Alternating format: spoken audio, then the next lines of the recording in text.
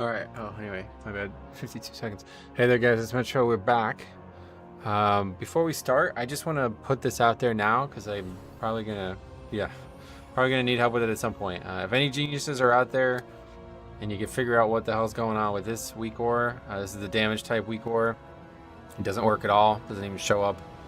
Yeah, I pretty much can't play the game. Like, this is gonna take a lot of getting used to not have this again. And looking back at yesterday, I think that was really the biggest issue I have, was I was constantly not sure how much damage I was taking. This weak ore shows exactly how much damage you're taking and like a numerical value, and also the type as well. And those things have become absolutely crucial for me playing Blood DK over the years. So if anybody knows how to fix this, this weak ore, to my knowledge, has not been updated by the person who made it since Legion, and it has never not worked. I had to add some new damage school or something like that in Shadowlands, but other than that, it's always worked. So yeah, or if anybody knows how to do this with a better something new or something like that, please let me know. But we're gonna give it another shot today. Then tomorrow we will be making a video for my thoughts on all of this. I already have a lot to say, but I do want to give it another day because maybe something will change today. Yesterday, the keys changed from tyrannical to fortified, and then they had this frenzy to fix thing instead of the other one. So I assume it's going to change back, but you never know. Maybe there's another fix out there that they're testing that we just don't know about yet. But I don't think we'll see that until 10 or 12. So we are going to just do 10s today. That's all I'm going to do. I want to try to do more 12s. Just to get more data, but I don't think it's going to really... it feels like a complete waste of time. I think we saw everything we're going to see in there yesterday. Like, the bosses are going to be like at least 4 to 5 minutes each, and people are going to have to play perfectly to kill a boss at this level, so... Oh, all my things are gone, I guess. Okay. I had the scrolls, but I guess they go away after a while. But yeah, Steege, what's up, buddy? Welcome. How the hell are ya?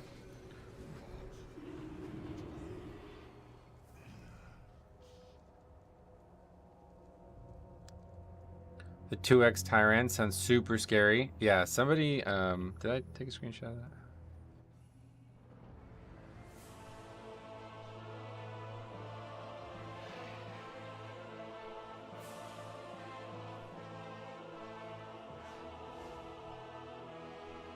I think I did. Did I not save it? I didn't save it. Hold on, I gotta do that still.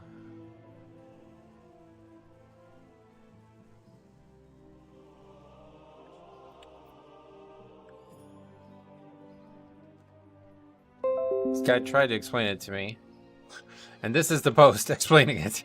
It's like, okay. But yeah, I gotta save this.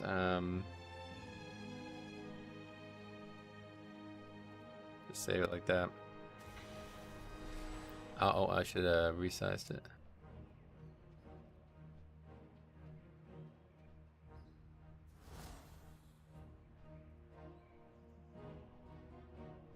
But yeah, no idea. Fucking super complicated in my eyes, so it's gonna be a mess. I think it's gonna be a very, very, very hard season, but we'll see. If we can't learn more today, all I know is as of right now, the dungeons are ridiculously hard. So first of all, we got to figure that out. So just buy some 10 and 12 ones. How much is Tyrant Fort? I don't know off the top of my head, to be honest. Alright, anyway, let's get this listed at 10. Do you have a link to the modified version of the damage type weak ore? I'm not perfect at it, but I could give it a crack. Alright, absolutely. Let me get you... It's in my UI video. I can get that for you real quick. But, you know, obviously it works on live still, and it's just not working because of, like, whatever 11.0 changes. So I don't know how you would best test that, but it's in here somewhere. Where is it?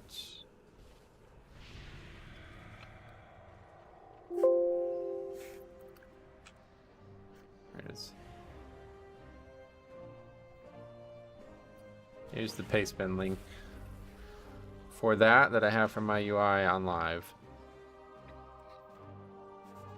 So if you figure it out and how to get it to work on the beta, let me know. And again, like, this is the error I'm getting. I don't know how to even read this. It just says 1x LUA error in aura damage value initialize, I guess, in it. But it doesn't, like, I don't see what's wrong with it. Like, when I look at these types of errors on, like, Ruby, when I was making the Pokemon game, it would usually tell you what exactly the error is. But this just shows, like, the entire, I guess whatever it is, like, bracket of code or something. I don't know what the actual issue is. I assume something is, like, changed about how numbers work, though, because my Blood Shield weak aura doesn't work either. It doesn't show the values. But anyway, start a group for 10. We'll see what happens here. To me, it looks like the get school function is returning null and it's throwing stuff out of whack. All right. Yeah, I mean, I didn't have this back when I was in school, so I can see why I would not know what school to put in that field. That makes sense.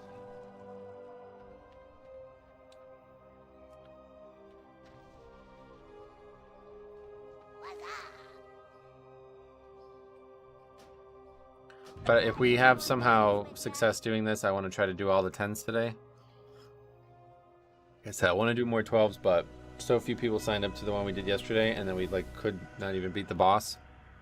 Necrotic Wake sounds like an easy key to do, but I think it's actually probably one of the harder ones, because this first boss is like incredibly restrictive in terms of its space. So unless you just commit to pulling the whole area, you're just gonna pretty much run out of space on these higher keys. How are the Shadowlands dungeons looking so far? I wouldn't really say they're any worse. I haven't done them enough to say one way or the other, but yeah, I mean, Necrotic Wake, from what I can tell, is probably going to be the easiest dungeon this season again. It's just going to be a lot harder than it was in Shadowlands. And the big difference is, like, all the bosses are going to last way, way longer. I can't even imagine what that third boss is going to look like. That third boss is going to be extremely difficult. Probably all 4 bosses are going to be extremely difficult. Because if you remember, the ease of this dungeon was that you can pretty much one-shot the bosses. You can 3 out of the 4 bosses you can one-shot pretty much. Well, you couldn't actually one-shot them, but you can trivialize their requirements to such a point that no matter what key you did, you'd have no problem killing them. And that is not going to be true for any of them now. So those items don't seem to be they do almost nothing. They're basically just very minor buffs now.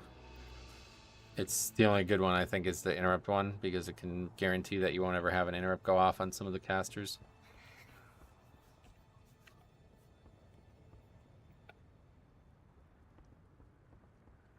Really, the best one is the shield now, I feel like.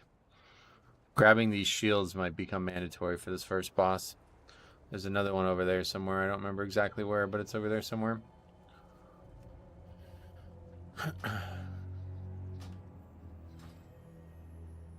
Seeing lots of holy pallies though, which I am totally fine with.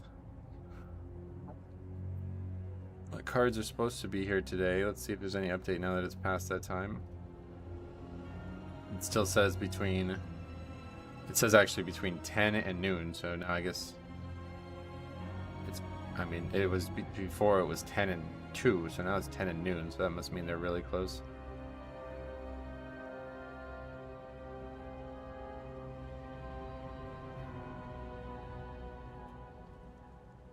Has count changed from Shadowlands? I have no idea. I haven't finished the dungeon yet.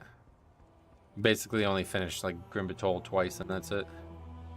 And then super low keys. Alright, right check. Iowa.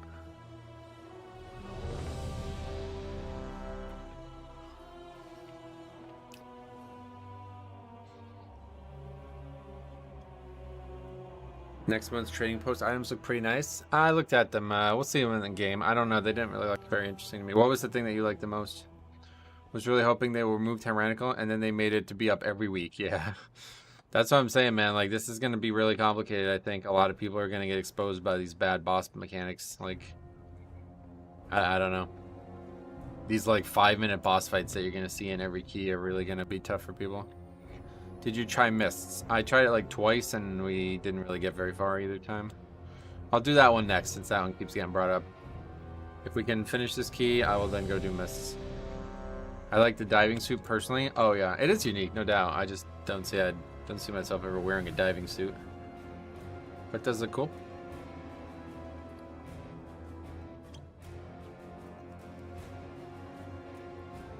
Alright, here we go. And already see everyone wiping on the first week of the season to bosses in a 2 because they suck. Some of the bosses themselves are very difficult too, like Grimbatol is going to be a hard wake-up call for a lot of people. Those fights are all very mechanically dense.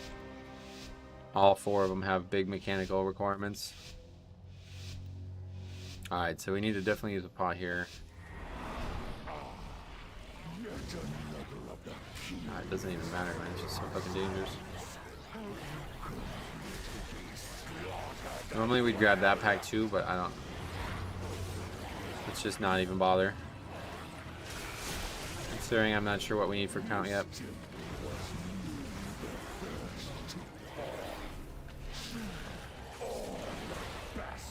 Mobs get harder as they get lower health. But as long as we can live that, we're alright.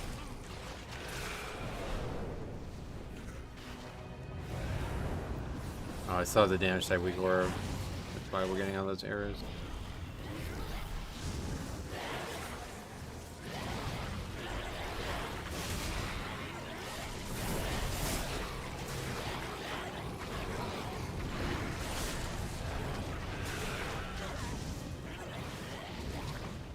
But yeah, so it's tyrannical again. Well, it's tyrannical, but now it's frenzied still. Interesting. That's strange. It changed to tyrannical, but frenzied is still there.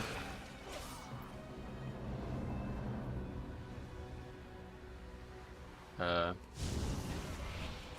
gonna be a problem.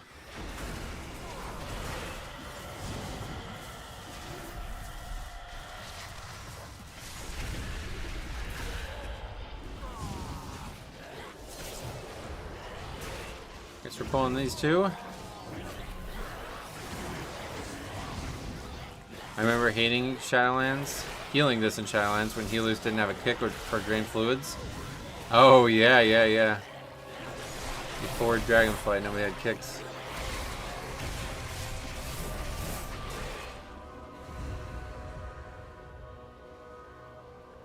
Alright, let's see. Grab 2 mobs and trash and that's it.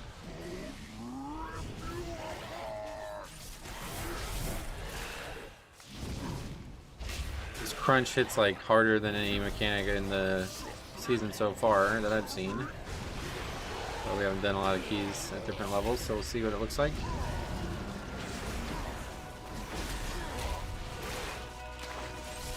That affix changed at noon yesterday, yep. But I thought Tyrannical also changed to Fortified at noon, but I guess not. So we'll see.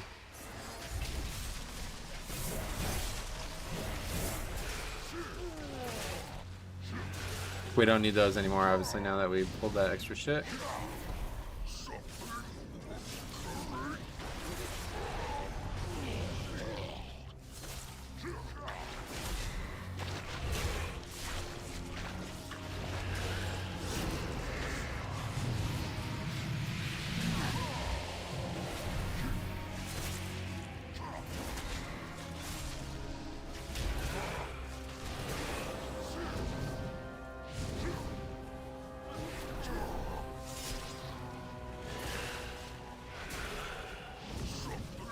Fight dying very quick though, even with Tyrannical. It's gonna be an under 2-minute fight, looks like.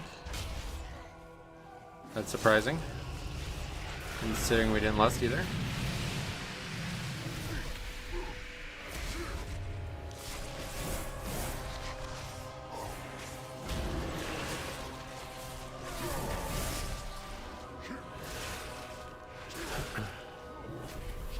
Big pumpers, yes sir. The Arcane Mage is the way to go this right now, at least. I was gonna say this season, but at least right now they are the top damage every key.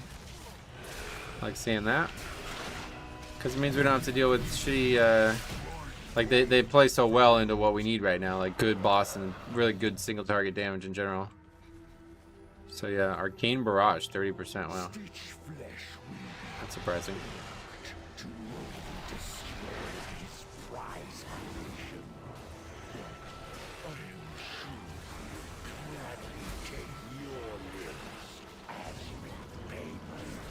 We do have Control Undead now, so you remember to use it on the next pack.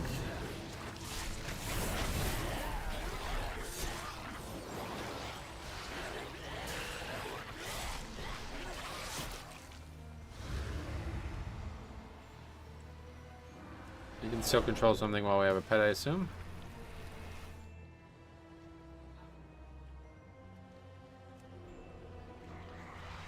What happened? Oh my god, what, dude, I'm done. I'm really getting frustrated with people pulling shit. I'm trying to practice the routes and people keep pulling shit over and over again.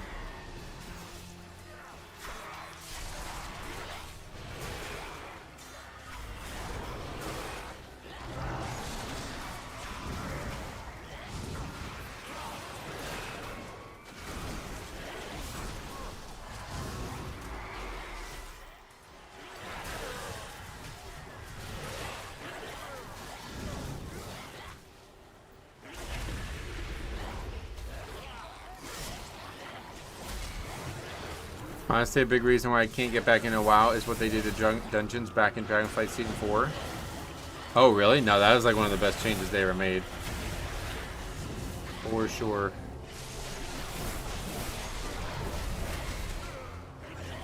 What is your big issue with it?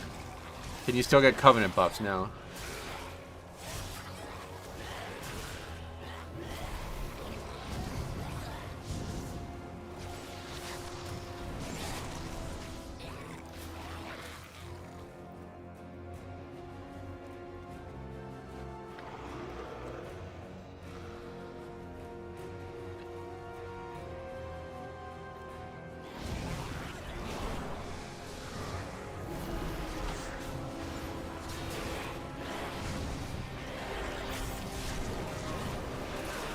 Oh yeah, we still have the pet.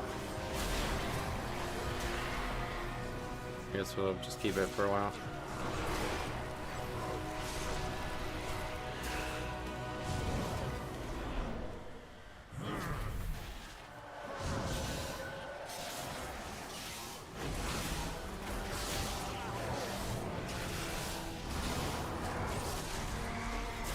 It does feel like now you definitely want to get every item now.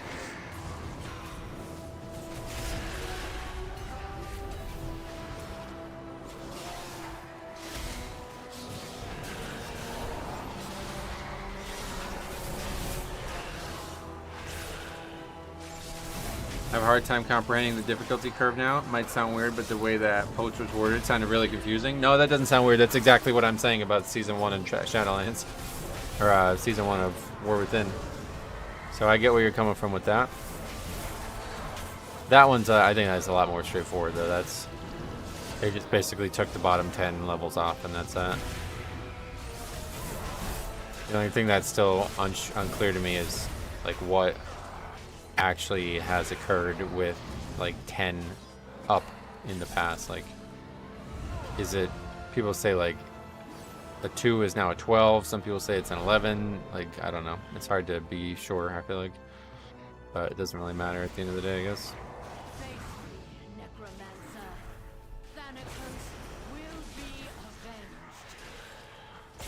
Yeah, everything just hits so fucking hard, man. It's just so crazy.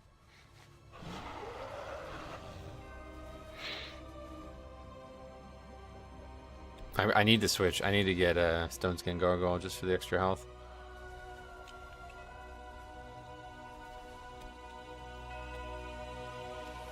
This can be a rough season, that's for sure. So yeah, it's like somebody said it yesterday. I actually agree with it now that I thought about it more. But like, this is basically like Shadowlands Season 1 all over again. The tank is going to be the weak, at least that's Blood DK. I don't know about other tanks, but the tank is going to be the weak link in every key, which actually I really hate.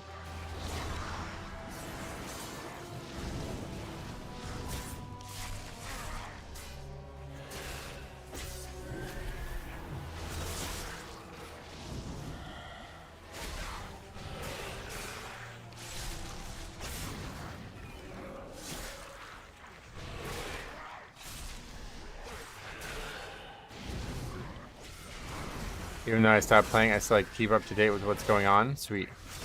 Yeah, I mean the game's great still, I would say, but alright, while we wait for this guy.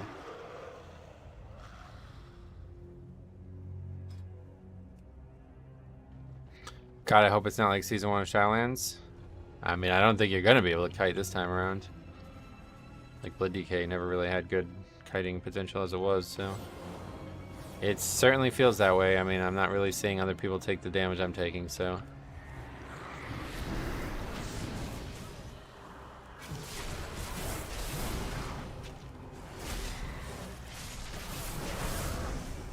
Like, wait till you watch this next pack, how it's gonna go down. It's gonna be insane. I'm barely gonna live through it. I've died every single time I pulled this pack so far. We're just gonna commit to getting these though, because I think we need them now. So we'll just get these two, then the small mobs, and then the big pack.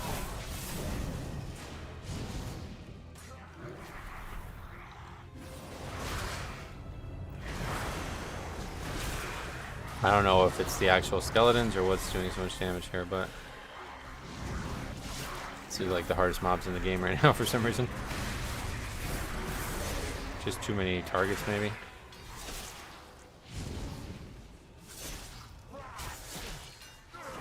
I guess those actually still pat in the same way they used to. So let's skip them for now and see what changes there.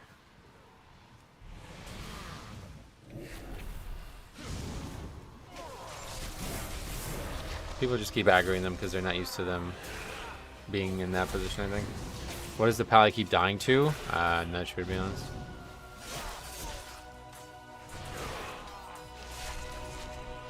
Why not?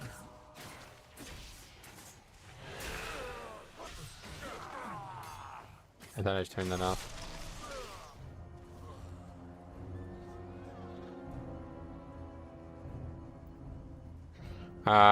You didn't reload. Oh yeah, good call. There's some cool stuff for sure. Here are talents mainly, but then there's all this other stuff that to me is just too massive step back. Like what? This is a really good pull for Gorfins here too, by the way. Can't wait to use that. Still happening. Now it's just with something else. I missed the Gorfins on the target that needed to be gripped though.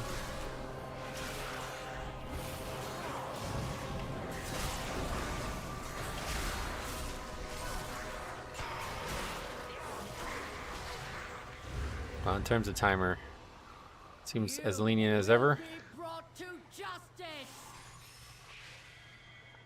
We're gonna use all the weapons here, I think. For some reason, this boss doesn't come down anymore. Oh, maybe it does now. Yesterday it didn't.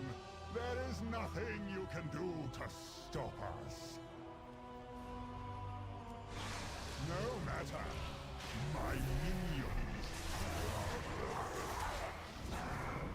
Use this orb on the first set.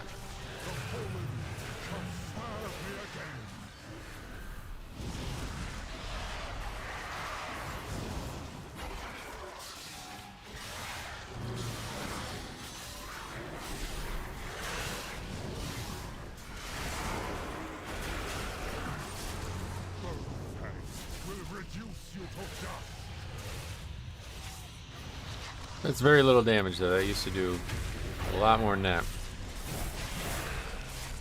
The boss is getting hammered. Did they change the scaling maybe? 613 still, so. Why not use A-Bomb Limb for the utility? I don't have enough keybinds for it, yeah. But you don't really need it now that you have Gorfins.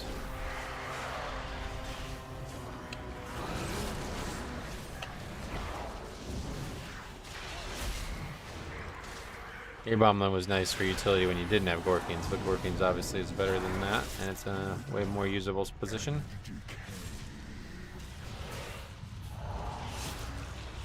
Hey Metro, you have any early feedback for the new affix? Yeah, I'll be making a video on it. Stay tuned, it'll be live tomorrow. Oh, we're about to wipe her. I was supposed to mind control that. Hey, what happened? It didn't even do anything.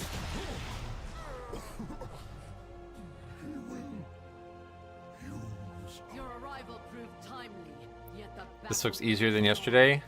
It got stunned. Oh, right. I forgot about that. No, it's about... I mean, we didn't get to this point yesterday, so I don't know. Oh, here's the bug, though. I will lead the effort here while my disciples bring you to the necropolis. Oh, they're up in the air. Let us end this atrocity. Well, unfortunately, the game is broken, so it's going to be impossible to test some of these things, I guess. Is that one going to go back down, though? Corpses, we need stitch flesh. Very nice. Thank you for the streams and videos, sweet man. Has your opinion about new plus system changed after playing it? No, I would say it's it's worse than I expected it to be. But it's really hard to test 12, so I don't know.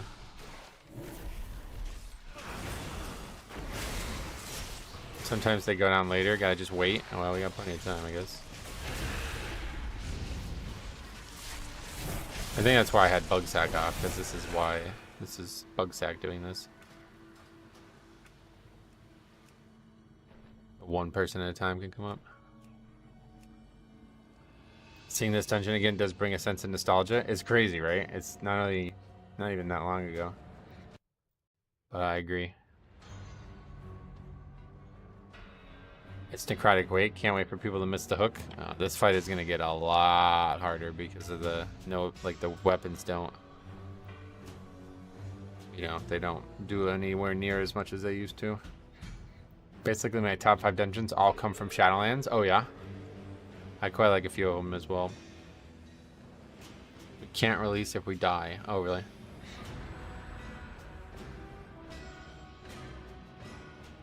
Well, that means we're only going to have one pull on the bosses.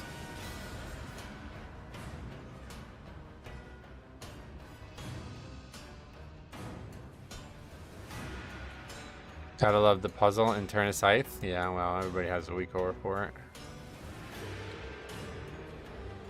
I didn't like Necrotic Wake in Season 1 because of how Prideful was so dependent on count and pulling one extra. Yeah, this actually was a very difficult Prideful dungeon.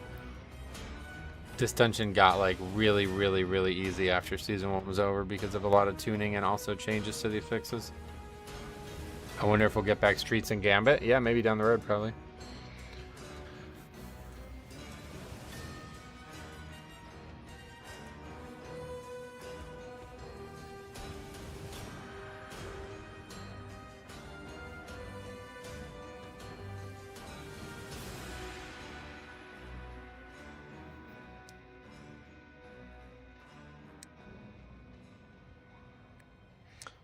Mertrusty, how important are the bar colors for you on the damage type weak ores? Very important, yeah. Oh, it doesn't need to work right now with the bar colors, but in the future, yeah, that's very important.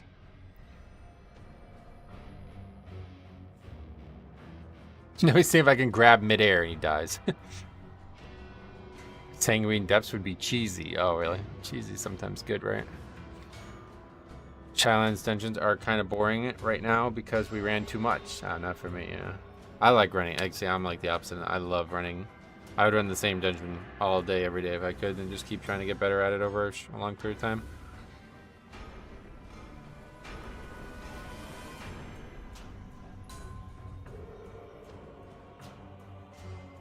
Should we try it again then, or is this like extremely common?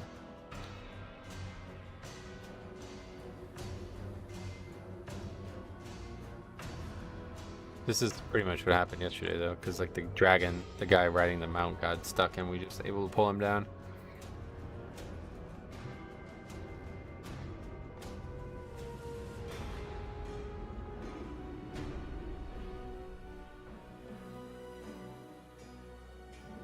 The boss still gives me nightmares. Countless runs of explaining how to aim the hook and people still not doing it. Oh yeah. Never experienced that myself, luckily, but...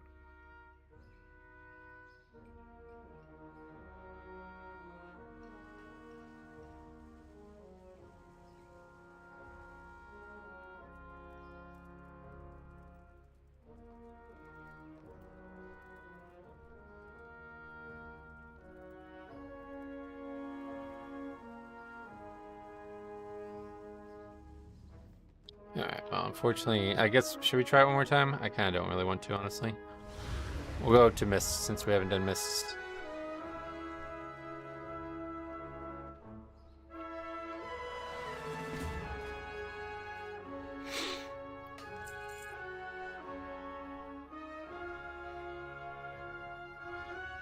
It's bugged every time, but 1 for me. Oh, Jesus.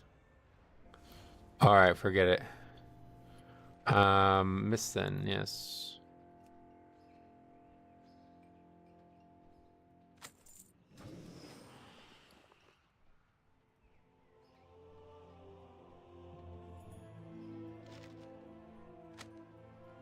All these fucking things all over the place. Try to keep them all together. Alright. This 10 will do now. Still frenzied. It's noon. Maybe it'll change. Or maybe like just turn noon. I don't know. Maybe it'll change when we put it in the key or something. Or maybe the dungeon has to like go up and down first. Let's see. Trying to siege.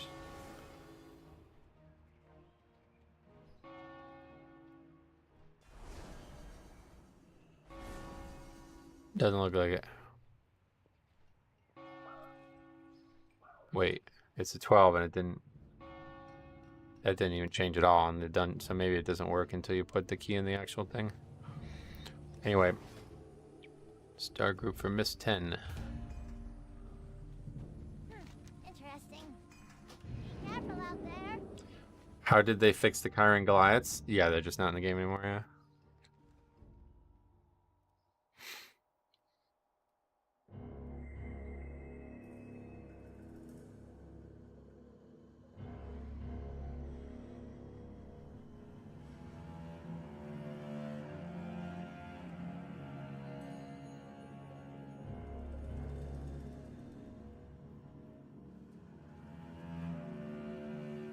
Did they fix dungeon tuning? No. I mean, what do you mean by that? I don't necessarily understand what you mean by that, but... Rip Big Pull with Chiron buff into boss? Yeah. Yeah, yesterday when we tested on the 12, I said, like, man, this fight's going to be, like, a very, very, very hard fight now because you're going to run out of space. But, we did just do it with, like... It was, like, under 2 minutes, I think, even, so... Maybe not. Maybe I'm wrong. I didn't even use a buff or, like, a weapon on the boss, so... I feel like the weapons are far more valuable on trash now, though. Let's say I'll have an AoE component.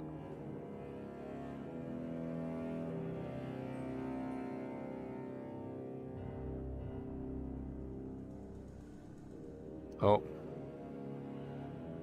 Now it says deliver it before 8 p.m.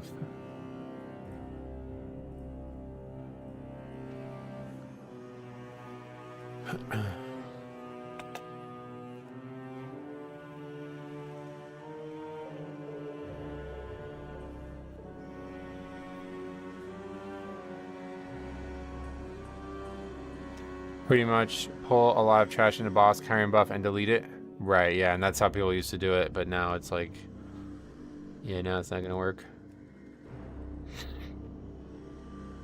Unfortunately, it's going to be a lot harder to do some of the bosses, like I said, with both of the buffs stacked up. I still don't fully understand this comment.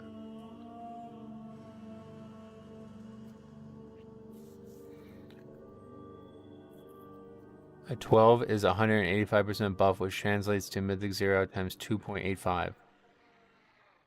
Add the new affix, and it's M0 times 1.2 times 2.85, which is also equal to...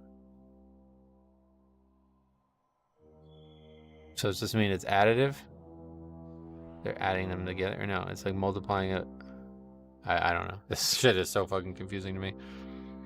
So slightly less than a 14. The important thing to realize is that only the key level part of the computation is changing as you move past the level 12. Right, obviously. That's a lot of text for a YouTube comment. This guy is trying to use this as a reason why this is simple. And I was like, all right, well, thank you. I'll read through it. I'm going to use this in the video. And he's like, he just replied, he said, please do not include my message in a video as a way to make easy math look complicated. It's like, no, you did that yourself. Like, what are you talking about? I didn't post all this shit. What is with all the ones? I don't understand. Is 1 per level or something?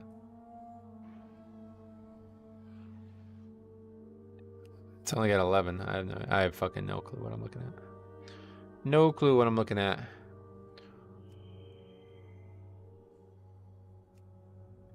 Easy math. I mean, yeah, it's easy if you put it into a spreadsheet and copy and paste the rows, I guess. I have the week where working without errors. Seems to show damage type and values that make sense. Yeah, that'd be awesome. Send it to me on whatever's best for you. Has 11 because keys start at 2. Oh, okay, yeah, fair enough. Fortify is just an extra multiplier that fits the same approach as the 1.2 multiplier for the new affix. So a key below a 10 is n minus 1. I don't know what that even means. I guess that's the number. Yeah, I see what he's saying. Okay. A key above 10 is 1.3. Huh? Oh, because it... I don't... Why? Because that is fortified. I don't get that. And a key above 12 is M0 times 1.3 times 1.2. The only thing changing is the exponent of the 1.1 multiplier.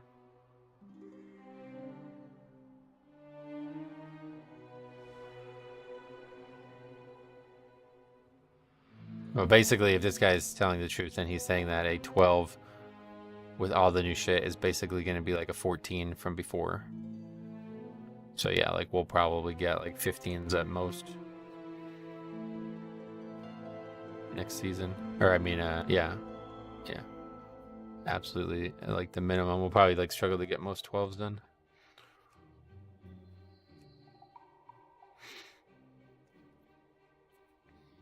But anyway, this all started because, you know, when you and me were talking about this faxi, I said like, I believe that a 12 may be one of the highest keys in the world next season, and he's basically like, you couldn't be more wrong. So I asked him how to explain. That's what I said here, like, that's just your opinion, although you're likely correct. And that's just health numbers, and I don't know. I guess damage numbers are all the same as well to it, but...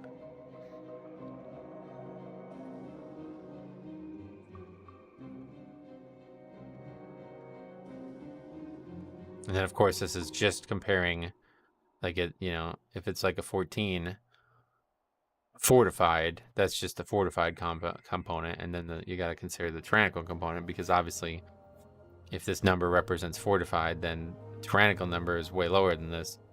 Whereas now, on a 12, the tyrannical number is going to be higher than a 14 fortified. So it's probably going to be more like a 15 in terms of actual speed throughout the dungeon.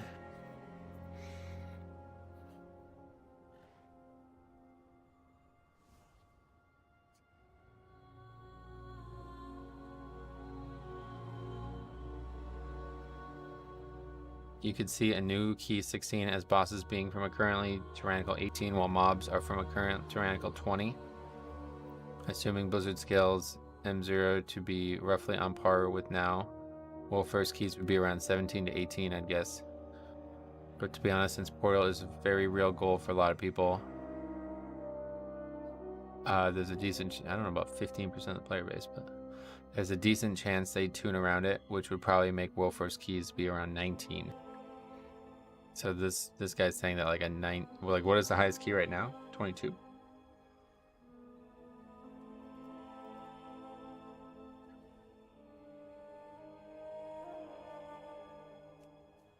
Top keys in War Within will likely be 3 to 4 levels lower.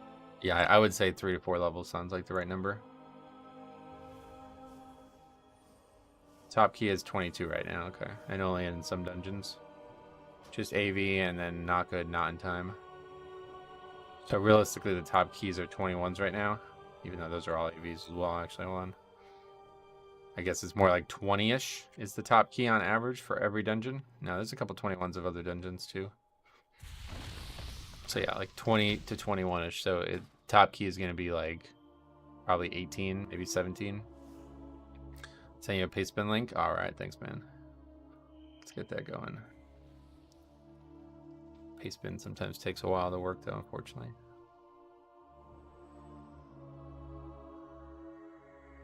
Yeah, it says this. You should just be able to copy the export into Discord if you want to do that instead.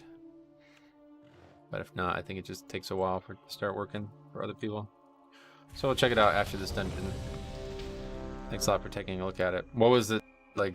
If you can just explain it with like English, like what was it that you needed to change? Oh, there you got it right.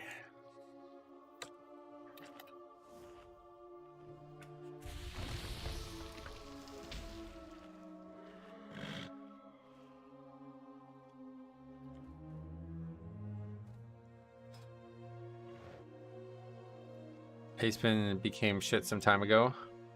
They delete paste based on keywords. Oh, really? Alright, anyway, let's get focused up on this. CD.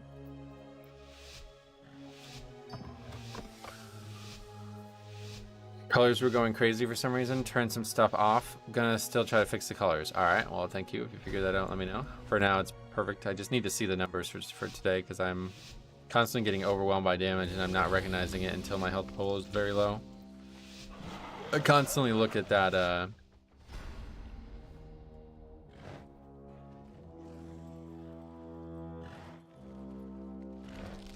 that takes way too long to open. I constantly look at that for guidance on the key. Yeah, there you go, it's working.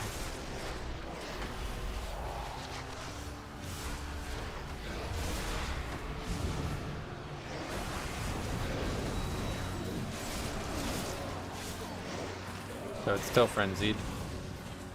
No changes otherwise.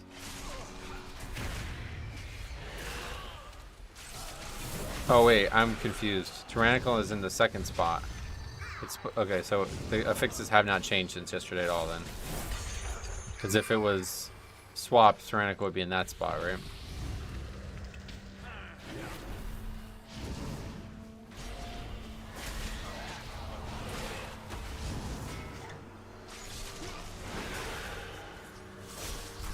Oh, that needs to be dispelled. I forgot about that, how dangerous that is.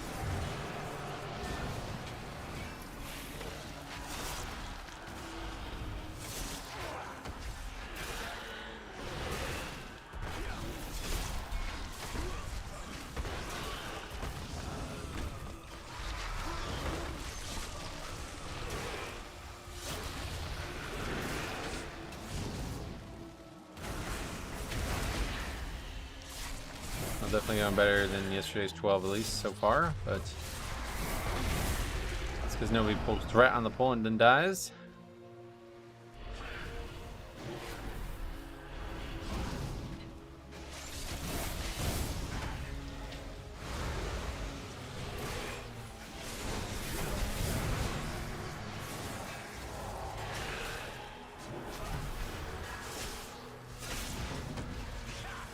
Almost 12 million HP with Vamp Blood. Nice. Yeah, it's gonna be nice.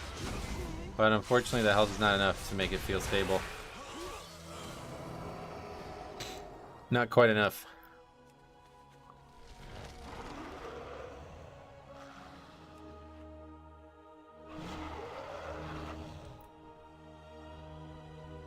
Pathetic creatures, worshipping fish and reeds. Nature is meant to be controlled, conquered, and the grunt will conquer all. How are the new fixes feeling on tank? I mean, there's only the one, and it's pretty rough. Has no, like, you don't get any power from it as a tank effectively. Just harder. That's the only thing it's doing. At least it's better than the other one. The other one was like so difficult to do during fights that it made it very stressful at times. It was never enough for blood. We had plenty of tools to stay alive. Theoretically, yes. Is item level higher now? If you didn't see, we found out that like 10s and higher have proper scaling. So we're just gonna stick to 10s now. 613 in the 10, which is basically like what gear you'd get from finishing a key, from what I could tell. Survival damage seems consistently very high. Oh, survival hunter, yeah. Didn't realize he was survival. Alright, let's see. Usually the hardest fight in here.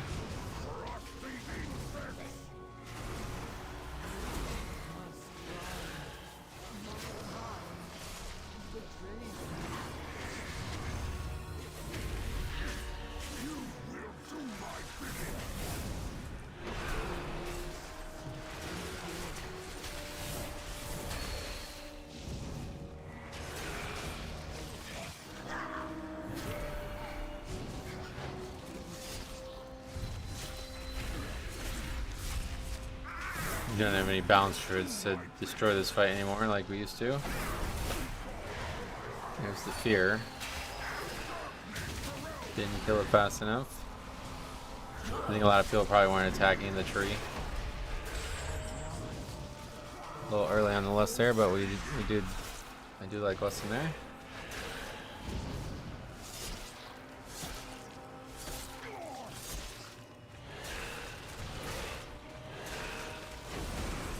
That's a really nice burn, though. At this level with this gear, the bosses don't feel like walls at all.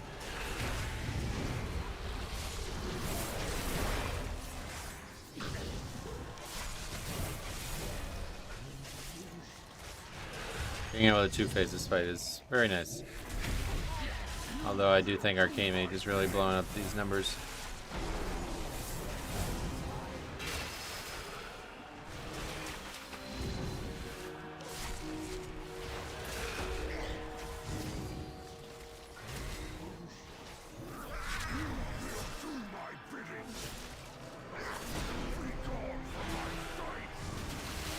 Arcane Mage is getting the nerf hammer as well, I assume. Oh, you mean like fire did?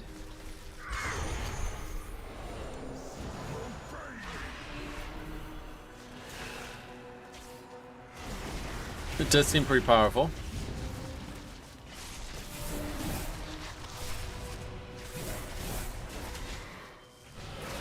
That was very easy. Fire is no more, 6 feet under, pretty much.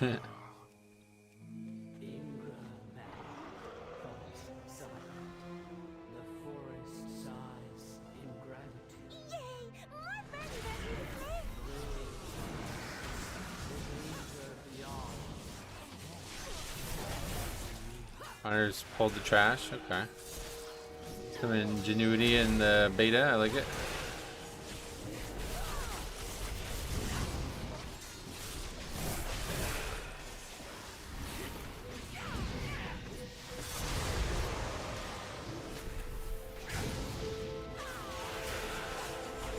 I love that there's more telegraphs on this stuff now.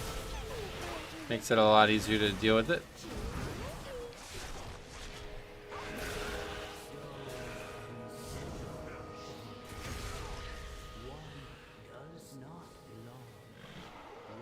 Sandlane or Rider? Rider's not an option. It's Sandlane or Deathbringer. And we got Deathbringer, so that's really good luck there. You're almost there.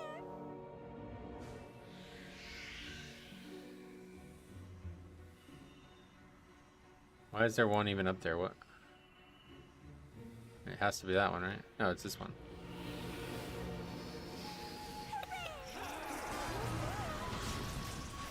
Oh, I forgot about the little flute.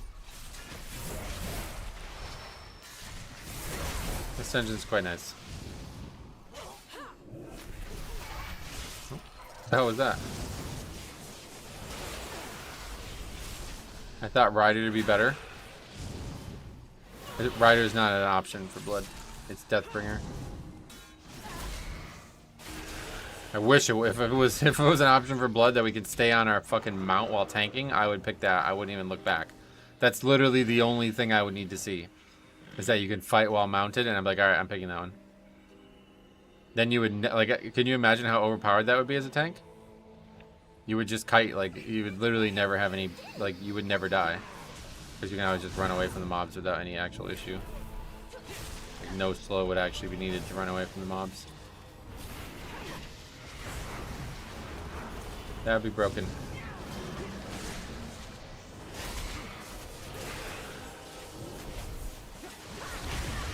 Yeah, you can't pick 3. There's only 2. 2 per spec. 10's easier than 4's? Yes, way easier. This is so much more like what Blood DK should be.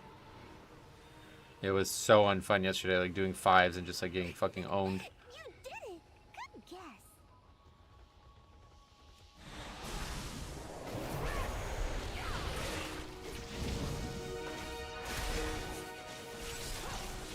This is some of the easier trash in the game though, so it could be lulling me to sleep on that front too as well.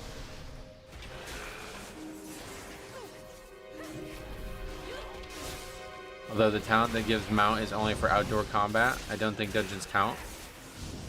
Oh yeah, you're right. I saw somebody with that, but that was in a dungeon where you can mount, so not all of them would work. You're right. I saw somebody in Necrotic Wake riding their mount the whole time, and that was pretty overpowered, I feel like. Also helps that I feel like Mist is the easiest in the pool. Maybe.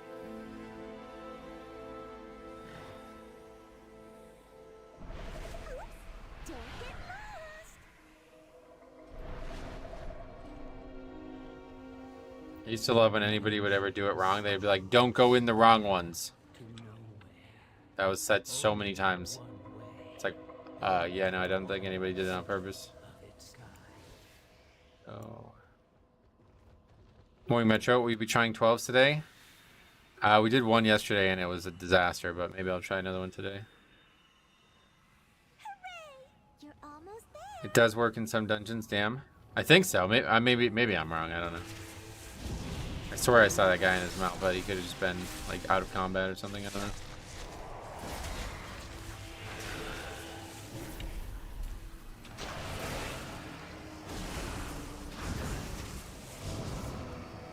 It does work in some dungeons. I tried it yesterday. Gotcha.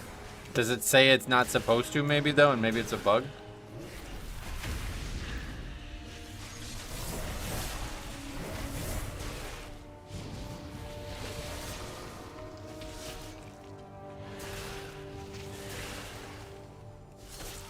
It doesn't work for me in Arakara. Try to go into Necrotic Wake and tell me if you can do it, because that's where that guy was.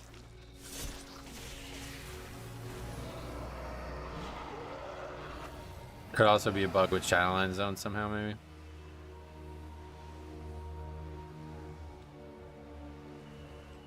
Hooray! You're almost there.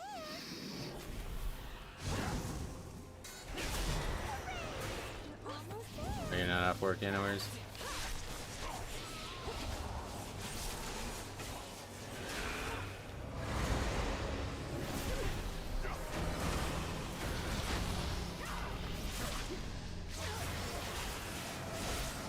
There's a talent that makes your Just Advance make you get on a horse like Divine. Oh, that's probably what it was. I forgot about that talent. Yeah, I forgot about that talent. That's probably what it was.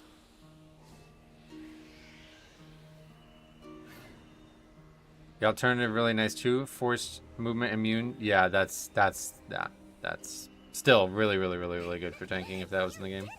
Good guess. We're gonna have so much All right, we gotta remember to patty cake.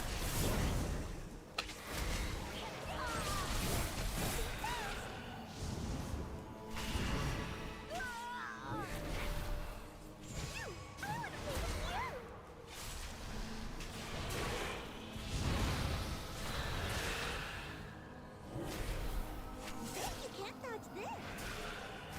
It just goes away. You don't have to actually kill this thing, right? I don't remember. One of us is weak like the other. Can I just run through it? Yeah.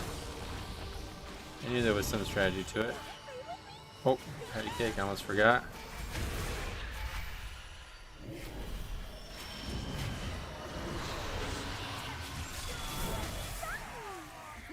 Remember Loki's on alts? And tanks not knowing only they could kick? Yeah, no doubt. It's a pain in the ass, I'm sure.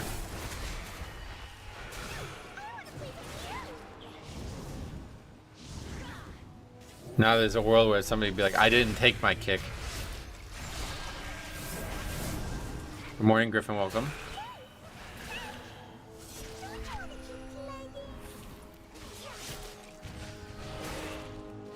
Yeah, I can just run through those if there's nobody around.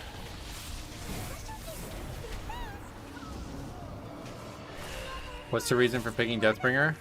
It should, the Sandland should fit thematically better, but in terms of its gameplay, it's just awful.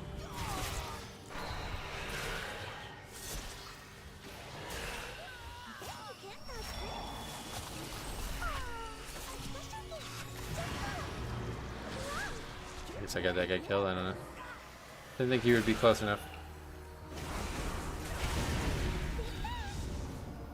Sandland's gameplay is way better for me, and it's way more fun right now.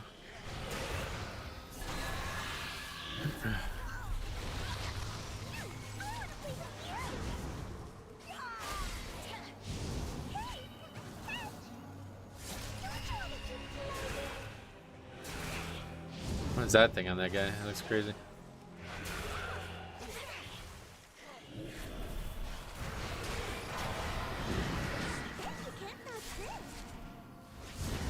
I remember every time that would come out and somebody would die to it, my friend who we used to do keys with all the time would go, yeah, I guess she was right. Bet you can't dodge this. Somebody gets hit by a fucking arrow.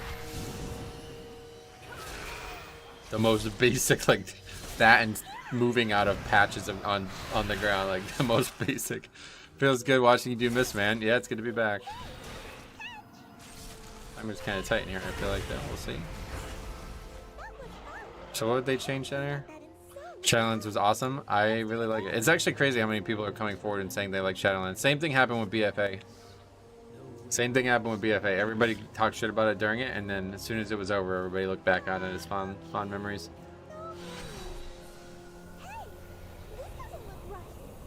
Oh yeah, the seed still, right?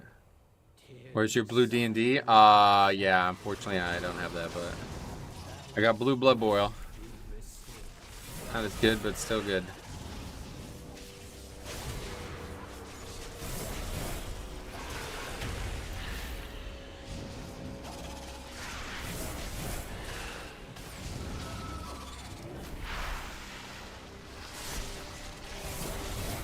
Challenge was better than people want to admit. BFA was worse than people remember.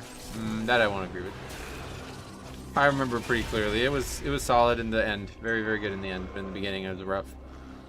That's fair. When you experience it, you experience all the bad stuff, but in retrospect, you only remember the final patch. That's probably the bigger thing, yeah. It's remembering only the final patch. Because if you're talking about BFA, you definitely are talking about the final patch as the high point. Last season of BFA was decent. Yeah, I would say it was very good.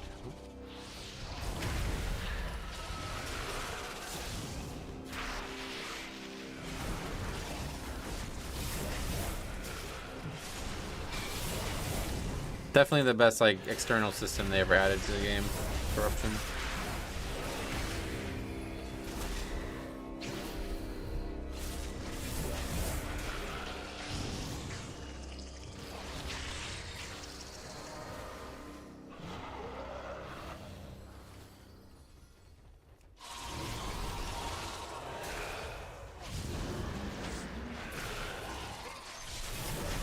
One and 3 though were pretty bad IMO.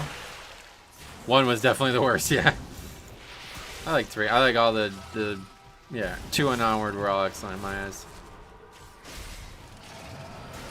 But it's mostly because of the seasonal fixes and all that. Like that was the best part of it. Like balance was not very good in BFA.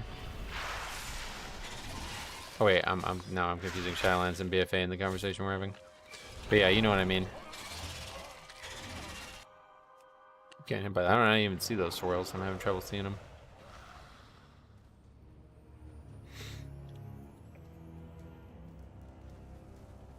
We're talking about. I don't remember any bad seasons in BFA, but yeah, season 4 was excellent. Season 1 of Shadowlands was awful, but other than that, Solid.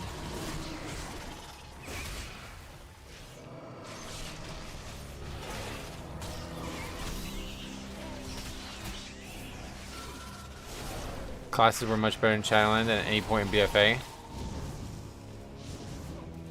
Yeah, I guess I agree with that, yeah. But that's mostly just because like every expansion they add new and more work gets put into it, you know? First season of BFA was terrible, was it? That was the only season where BFA, where Blood DK was actually really good, so I don't remember much else besides that.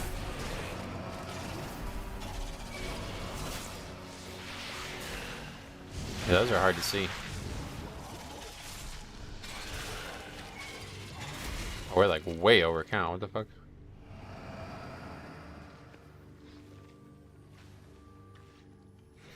Alright. It doesn't seem like anybody ever like goes out of mana either. I've yet to see a healer like need to stop.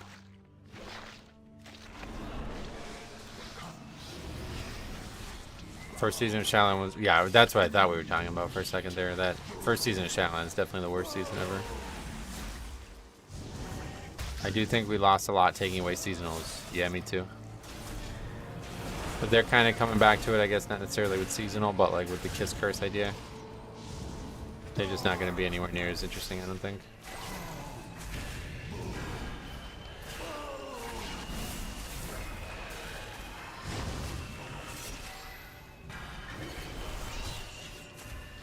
Yeah, not really trying to run away, I guess.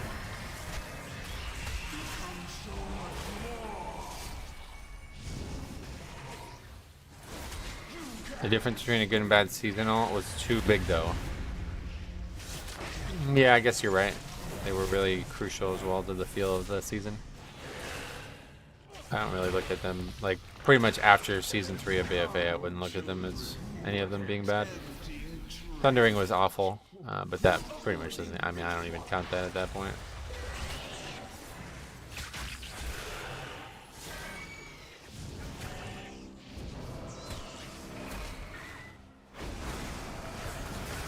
Yeah, Thundering is definitely the worst of all of them. In terms of the Kiss Curse ones, that Season 3 one of BFA was pretty bad too, but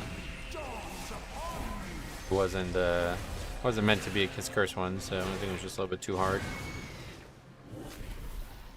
Probably most fun I've had in a while so far was Shadowlands Season 2. Legit grateful to my friend making me come back. Nice. You got the Varuth, right? I love that fella. That was one of my favorite buffs ever. BFA had a couple rough seasonal fixes. They were originally all not Kiss Curses, so you can say everyone besides Season 4 was rough just for that reason.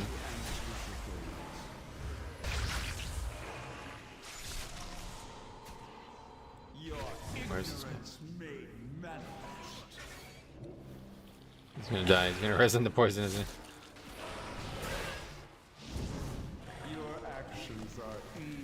Well, our first key very easily upgraded, it looks like. It's just gone.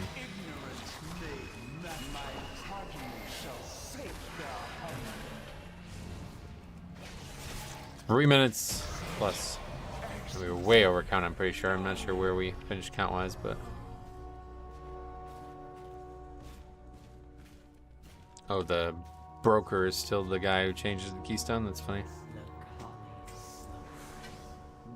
Yeah, so you get 613 gear from finishing a key. That's cool. It actually works. We got the stone vault now. That one we're not doing, I don't think. Actually, I don't know. Maybe, because it's easier to... The numbers are easier now, right? Thundering accounted for about 1% damage increase for an insane downside, yeah. That's kind of how I'm saying the new affix that we tested 2 days ago is kind of as well. It's probably a lot more than 1%, but so far Tyran plus Fort looked fine IMO, and that key it was quite well done, yeah. Didn't feel like it was oppressive. It's actual overall. Hell, Diab, what's somebody welcome? Oh, it actually worked. It's working. Any new changes to the dungeon? Not since yesterday, no. Alright, so what was our overall damage then? Let's see. Blood Plague. I don't know why when I look at it down here. Oh, because there's 2 different exterminates and they get added together. I wonder why that is. One's the one that procs when I use. I don't know what that is. The Gahoon worms were epic. You could legit brick keys with it. Where's this trinket? Oh, these trinkets are fucking horrendous. Below consumption. You know that's bad. I need to get a trinket that actually helps. There's a setting you can turn off combining things. Oh, really? I'm of the opinion that an affix doesn't need a kiss, curse, or any power increase if it's actually fun to do. Prime example is reaping. It's for sure a downside, but looked on fondly. That's not really a great example. It's only looked on fondly because people don't give a shit about actually succeeding in keys. They just like doing big AoE numbers. I've had like multiple people like literally say that to me about why the affix changes are good. Yeah, it's just like a pad thing. Nobody actually likes it because of the difficulty or anything like that.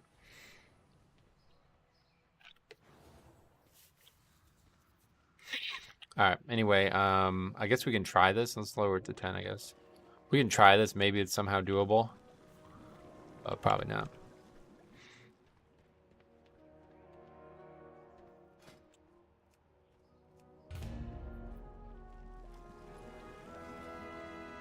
If we have like crazy good damage, then maybe we can kill the boss. That feeling it gave those players is good and valuable in and of itself. Yeah, I don't agree with that.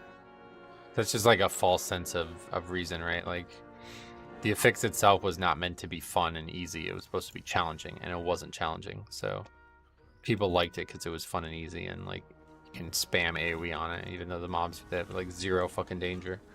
Like the best way to handle that affix was just ignore it. You know what I mean? That was a very failed idea. I think they went like they had a great idea on paper, but they were scared to make it what it could have been because they didn't want people to get overwhelmed. Because obviously, if you see like 25 mobs show up and they're really, really difficult, you're probably just gonna wipe every single time for some people. So they needed to make it like easier than some of the other ones.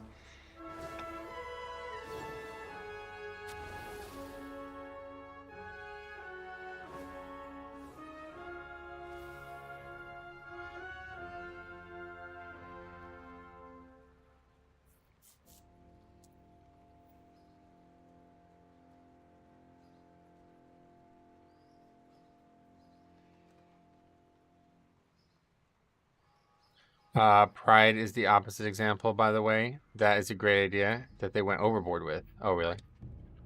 I like Pride a lot. What do you mean overboard?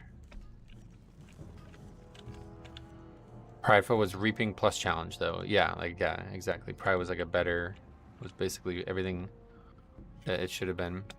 High keys, the scaling. Oh, right. Yeah, I never actually interacted with that, so I don't know what that is.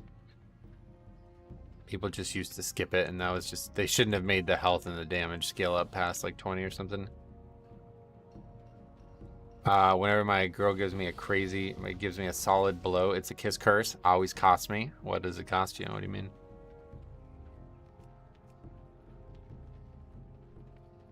Fun affixes are usually not hard. Quite the opposite. What's the problem with positive affixes? Right, that's what I'm saying. I don't know what you mean by the second part, though. The problem with positive affixes. The problem is like they're not, you know, they have to be balanced. They can't just, because like if you mean like a purely positive affix or an affix that's like say like a Torghast power that dramatically improves your power, you're then really opening up the can of worms on the balance of classes. Like for example, if you look back at like some of the powers we got like from Varuth and stuff like that, if those were say like 5 times more powerful than the ones that were like a flat crit buff or whatever they were, like the ones that were like way more passive, it would like really benefit some specs over other specs. You know what I'm saying? Like if it was a substantial DPS increase, then the like maybe like 1.5% theoretical difference between 2 specs is now like a 10% theoretical difference between the specs because of that. And then you really start like worrying about what the actual meta looks like and how unlikely it is some specs to compete. Because it's one thing when the meta is enforced socially, but when it's actually like in the past, like in Legion, where there was some specs that simply could not do good overall numbers AoE wise, you know, then you become now it's really just on Blizzard at that point. I saw a brew doing 10, seemed really tanky. That or blood, very tough choice. Oh yeah. Shrouded was an insane affix. Yeah, Shrouded was a great one. Because when people say Kiss Curse, they want a Void Zone that gives you 200% damage done if you move out of it.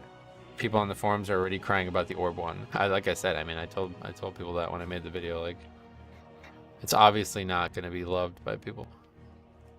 This guy's already upgraded to 10 Stone Vault. Alright, let's see what happens. People are crying about the orb already? I mean, it's not surprising.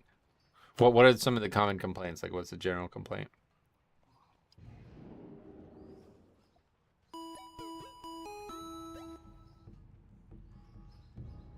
Blind Guys, thanks for sub. Also, OB soon. There's Blind Guys, what's up? Thoughts on a casual / new player taking on tanking in the new expansion? I mean, if you love tanking, then yeah, it doesn't matter casual or not. It's still gonna be fun. It's probably more fun as a casual, to be honest, because you're not gonna do keys where people are like constantly insulting you for what you're doing. If you ever need anything. I look forward to the Toxic Dungeon fail reviews from you. My favorite series. Yeah, hopefully more to come. I would make a positive fix that only provides defensive benefits. That would be a cool idea, yeah. That would be way better for the game's health too, I think.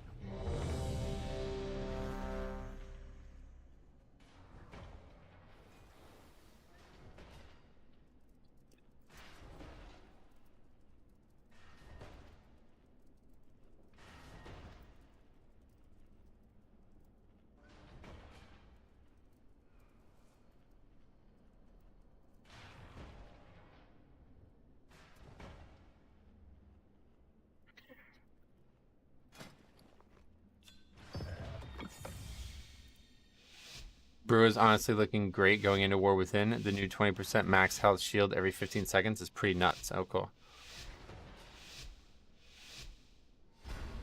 As long as you don't start tanking with Vengeance, you'll have a good time. Why Vengeance? If you ever do a 20% counter fix, I hope they make it an extra action button required to be completed by the end of the dungeon. Fight was so bad. Yeah, I agree. I actually love that idea, to be honest. It's really... I agree with that. He swept from the Hall of Awakening into the stone room. He's probably running like a frightened mouse. We simple, cowering, cowardice beastie.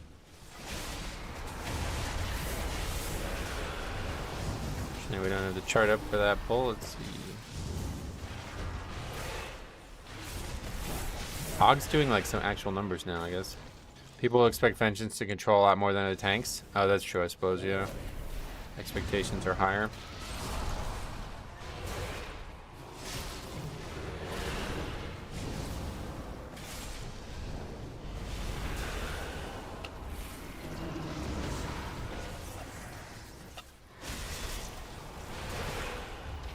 They really like casting that Howling Fear over and over again. Huh? Void Infection sounds pretty bad too, though.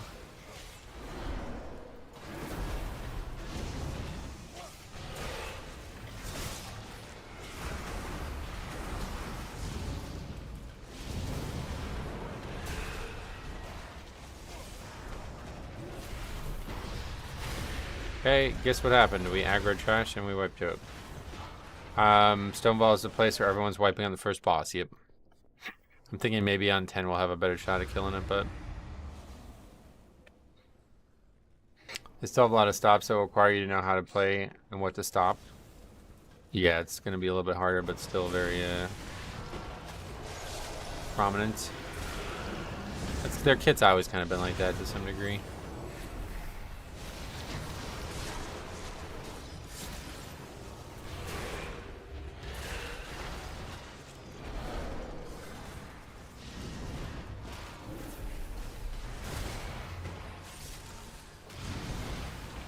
Wait, do the mobs not regain health when you die now? And I think it's just that pack because they're like fighting each other. I don't know why that happened there.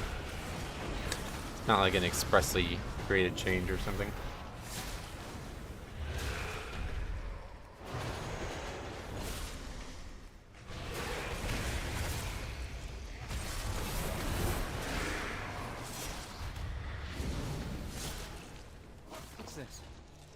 Alright, well, let's see what happens. Golem. Oh, no, there's still... No, yeah, that's it.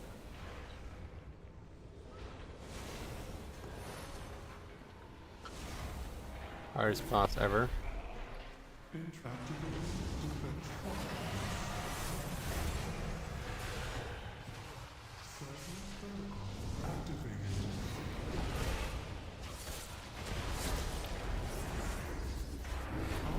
Don't worry, it's not the mobs, it's the whole dungeon.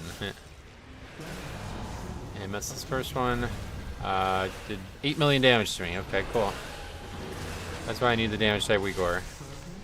So now I know how dangerous that actually is.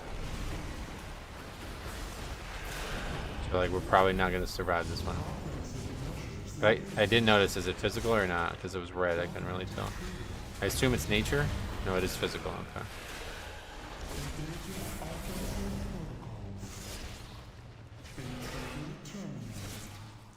Hey, Duguino, what's up? You're welcome. I saw you join like literally as I turned the stream off yesterday. Yeah, definitely don't have enough damage to just overpower it. It spams this attack. That's wild. This mob? Wait, what? Makes no sense that it's physical, but happy about it. Yeah, it makes it easier at least. For most tanks, I guess. I'd rather it be magic. So that's why AMS didn't work.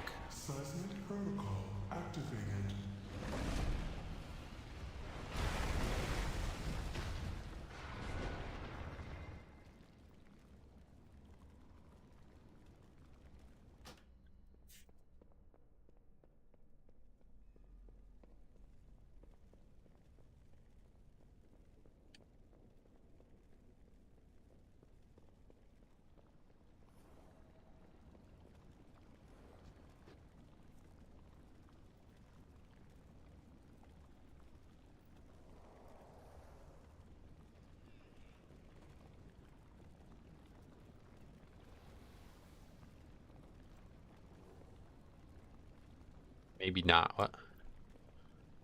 So you don't even know. Sounds good.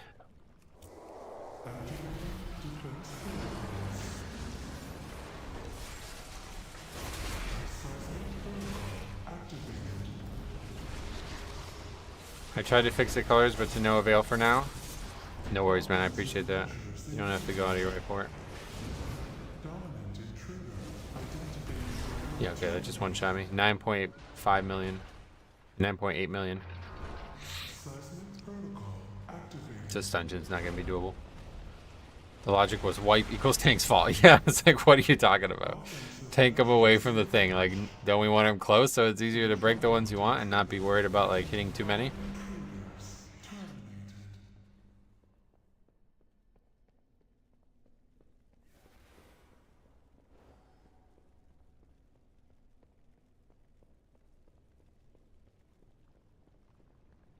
I mean, I may have to get rid of I have to go for blood tap at this point. Rune tap, I mean.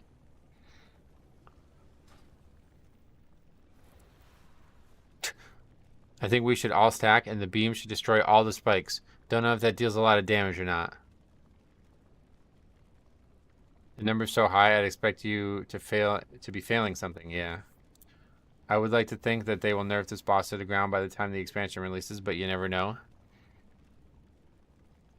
Have you seen any arms, or every warrior's been fury? We saw an arms warrior yesterday, yeah. Oh, what's that? Oh, $10. Thanks a lot, man.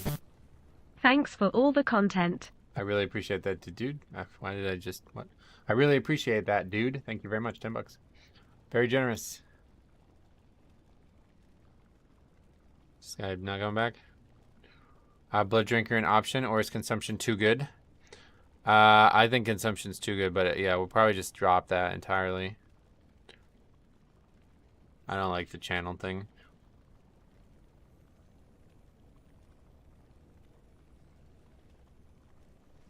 But it's interesting because it's a nice single target defensive buff, right? That may actually be better than Rune Tap right now.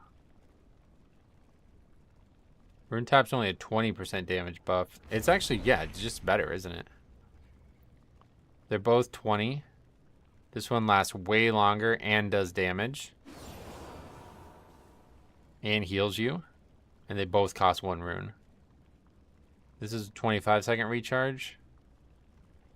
I guess the fact that it has 2 charges to be used in 30 seconds though may be more valuable. It does seem like a better rune tab kind of, yeah. Especially if we keep Carnage. Alright, fuck it, let's try it. Let's try that.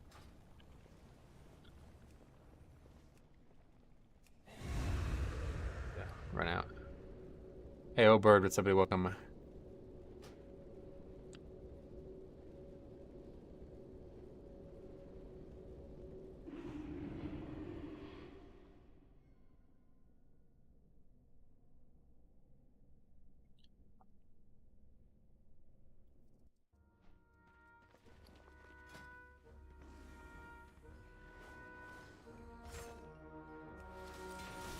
Rune tap isn't great from what I remember, unless you can't survive a hit, and that's where we're at. So yeah, we need something.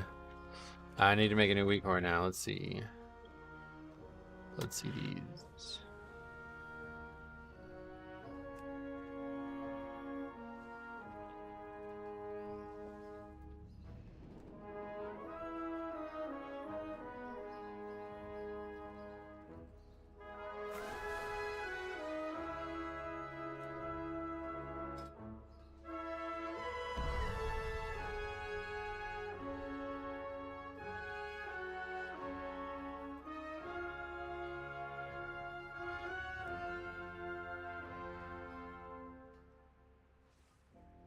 How long does it last? 2.7 seconds.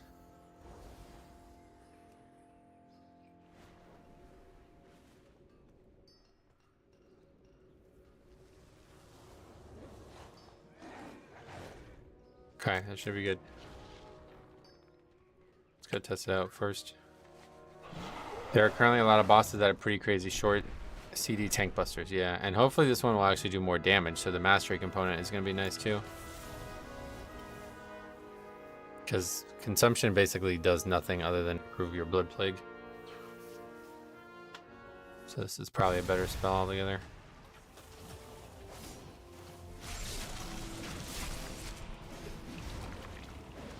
Okay, looks like it works.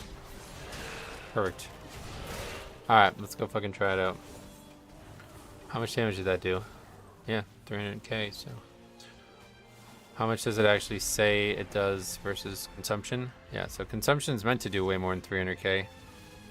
So I guess it's neither going to be very good damage-wise. Oh yeah, and that one also not only doesn't cost a rune, but it generates runes. I'll give it a try. It's going to be a huge DPS loss to take this talent. But it's going to be a big defensive buff, it looks like. We'll try that one again just to see exactly how much easier it is to survive that first mechanic. Now, presumably the way it's going to work is the mastery. It says may now contribute to your mastery. So presumably like every tick of the healing is also going to put mastery on you. That's going to be very powerful defensively. It's going to be way more powerful. And I could probably use it on the way in too if there's packs that I'm worried about. I don't want them to change consumption, but what they should do is remove the Blood Plague damage amp and buff the damage of consumption. I think it's good as it is. I actually really like how it is. Like I said, I use it literally just for that part. It's a very small amount of damage and healing on its own, but then it buffs your best spell. So I think it works well. But yeah, realistically, it's a very weak and like fragile spell, it feels like. I think it's too strong for damage. Yeah, maybe. Carnage is kind of pointless. Yeah, maybe you're right. I mean, I like Carnage because it gets the resets. It feels like that's a huge part of it, but... I have exactly what you need. Anyway, Bert says, having better luck today? Yeah, definitely now that we're doing 10s and the character's like appropriately geared for the keys that we're doing, it feels a lot better. But we're still like obviously not beating bosses because they're ridiculous.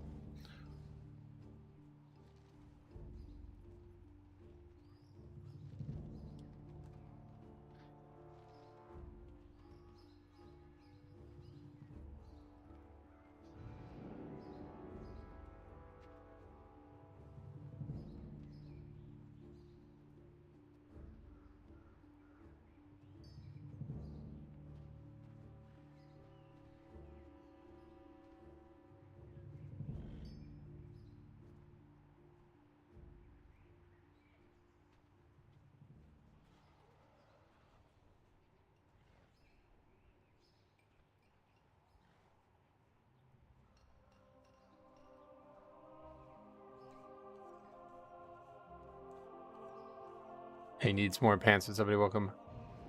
It's a really good talent. How come you don't use it? No bloodshot. I mean, that's just an offensive talent, right? Have you watched these keys? Try to get some kind of defensive benefit out of him. I'm barely surviving. We don't even really do physical damage now. Like, that talent's awful now. Let's see if we can go back and look at, yeah, miss 12. Does it buff rune weapon? I don't know how that part works, but other than that, like, buff single target with Death Strike, and that's like literally it. Like probably like 70% of our damage is not physical. Yeah, Blood Plague is top damage now on its own with this build. Do you have the 12% max HP talent? I don't, and honestly I should probably take it. I just don't know what to drop to get it, other than Carnage, I guess. But yeah, honestly, Fall Borg would be very powerful. I think I need to take it in the future. Because I always have 12. Like, it's almost always I have 12 because of how many times you get to use Mirror in now. Oh, well, it's supposed to be good. Well, it's just an offensive talent, and it barely buffs your offense now, so it's not good. The people who say it's good are people who only raid. Voracious, I don't see, my Death Strike's already sucking, honestly. I don't know if I can give up any more Death Strike healing.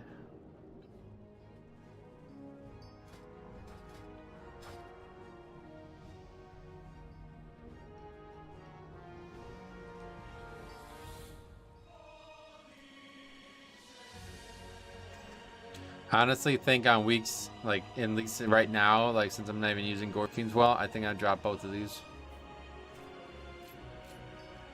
Because I'm not even like using the spell at all. Like, it's barely getting any value, and we definitely don't need the Bone Shield from it. So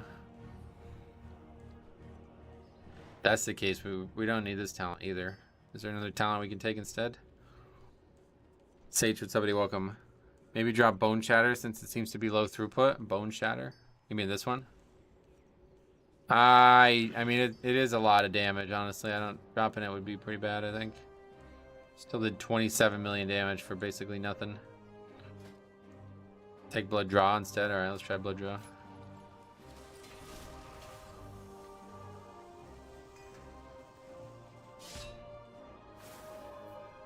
These talents are going to substantially improve my ability to survive, so. Yeah, Shattering Bone is very, very good snap aggro with Tombstone, especially. No more rune tap? Well, we were talking about taking it just now, but then Thomas made an excellent point about how Blood Drinker is basically just a better rune tap. So we're going to give it a try. How you doing? Hey, what's up? How's the dungeons going today? Yeah, I mean, they're definitely easier now that we realize we can do 10s with better scaling and better, scaling of our gear, I mean. So they're more fun now. But, I mean, this boss is obviously, like, one of the hardest bosses in the game ever, so it's probably just bugged, needs to be tuned. No A-Bomb Limb? No, yeah, I don't think A-Bomb Limb is going to see any play anymore. I don't have a keybind for it, really, at this point, so... But A-Bomb Limb is awful now. It's basically just an offensive spell again.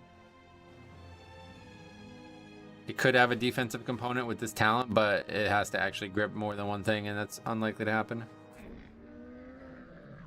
Seismic Slam needs to be cut in half. Pretty much. I mean, the whole fight needs to be nerfed by probably half, yeah.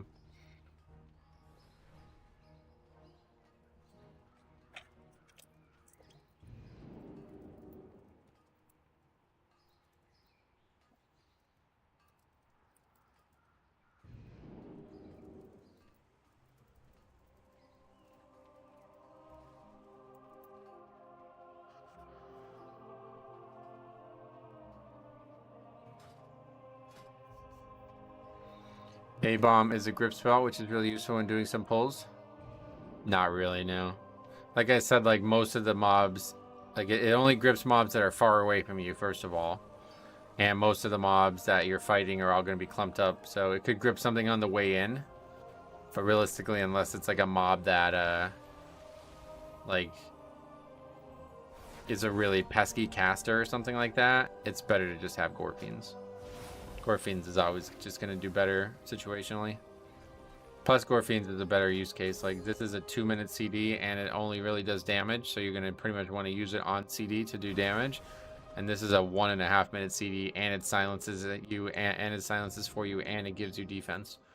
So it's like, this is going to be way easier to use exactly when you need it, versus this is, if you try to use this only for gripping, you're just going to be wasting a ton of damage there.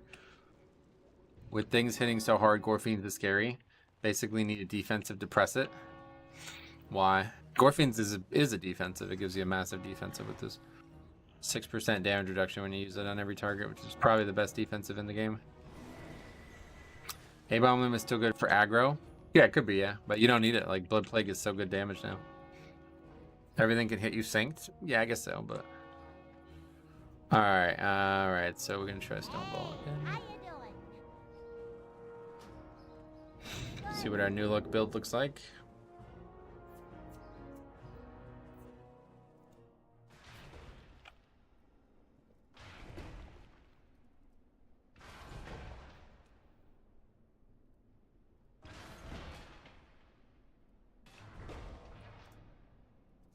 So here It's we because are. it resets the melee swings and they all hit at once. Yeah, I mean, I get it. Or is it just Irish?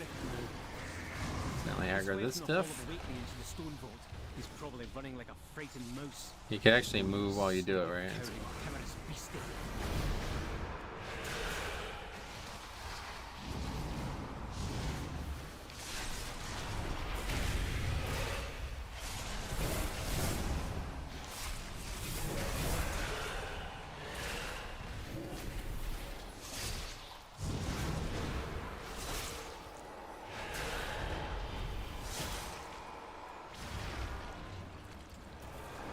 It feels weird to be channeling a spell in combat, though. I may not be using this on cooldown. In terms of a defensive spell, it's probably one of the best in the kit.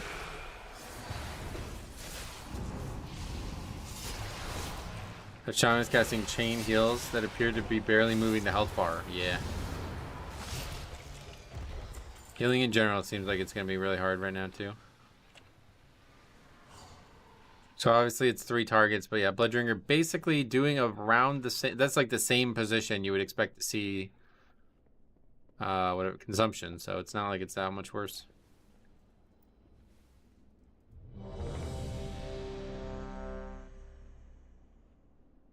Bloodringer may be the better spell right now. Oh, I love Earth Living. Guess Blizzard wants to make even less players heal. They just want to make healing actually challenging, so you can't just go AFK and get carried. That is way quicker than I thought it would be, the total channel. Yeah, it scales with haste too, so... It's supposed to be 3 seconds down to 2.7 just right now, before the actual content starts. And we get scaled up even higher. Oh, maybe I'm wrong about that, because now it's 2.8. Oh, now it's back to 2.7. Strange.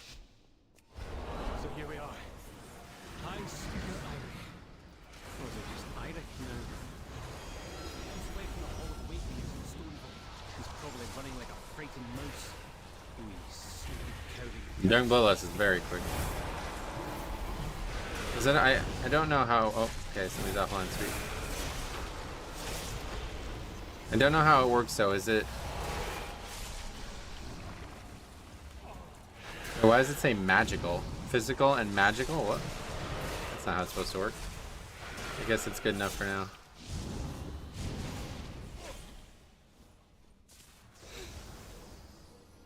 That guy just did 6.7 million DPS. Sweet.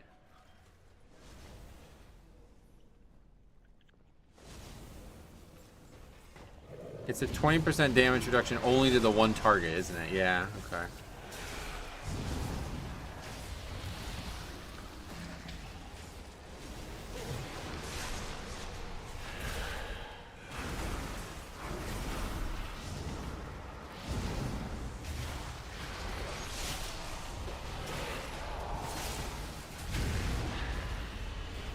Help, yeah. I know of a way you can help. You heard the ice block spell?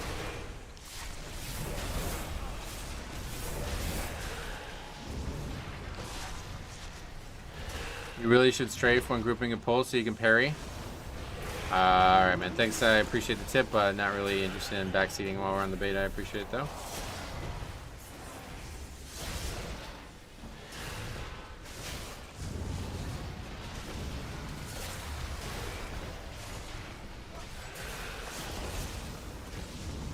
I still want to be green DPS when I can be, though.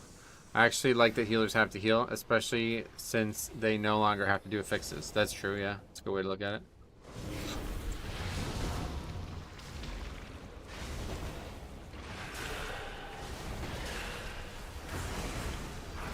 Bug report, tanked in whole aggro when I started my arcane burst 1 second into the pull. Yeah. That is actually funny. I bet people probably do that.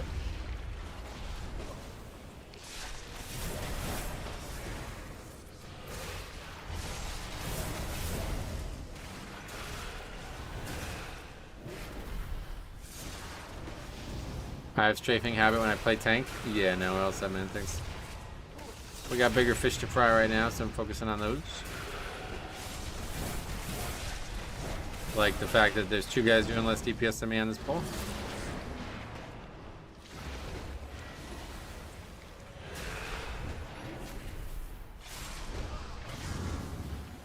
I wonder if those slams can be line of sighted. Maybe, yeah, maybe. Doing a lot of damage.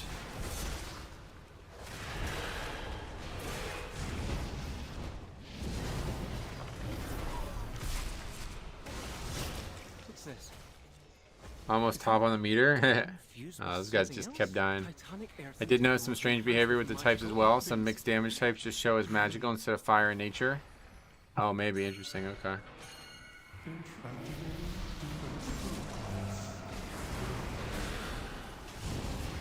I guess we'll save first use of this pretty much purely defensively. Should last long enough to use there. Yep, that should be good. Okay.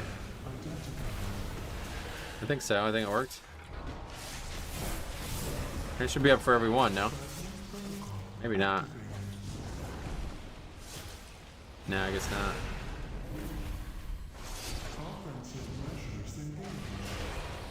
It's gonna just barely not be up. We got ice on this one.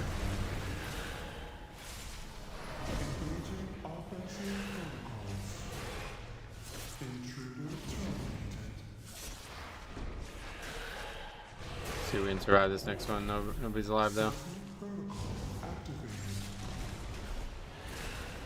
The spikes still spawn even when there's no players, so I don't know how that works. Oh, what the hell? Why'd that just do? It's something to do with this, right? Why did I just take like 10 million damage from that?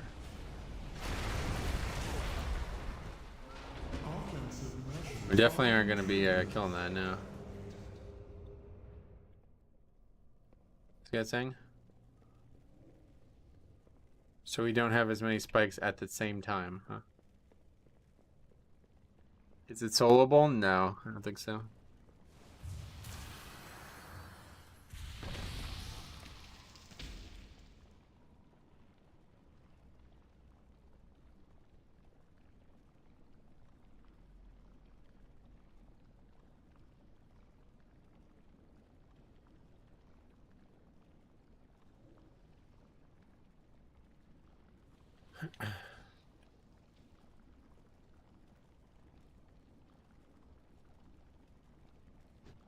Don't move out of swirly, just eat it. Oh, okay, that's actually clever.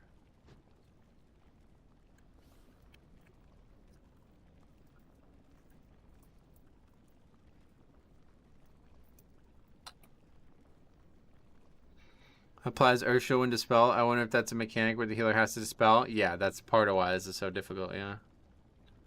That's a good little tip.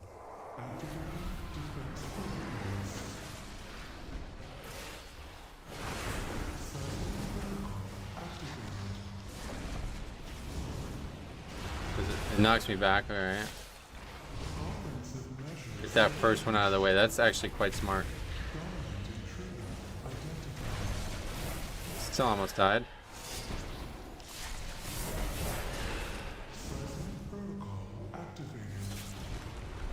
Presumably this is magic. Offensive measures evaded. Dominant intruder identified. Link. Engaging offensive protocol. Intruder terminated. I don't think this healer's cutting the mustard. No, definitely not.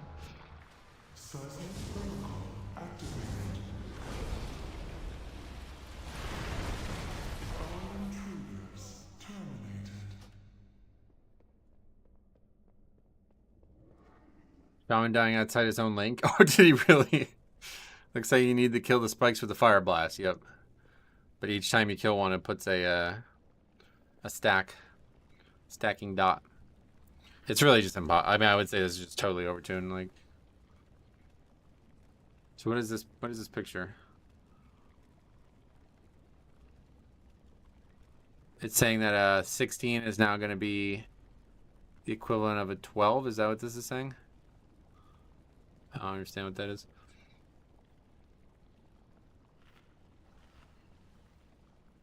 Death Strike and Spirit Link, still the best combo. Oh, yeah.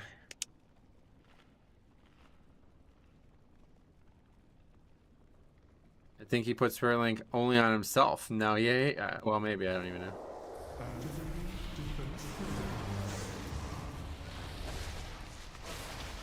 Seismic protocol activated.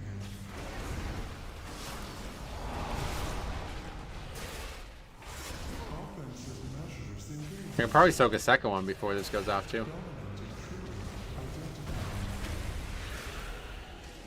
identified. Seismic protocol activated. It's like constantly you gotta do it, though, it seems.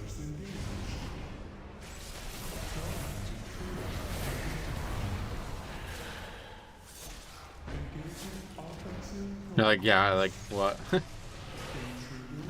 At no point were we gonna live through that, even if we broke every one.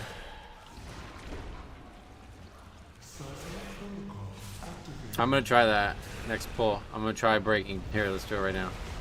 1, 2, 3, go.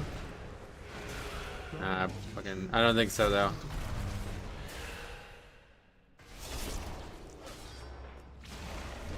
So 10's trash hits 2.787 times as much as the 0.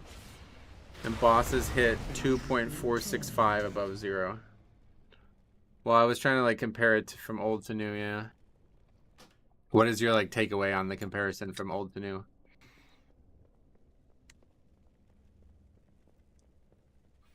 The chain heal totems are so undertuned, it's not even funny. Oh, really?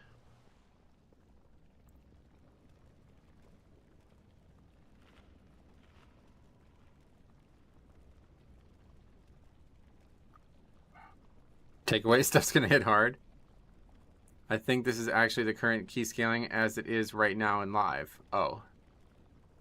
Well, no, yeah, I mean with the Zalatat Skyle thing. I was just talking about in... So I don't know what I'm looking at there. Can you share your build, please? Yeah, I can take a... If you want to take a screenshot of it, go ahead. I gotta do another pull, though. Just a mini boss that's clapping cheeks? No, this is an actual boss, yeah. Activating defense protocols.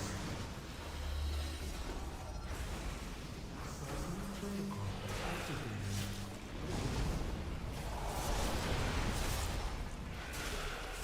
Offensive measures engaged. Dominant intruder identified.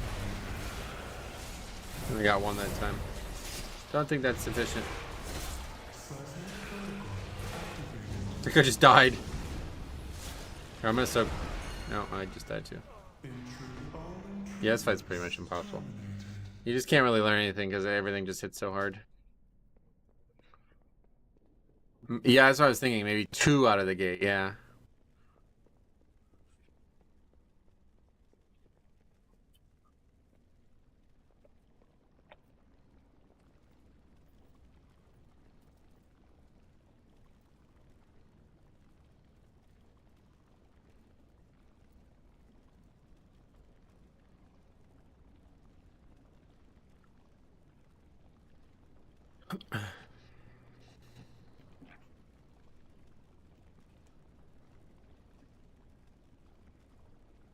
I wonder how strong AMC would be on this boss. Nah, I mean, you're only going to get to use it like once. Alright, sounds good. So at 12, when Guile kicks in, Trash is going to be hitting 32% harder than an 11. So, like, before we were looking at some other dude's math, and it was like, he was saying that a 12 would basically be a 14. But that was not including, like, he was just looking at fortified versus fortified. So I was saying, like, considering both fortified and tyrannical would be there, it would be probably more like a 15.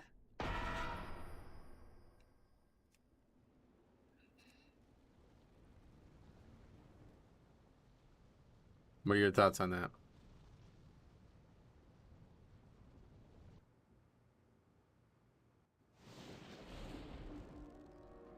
Somebody needs to explain to the shaman that he doesn't need 3-minute buffs to heal. Somebody tell him the tale of Primordial Wave. The numbers are incredibly close on a 14 without Guiles with 12. Okay, so you agree, yeah. I don't understand this. I just don't know what I'm looking at here. But yeah, this is like a modifier, right? So the number is a modifier. So 14, I think that's the exact number he posted, right? The number he posted was, yeah, 4.49. Which is not the same number this guy posted, so that's a bit scary.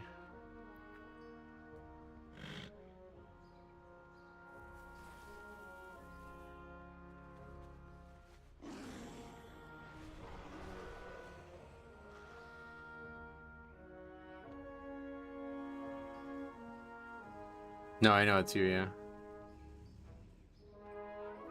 So, but yeah, it does seem like multiple people seem to agree now that.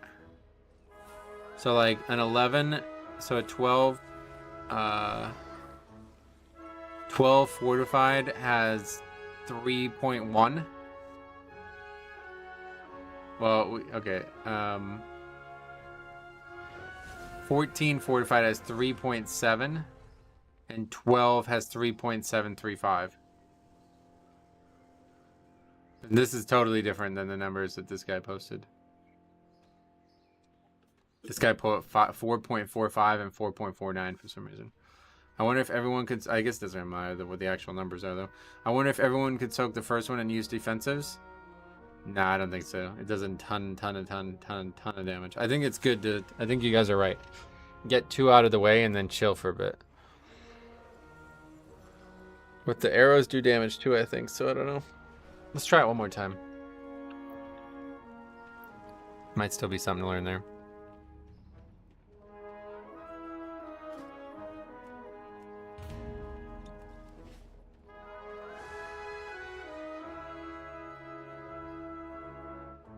The group gets the buff when the pillar breaks, right? Yeah, everybody gets it, yeah. But I can actually AMS it, so...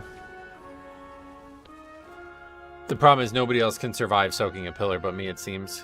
So I need to try to get... I need to basically have a disadvance and break 2 every time.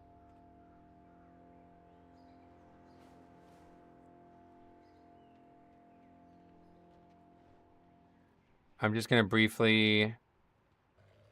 Tism out on math in the Discord. Yeah, do it. I'd love to see more thoughts on this. I posted this picture before. I commented on this comment before. But this is what this guy says. So I don't know like what the difference between the two things are, but they're clearly not the same numbers. I don't know if it even matters though.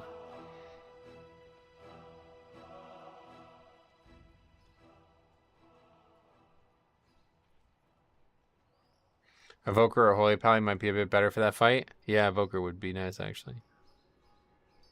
Holy Priest. Can you immune a pillar? No, because everybody else would get the debuff regardless. Like I said, if I can AMS, it doesn't go on me, but everybody else still gets hit.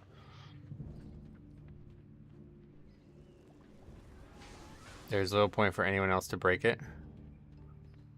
What do you mean? Like I have to break it because then when the tank or when the other mechanic happens, he breaks them for you. Can you share the link to that video about the key scaling? I don't. That was just a screenshot. I don't know what that video is. He said, Potty sees the latest video. I don't know who that is. Patty Pimblett.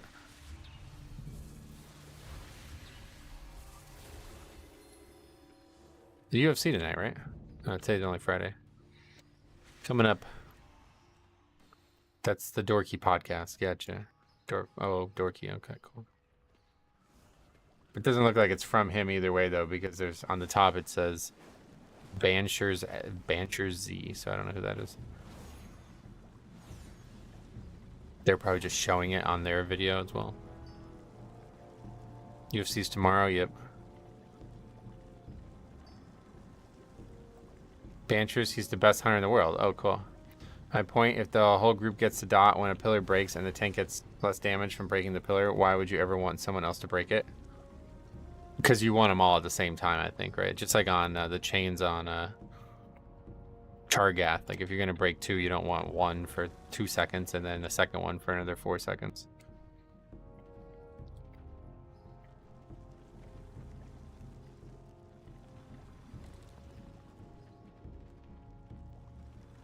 It's 4 dots. I'm not sure what you mean, sorry.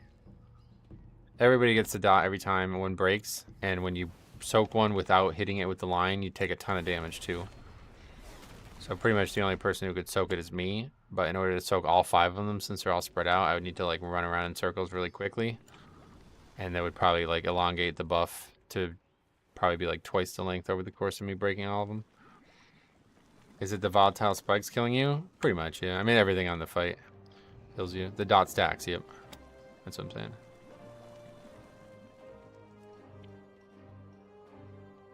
So what is he saying? Looking at the 11 key, Trash has 2.83 times health scaling and 3 point damage over baseline, and bosses have blah blah blah. See, this is why it's so difficult, because like these numbers don't make any sense to me. I try to read them as words and they don't sound like words, and it just confuses the fuck out of me. Going to 12 where Guile kicks in, the Trash has blah blah blah health and blah blah blah damage, bosses have blah blah blah, and taking bigger numbers over smaller numbers of those values yields the following. Let's hear about it. Yeah, what do you want?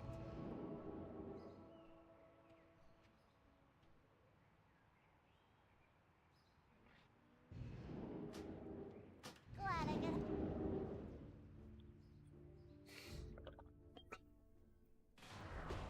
So here we are. High speaker. I keep doing that. Or is it just Iric now? You need to move this dais back or something. Or move the fucking entrance back, I guess. Probably running like a frightened mouse. I think they're gonna do that though. Cowering, timorous beastie.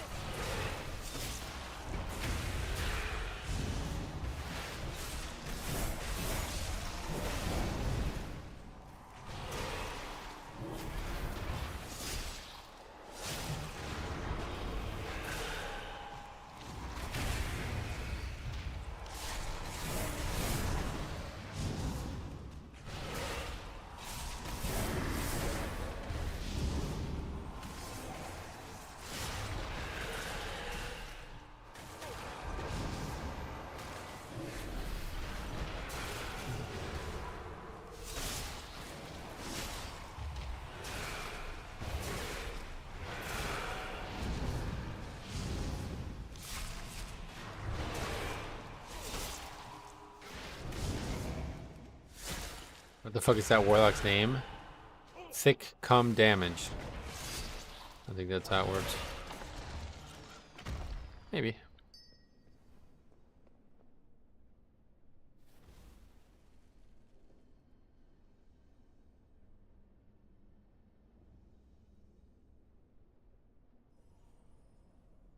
So the big question is like, when do you like what level would a 12 be if it didn't have that guile buff, just numerically?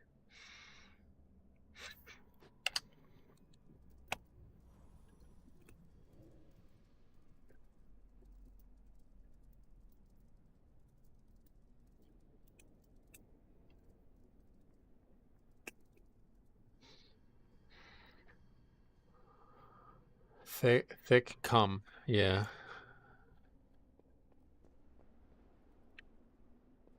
Alright, right check.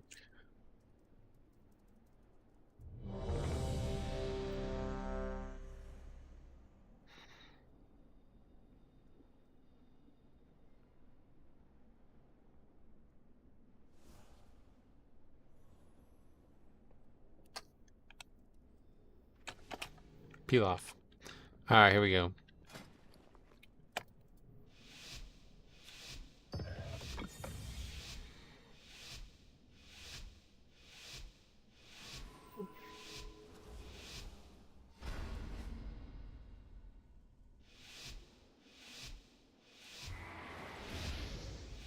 Oh, we got our fucking portal to miss. That's funny. So here we are. High Speaker Eirik. Or is it just Eirik now? He's fled from the Hall of Awakening into the Stone Vault. He's probably running like a frightened mouse. Wee sleepy, cowering, timorous beastie.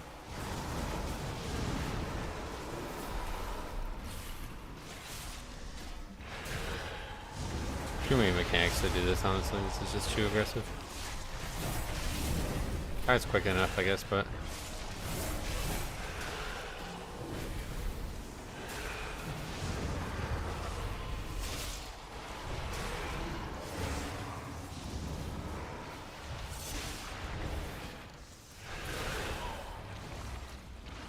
Whoever's targeted by the beam should be using it to destroy pillars. Correct, yes.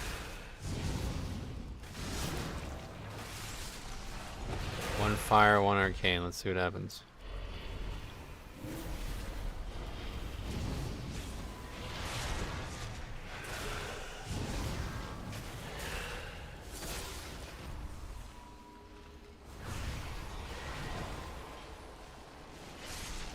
Is that front on the tank? Is that what that was?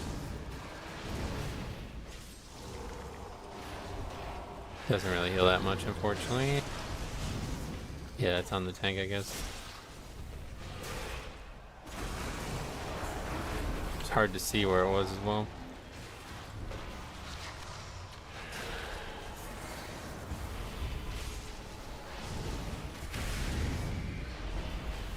This is one of those things that they said they're going to be doing, like where the interrupting of the spell without an actual interrupt doesn't stop it, doesn't put it on cooldown. Guile alone adds on the same key level the numbers are per follow. Guile adds 20% health and damage and adds functionally identical percentage to bosses. Well, I was just asking like what key level equivalent it was all, but all good. Thanks for doing all that, man. I appreciate that.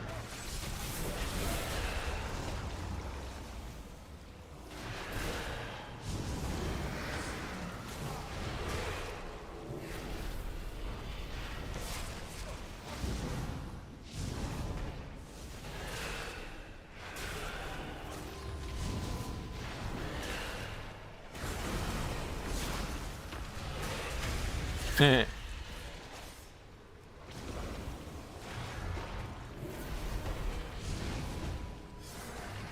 could also just cancel this, right?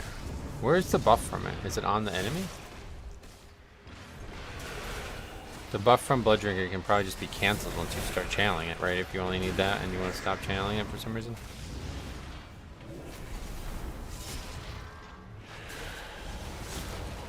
Let's see if we can line of sight it.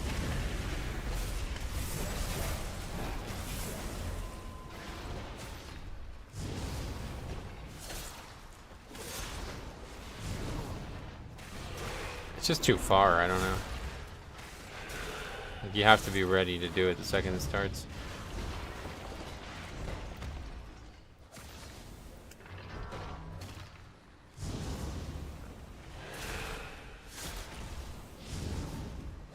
We have to complete it total for to get the DR.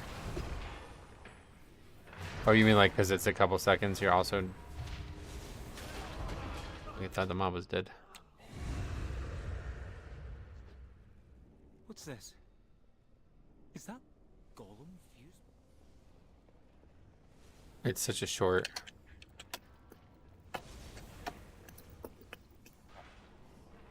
Intruders approaching. Systems on. The mage line of sighted it, did he? I mean, I didn't even see, so I have no idea. My understanding, you get the DR while channeling and 5 seconds afterwards. Yeah, you're probably right. Splifffoot, somebody welcome. Alright, so let's see what our new idea has yielded.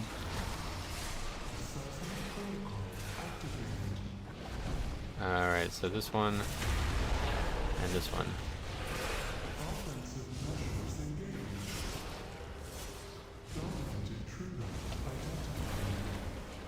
Wait, what? What just happened there? They don't all go off at the same time or something?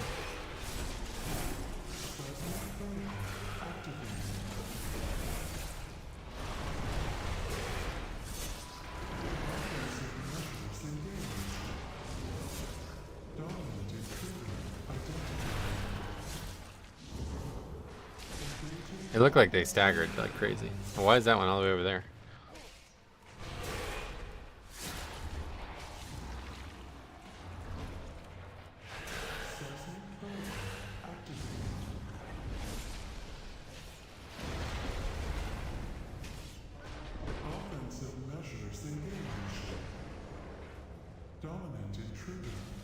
Got pork chops for dinner. Do you like them? Not really.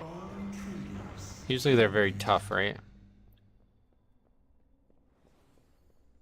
It's like a steak. Pork steak almost. There's pork steaks too. Is that something different?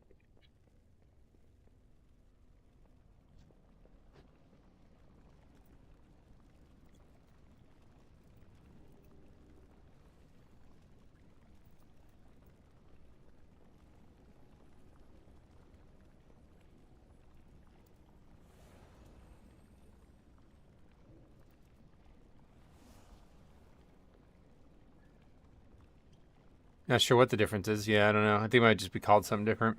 Guile scaling is not exponential. Is the TLDR? No, I know that.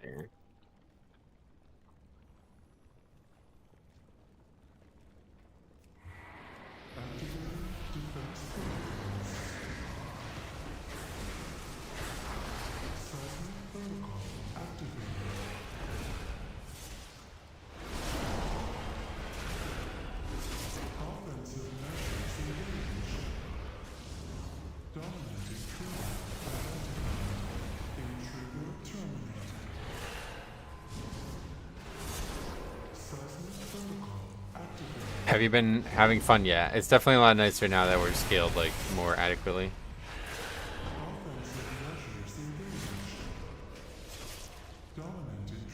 Are you still trying to defeat this boss? Yes. But to no avail.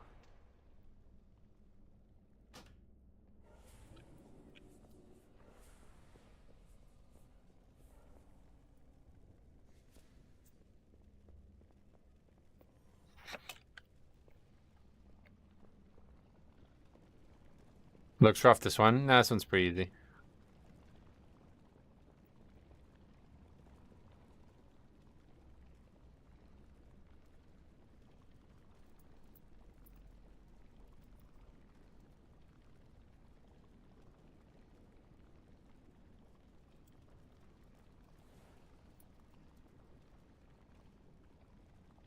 I spent this morning on a tractor and this beginning afternoon doing math while drunk.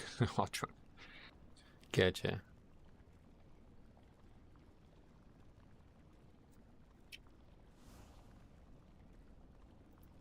He's talking to himself, I guess.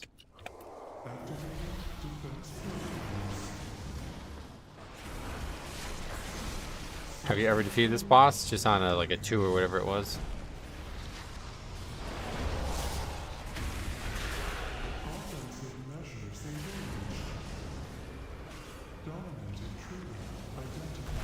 Did we not get any of them?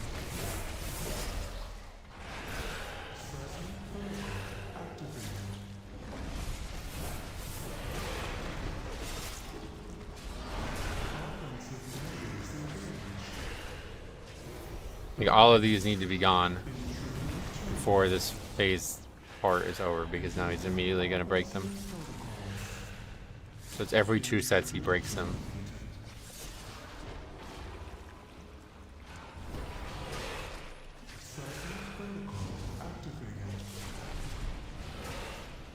It's exactly like Taros? I don't know. I think I did that fight, but I don't remember that part. I remember on that fight, like, cheesing it some way when I did it. Why don't they just drag the fire through the spikes? Because, well, we are, yeah. Well, hold on, hold on.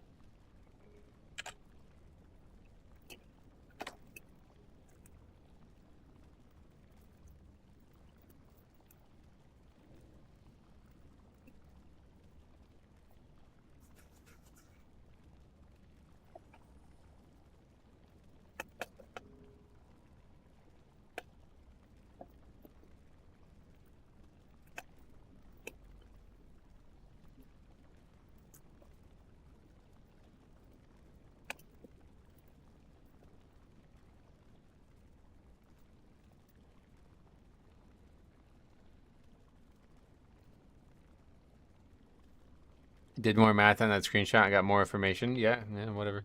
Throw it out there. The more I can understand this, the better. Yeah, like I said, my main takeaway is just like trying to understand how hard a 12 is relative to what we have currently. It sounds like it's going to be close to a 15. So unless you're seeing some conclusion otherwise, let me know.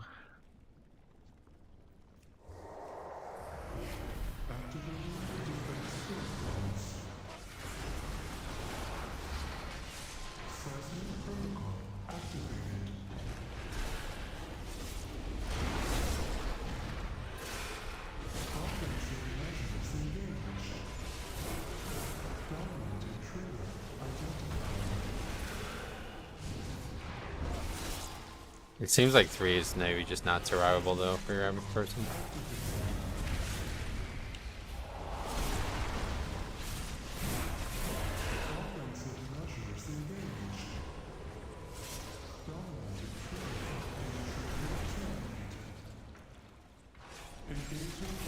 A 12 will be equal to 14. But so you're coming to that conclusion based on just fortified, right? But considering, well, you're talking about currently, yeah. I was talking about like if you, I'm just trying to figure out like if I'm doing a 15 right now, what level will I be doing in the same point in the season? It sounds like I'll be doing 12s. The damage is just too brutal. Yeah, it's really rough.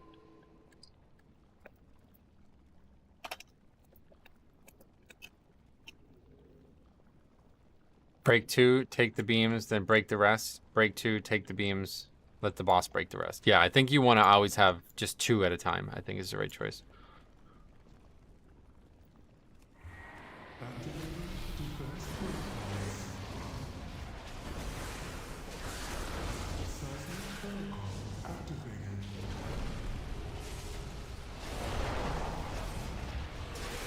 It's gonna be a very hard fight. Okay, so there's 3 stacked on top of each other, so that's not gonna happen.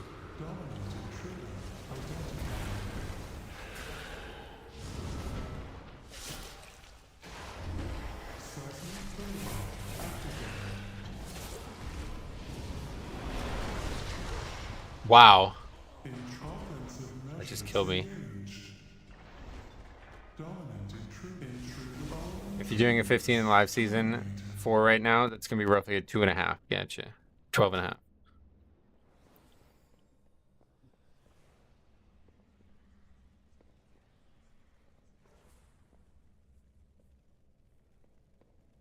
I just need to use CDs better, I guess, to survive all that, but 1 heal.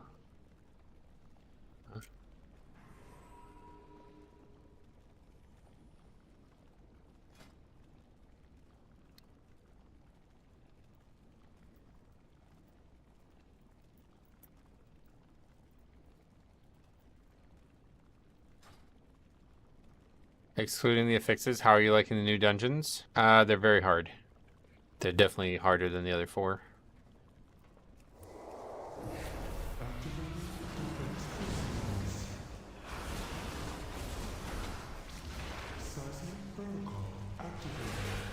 I think you need 2 healers for this boss. So they're making this impossible.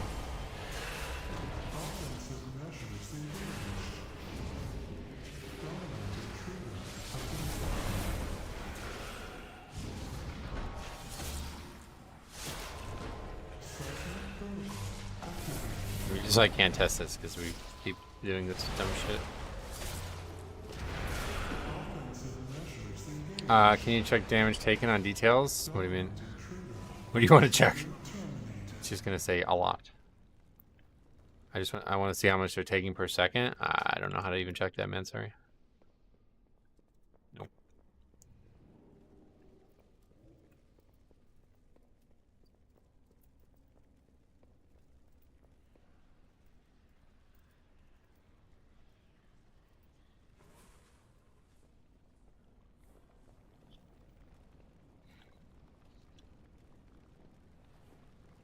Stop breaking them with the beams. Just have the tank walk through 2 at a time. That's pretty much what we're trying to do, yeah.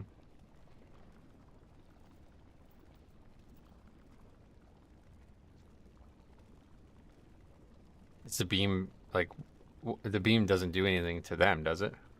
Like, they still have the beam on them regardless, so there's no reason not to use the beam to break them, right?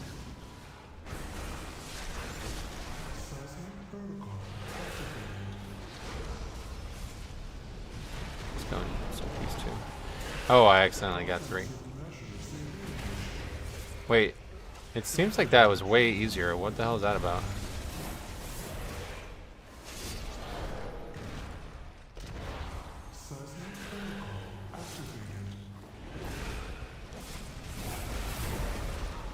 I'm confused. Now I'm really confused. They'll be taking damage from the beam plus 2 stacks of debuff. Yeah, I don't know if the beam does damage or not. All intruders terminated.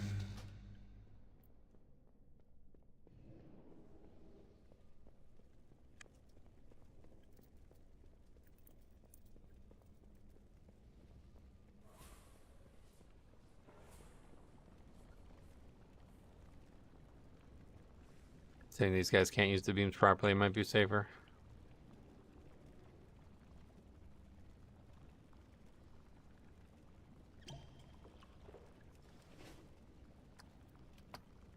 I don't know that I can survive doing them all.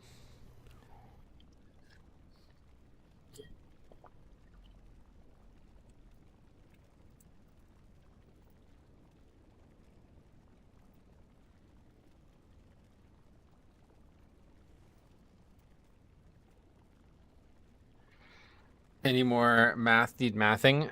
Yeah, what's 2 plus 3? Seems like you'll be able to get 5 blood decays to survive this boss.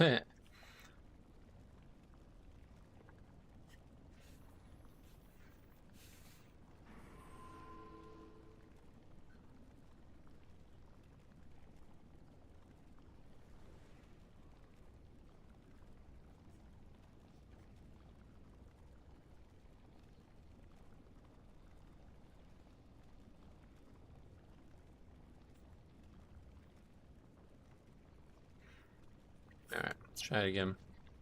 With that strategy in tow.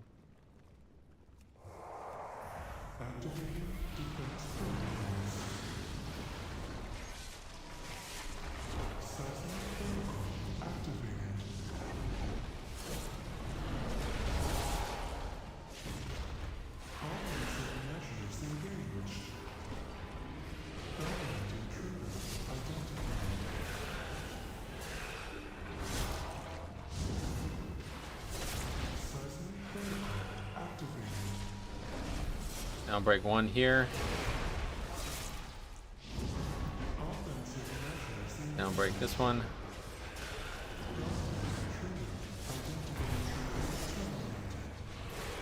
I'll break this one in a second. He's gonna break them both.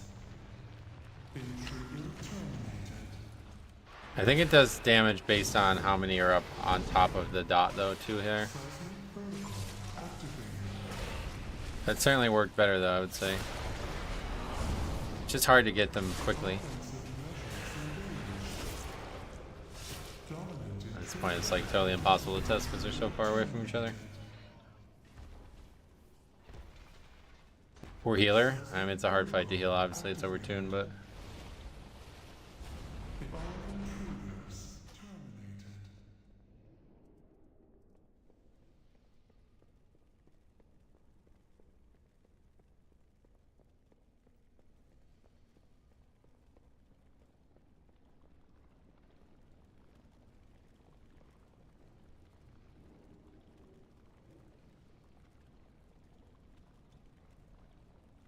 Doing twice the healing of that Resto Shaman. Yeah, at least he's keeping up with the healing.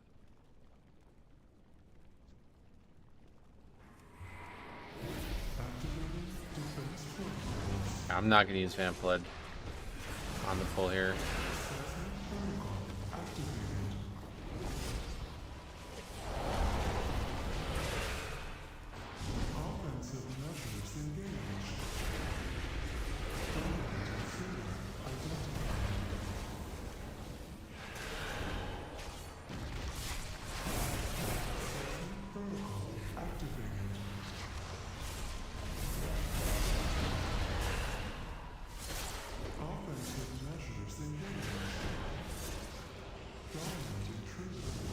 We're dead to this.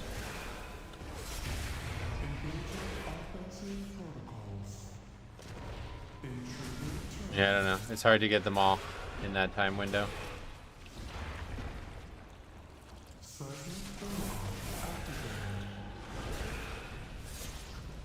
I think as long as no more than 2 pillars are broken, the healer can keep up. It does seem 2 is perfect, but you can't break all of them.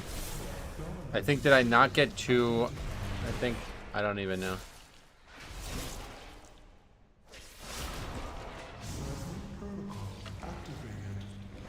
I feel like I got 2 every time I was supposed to. The lines don't do anything other than, like, the lines just make it so I don't have to run into them, it seems. So I think this is the better strategy, but it's just, I basically need like a weak ore on my screen to see exactly the exact second I can break them. And I need 2 on the slam each time, like the actual spawning of them, I need to get 2 instantly to make this work.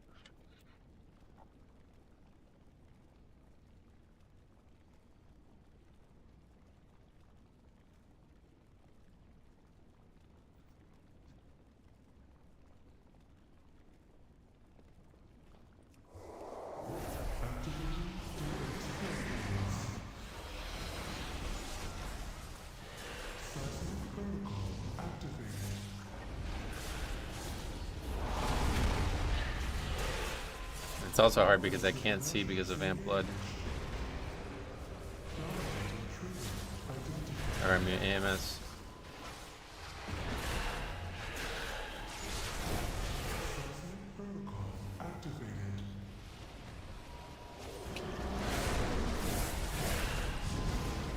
Two, one, another one.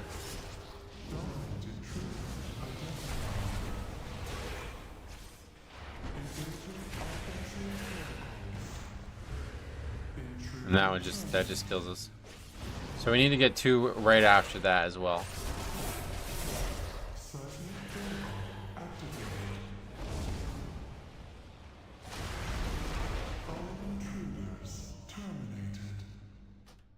So I think what I need to do is time it. It's gonna be very hard.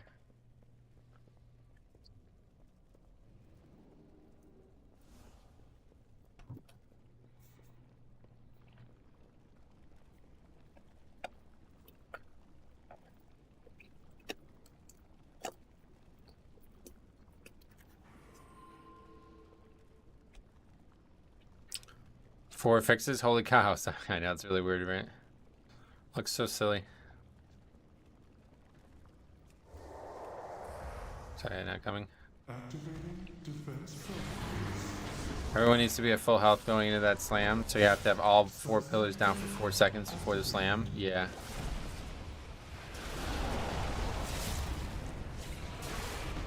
Three, 2, 1, and then it's just too much to do it. Didn't we have 4 fixes up last patch? Well, I mean, one of these affixes is just nonsense, so I don't know.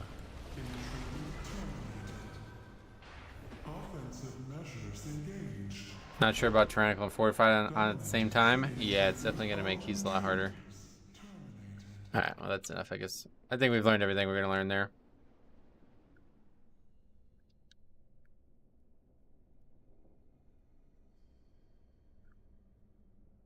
I don't think you got stacks when you soak more than 1.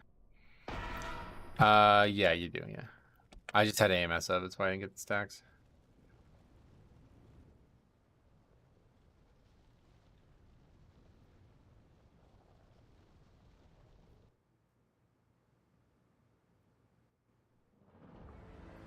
Alright, I'm gonna run to the bathroom real quick, then we'll try a different dungeon. Anybody wants to vote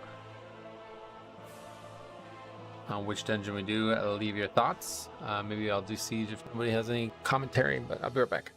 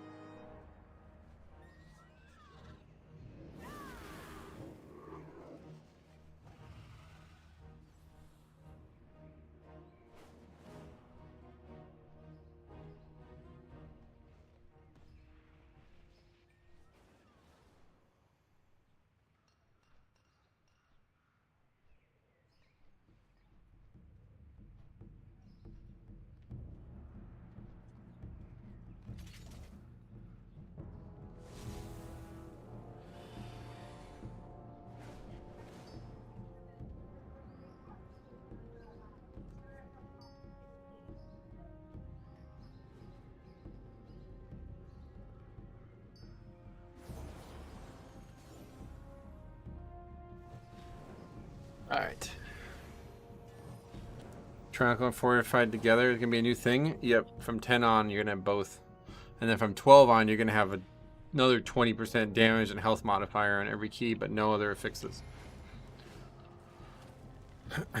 It sounds awful, and it is awful, but this is what people asked for. Alright, anyway,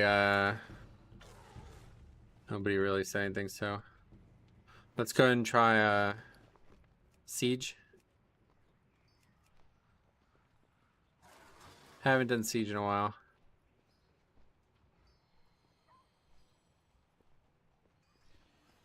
Who asked for that? People asked for no affixes, so this is how they handled it. That's why I said, I guess you guys didn't see the video. That's what I said in the video. Like, when you ask for stuff like that, that's like clearly out of the scope of how Blizzard designs their content. Like these are the results. You get this like super complicated, you know, you get like a monkey's paw situation. Like, now we need spreadsheets to figure out exactly how hard a key is meant to be relative to what we had before. All right, Siege. One or more dungeons was not valid. What?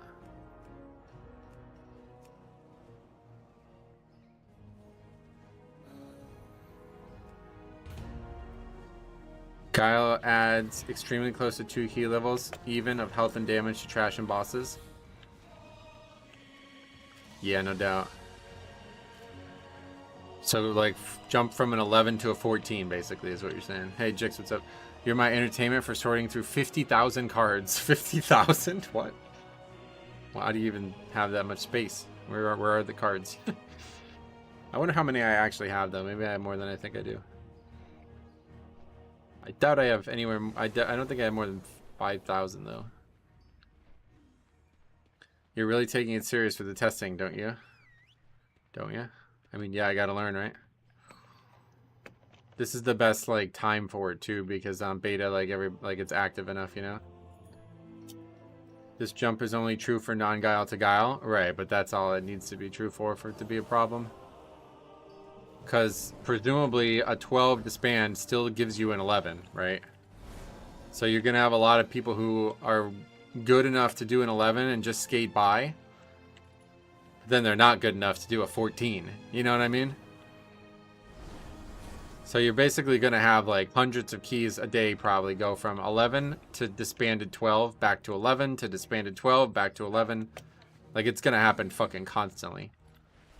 Where the ability to even finish a 12 is probably going to be paramount. Like, nobody's going to be able to even finish a 12 in a pug for a long fucking time. Until you're comfortably doing like 14s or 15s in this new system, 12s are going to be scary as fuck. You get like 700 per booster box. Okay, well that's still a lot. How much is a booster box? You're talking about like purely magic, right?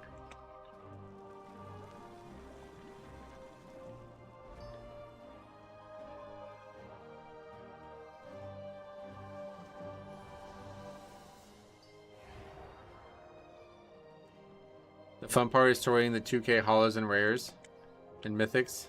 The bulk sorting is rough, I can only imagine. I think if I got like super deep into it, I would probably just not even try to like collect the bulk and just put them all in a box, like regardless.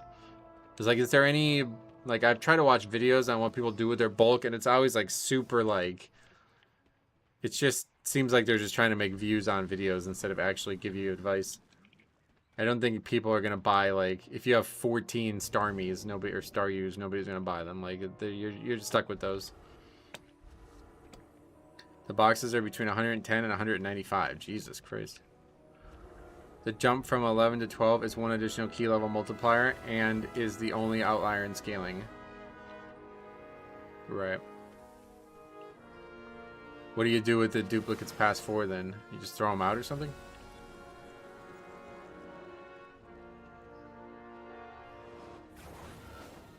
A garbage bag filled with cards.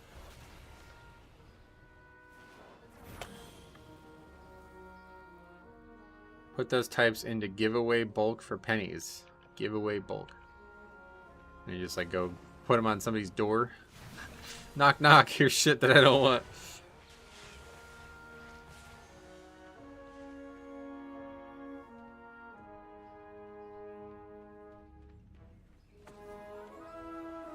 I guess because raid testing is going on again now, there's not going to be a lot of people doing keys. That kind of sucks. Kind of ruins our day here. They're like added bonuses for a smile. Oh, I see, I see. Yeah, I've seen a lot of people do that. I bought a few singles and I got extra cards. I don't really want them, but I guess it keeps them a little bit safer. I had my guildies ask me about the math as well, so I gave them a TLDR of the exploration. Sweet. Well, thanks for doing that.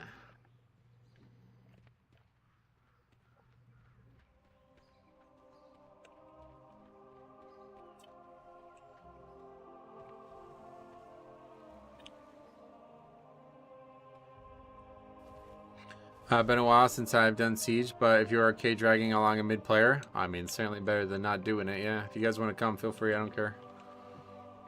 I'm not, yeah. I'm just trying to finish it and learn. That's crazy, what is that? That's a lot of boxes.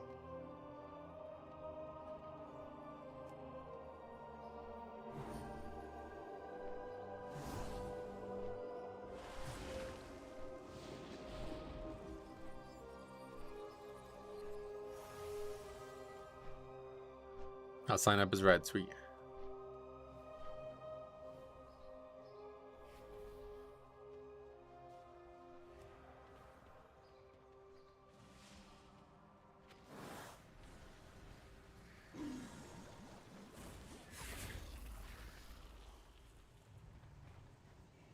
That you?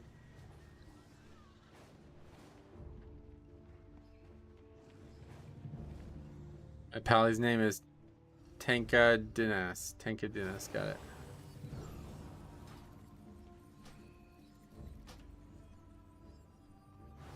Alright, Siege. Have a good one. Try it.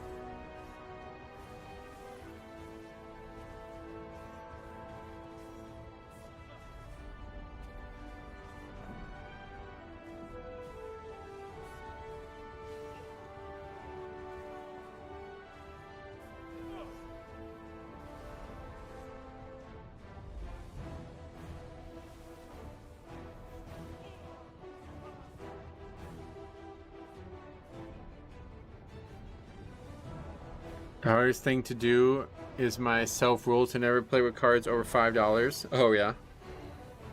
That must be difficult.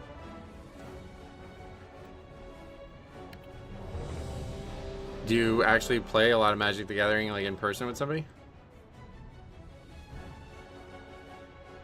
I always wanted to, but I don't know anybody who ever played it. We'll secure the docks while you push further into the district. With any luck, we'll drive this scum from the city before high tide.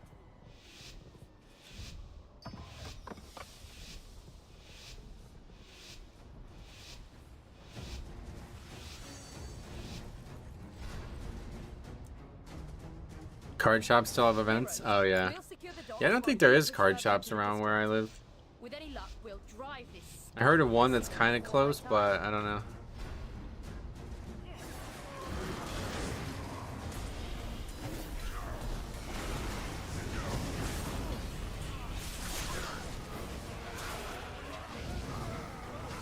Mahale, what's up, buddy? How's testing going today? A lot better than yesterday, at least.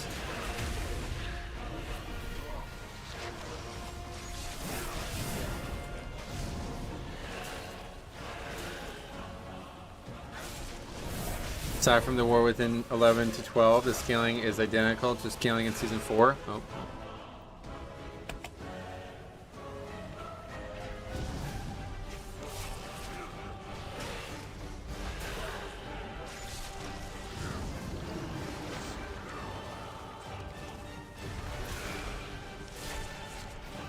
Yeah, the scaling is one thing, but it's just about like the raw difficulty, like the expected difficulty that I'm concerned with. Because obviously the affixes are way harder, like the things that are there are going to be way harder than the stuff we had, so.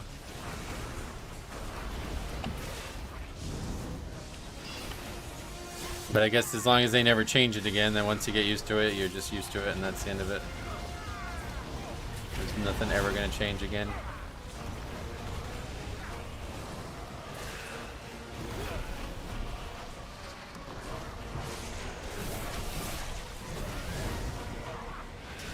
I still fucking controlling dead.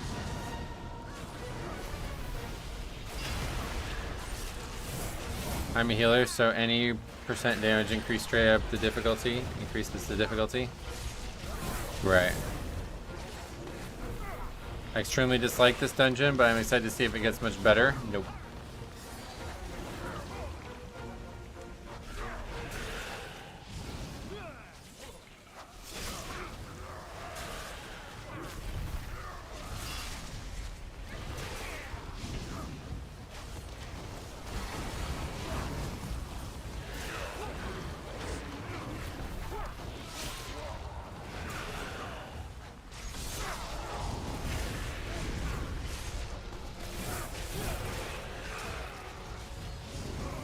What is...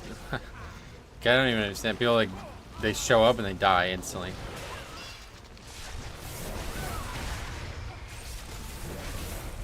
Seems really hard. This is not going well, but it's not that abnormal, unfortunately.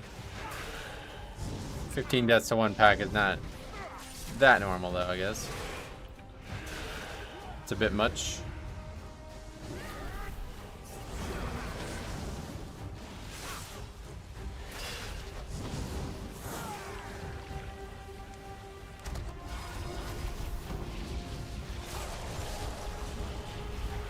It's a molten slug killing people, I guess.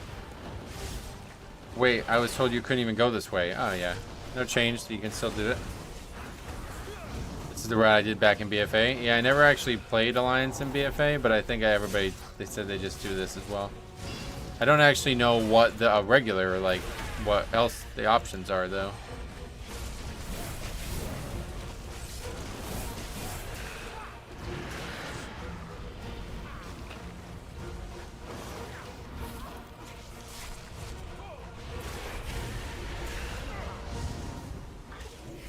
Is your eye level around the max OP for the season? No, it's about 10 lower than the max. It's like what the dungeon itself would drop.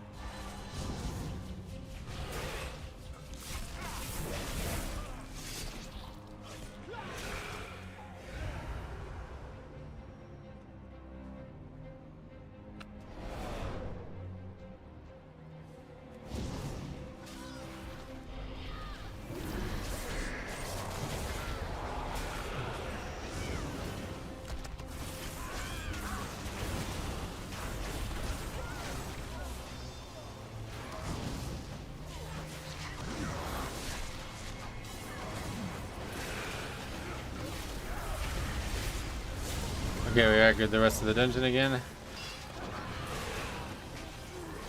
-7 fortified on vengeance. Fortified Oldman, nice. I should just wipe this. There's no reason to be fighting these.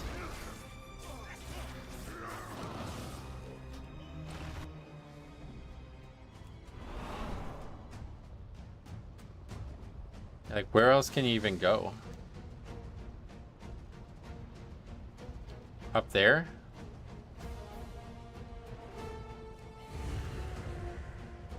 Pulling that guy standing on the gallows there pulls all.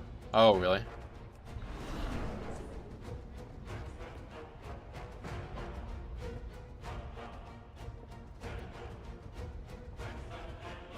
It feels like the stuff hits the hardest on Fort in Oldeman. Oh yeah. It's probably just the snakes, right? Those things are really dangerous. You gotta be able to kite those right.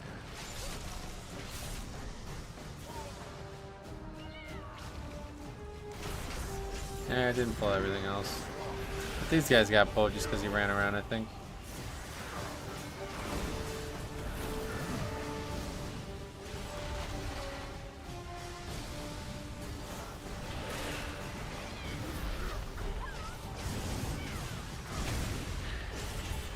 I actually love Siege. I think it's awesome. Once I learned the mechanics, I loved it. Gotcha. Yeah, unfortunately, this one is a lot of mechanics on the trash. Probably one of the more, you know, dense mechanically ever.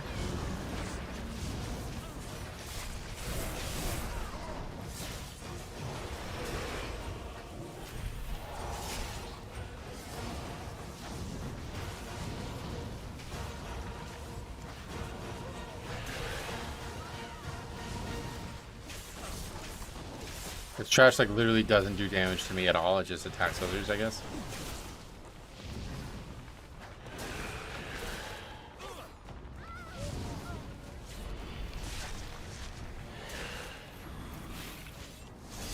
Oh, and there's a patrol. That's how that stuff got aggro against you.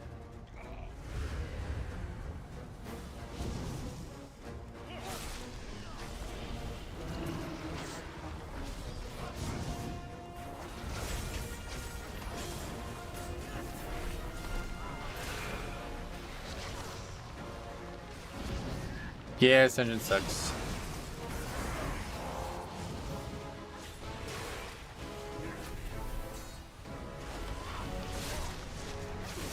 Thinking about making macros to explain each boss fight when War Within releases. You feel like that helps? I feel like that, yeah. I've never done it as a tank, but I feel like it wouldn't be received well if I did. First boss was a nightmare with all and or mostly melee. Yep. This is a very, very hard tyrannical dungeon, and now it's always tyrannical.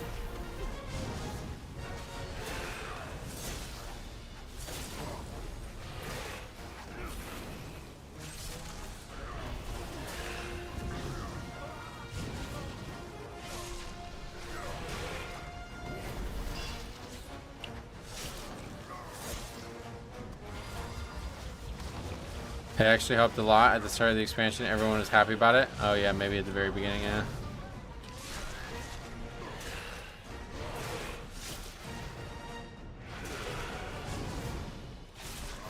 The problem for me is like I don't ever feel like I know the fights well enough to actually tell other people how to do them.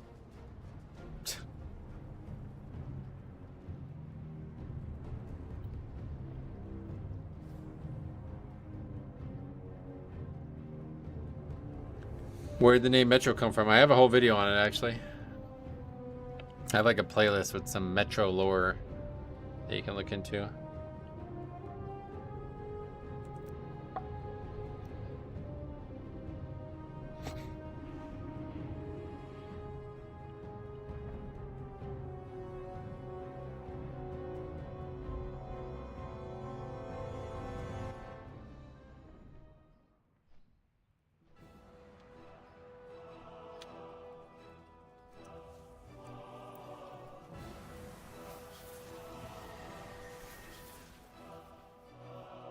Really rough. Well, no shit, bro. It's the beta.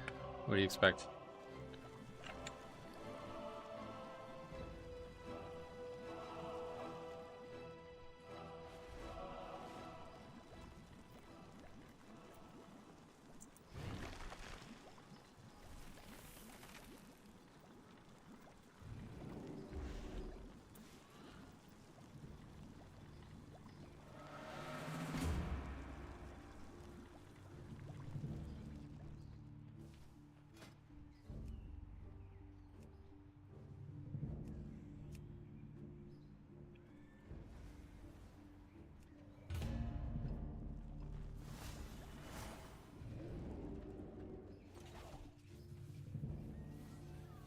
We did not find Al Capone in there, though. Was he supposed to be in there? Oh, Elliot Ness. Right. I get it. Clever. Leaving in the beta. We're off to a great start. Oh, yeah, it's so fucking annoying. It's like everybody's goal when entering this key should be to be learning, right? So why would you ever leave? Like, you're literally just wasting everybody's time. At least on Live WoW, when everybody's goal is to get score, leaving at least makes more sense because people don't look at learning as something to help get them score. But there's no reason to do anything other than learn on the beta. So you're just like, I don't want to learn, bro. It's too hard. This is basically what this guy just said, right? I said, you don't want to learn the dungeon? He goes, I would, but everyone dying every pull is just too much. What? Oh yeah, you want to come? Yeah, come on.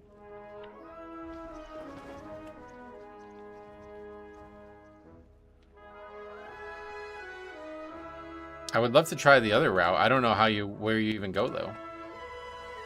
Let's try not jumping down this time. Maybe somehow it's easier. I'm pretty sure it's the same mob type stuff.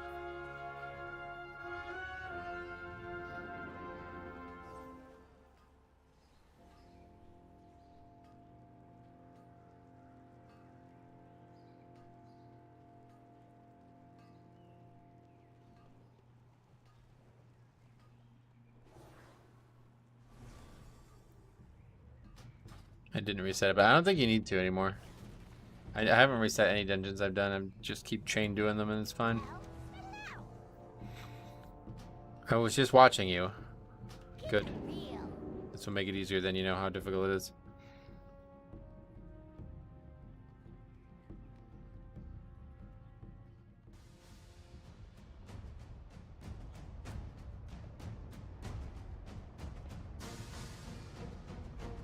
So we just go like up there. Oh yeah, no, we're still in the previous dungeon yet.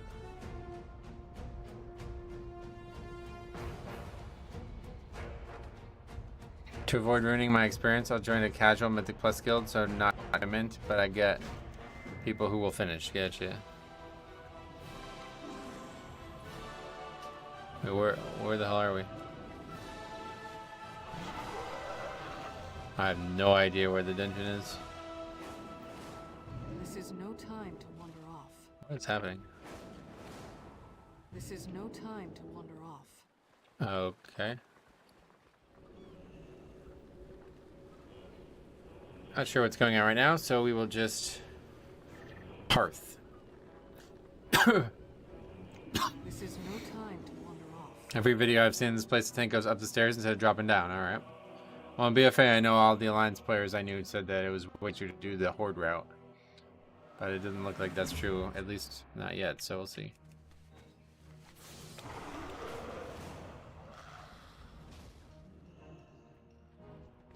Interesting. What is up the stairs, though? I have no idea. I've never been up there. Not once.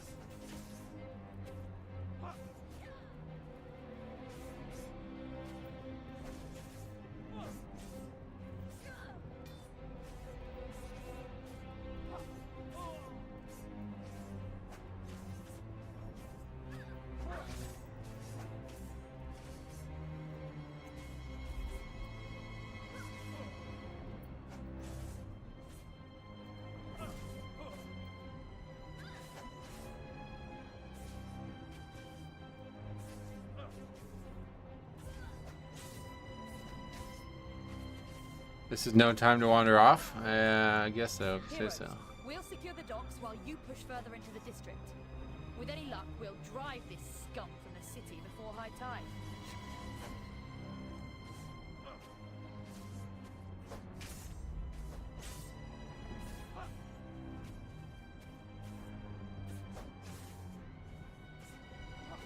Where you guys going? Hold a gore, what? That's the wrong dungeon, friends. Why you get what is that about? Hey, Dilly Sound, what's up, buddy? Still no hair, no follow-up. Still got hair. Yeah, no, those guys are just fucking cowards. They're not coming around.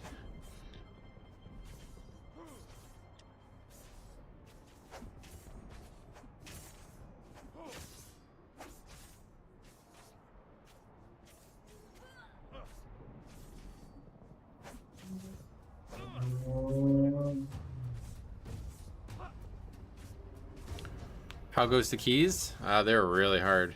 It's been brutal. It's been brutal.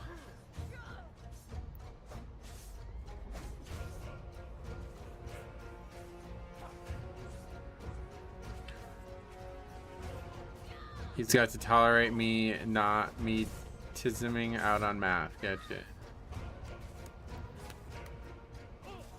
Yeah, Hemdall says, "What's up, Dilly? Love the content, brother. Been watching since season 1. Nice." Yeah, do you always do like a 0 to hero type thing? Like you just play a random character each season? Is that how it works? It's pretty crazy.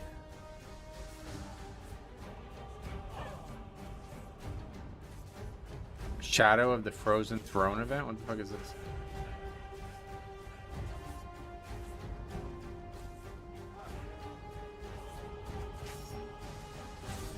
Any chance you're gonna do videos on delves? Yes, absolutely. I will be doing it on the second channel. Stay tuned.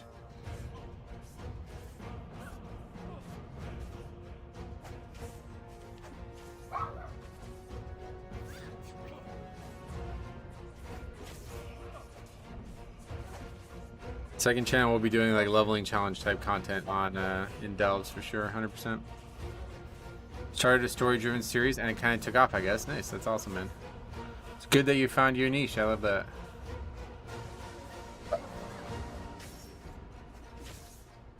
So what this? It's like we're like really like limited on what dungeons we can actually do here, huh? Fucking half the dungeons don't work. They can't get to this dungeon for some reason. It's like, what is going on? You catch Depressor for the card this weekend? No, unfortunately, like I said a while ago, I just don't really. I kind of don't even look at UFC stuff anymore since I can't really watch it. But is Michael Venom Page fighting this weekend? If so, I will be having to watch that for sure. He's become my new #1 fighter that I like to watch. Who is he fighting?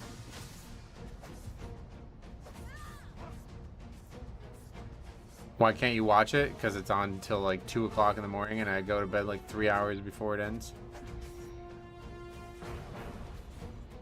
He's fighting Ian Gary? Oh shit, that's gonna be a good one. Irish Jella. I'm definitely trying to watch that then. When does he fight? Let's see. Oh, he's the first fight of the night. Alright, I can stay up and watch that one.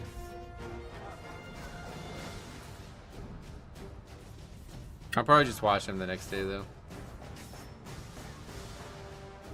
It's a banger fight. He is gonna dunk on Ian Gary. I love Michael Venom Page. After watching that first fight, I'm like, whoa, I love this guy. His style is so cool. I don't know how I never watched him fight before.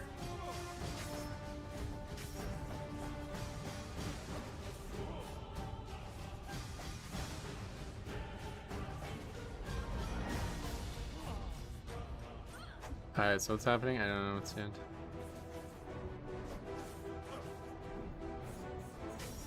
He threw a Pokeball at a guy he beat before? Really? What? What the fuck? Let me look that up.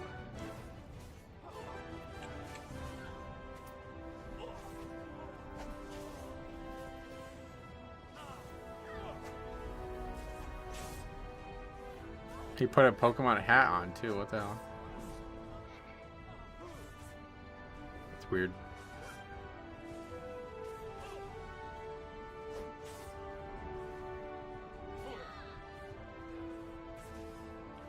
He nearly killed that guy for real by putting him in the ball. Not sure what flask you're using on the beta? Versatility. Alright, so you're not...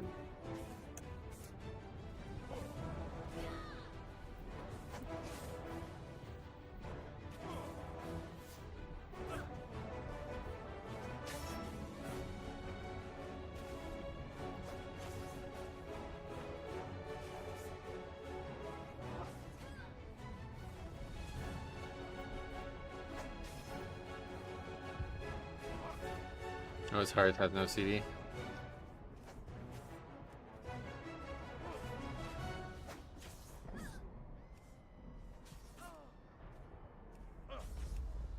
Yeah, I don't know. Maybe it's based on when we start our characters or something. He crushed Cyborg's skull. Whoa.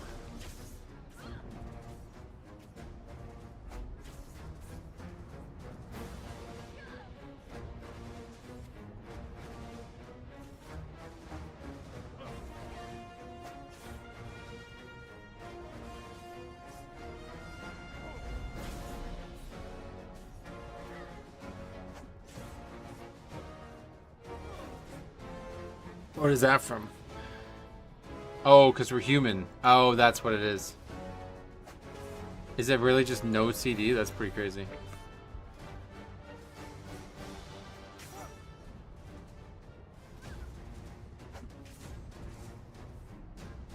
The X-ray is the worst skull injury I've ever seen. Oh, let's see it.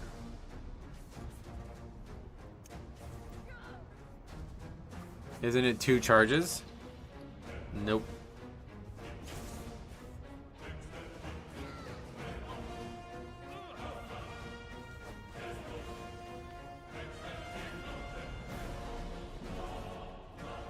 Whoa, what the fuck? Yeah, how did he survive that?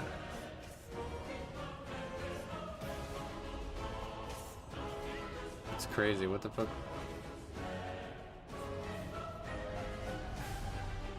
That's what they had to do to fix it?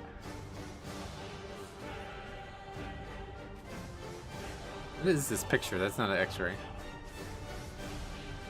Are you in a guild? No. Hearthstone's 30 minutes right now, isn't it? So yeah, it shouldn't be 0. It's like it's giving us 2... Man, this music, I don't know. I don't like this music at all.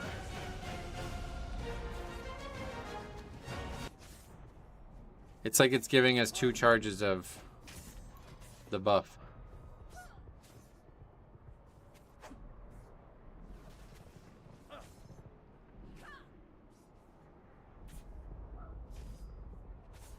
Look at his head too, what the fuck? That's after the fight? His head is like caved in, holy shit.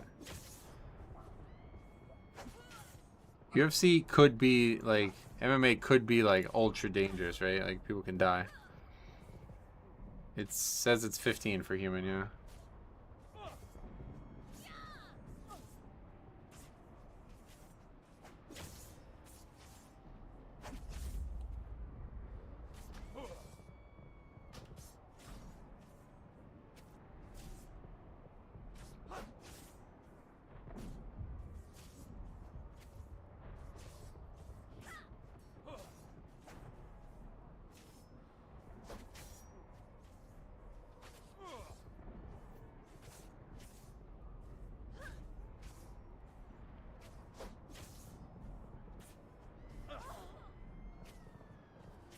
From what I understand, it's less dangerous than boxing because of the variety of strikes and places you can hit the body. Yes, definitely.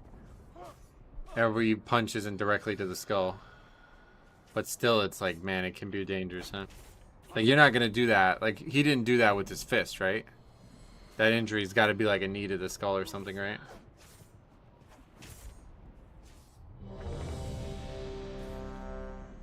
Yeah, it was a knee. That's what I'm saying. You're not going to do that with a fucking gloved hand in boxing. You're not going to break somebody's skull.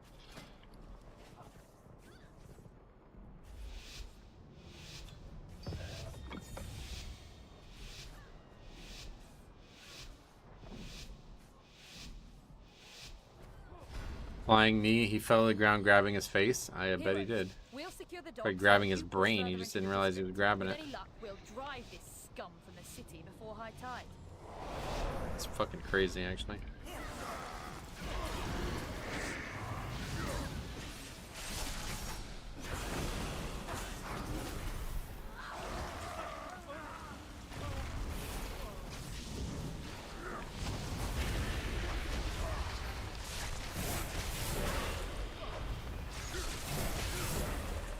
How is taking his blood in the new expansion? Very nice. I like it a lot. So we're gonna go this way, I guess, and see what's up here. It's a big ass fucking pack. What the hell? A bunch of non-elites, I guess. Yeah.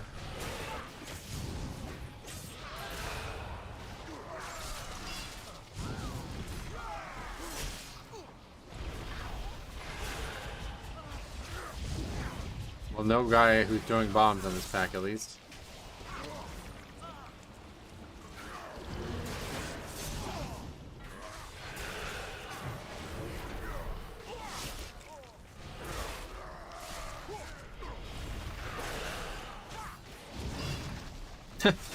Thanks, buddy.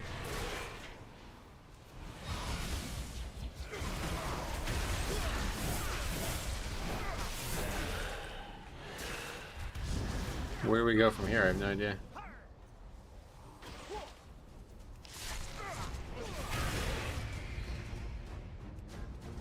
Oh, wait, what?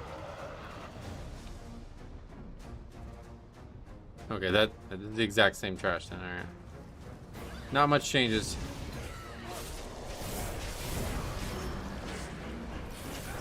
I guess those mobs downstairs are more dangerous though now.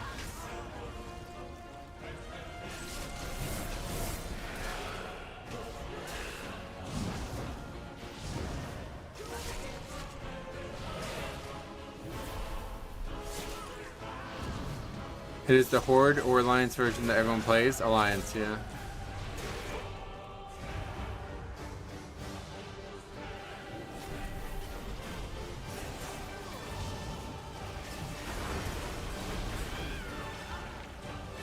What spec has the talent where you get the horse riding spell? That's the one with the 4 horsemen, whatever that's called. Riders of the Apocalypse or something like that. Only Unholy and Frost have that one.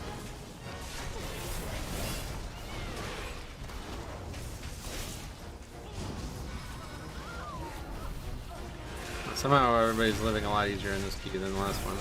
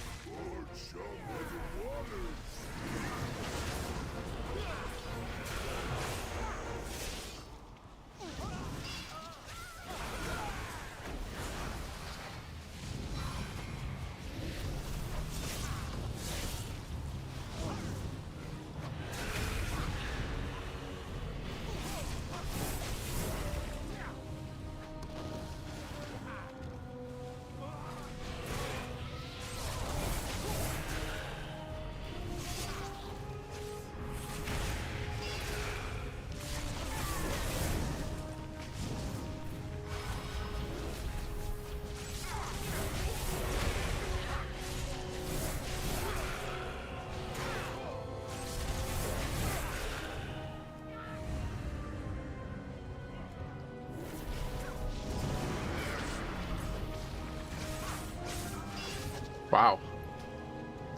Okay. Killed during that, yeah. I don't know, that spell sounds good on paper, but it's just... The fact that it's only on one target means you're kind of a sitting duck.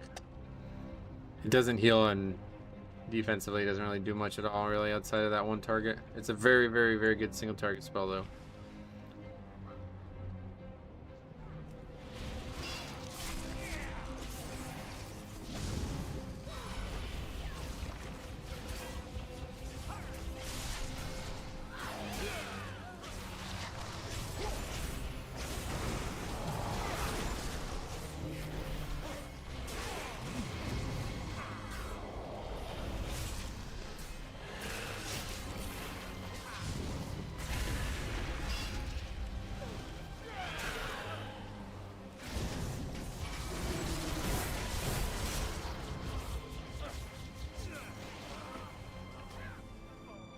Must feel nice never having to worry about Sanguine and Siege anymore.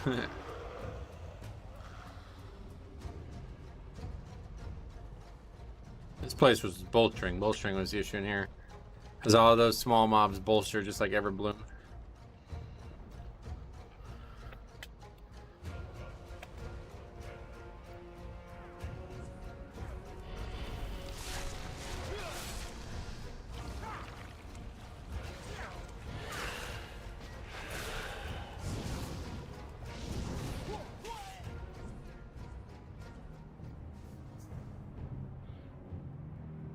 We pulled trash. What happened?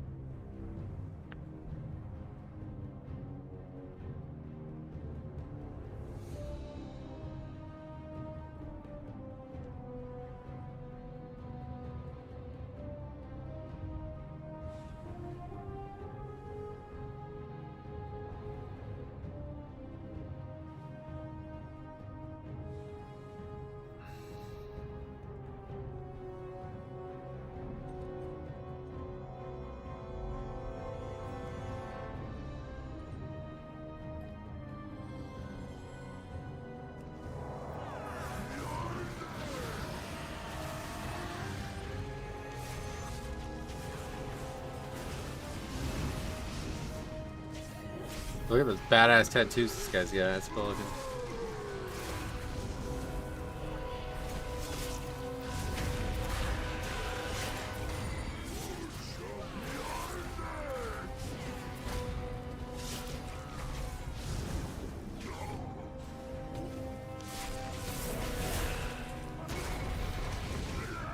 To the slaughter.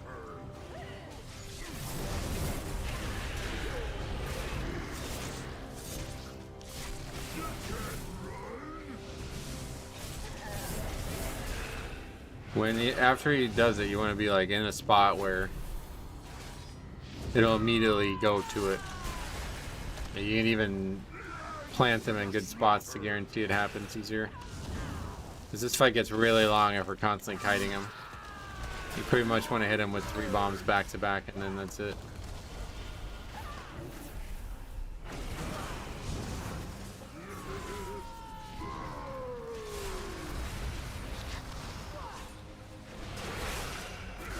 Because otherwise the other ads might get in the way.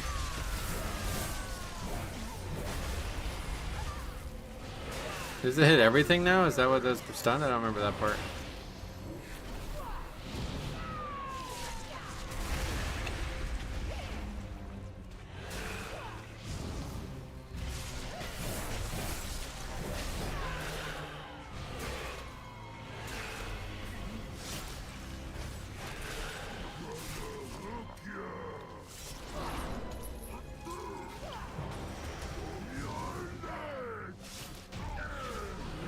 Okay. That fight that was absurdly easy considering how I remember it.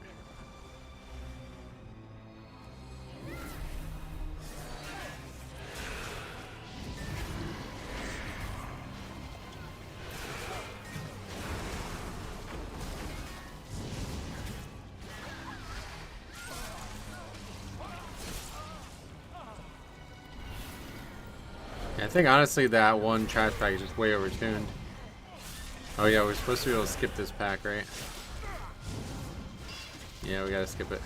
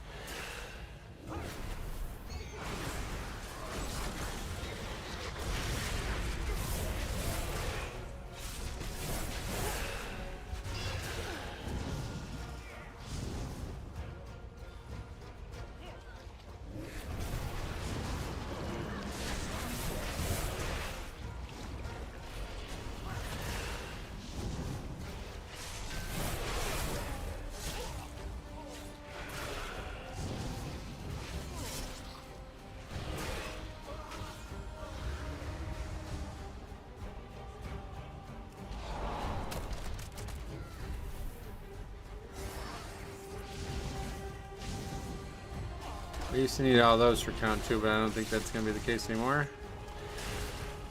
Though we might have to pull them just because they're going to get pulled anyway. Yep.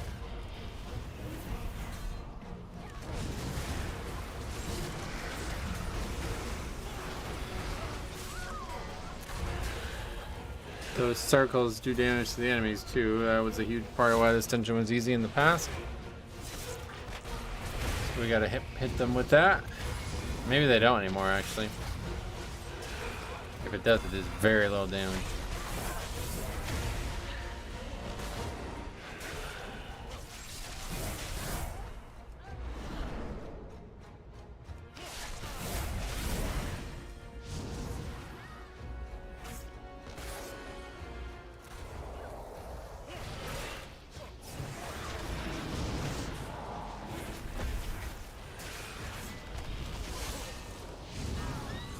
Get this stupid fucking shield again and we keep missing this kick.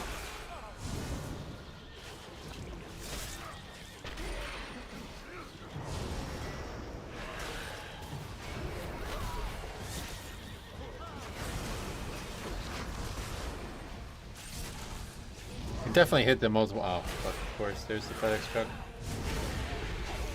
Alright, I have to run downstairs, so most of the people are in the chat, so can't miss this. I'll be right back, sorry.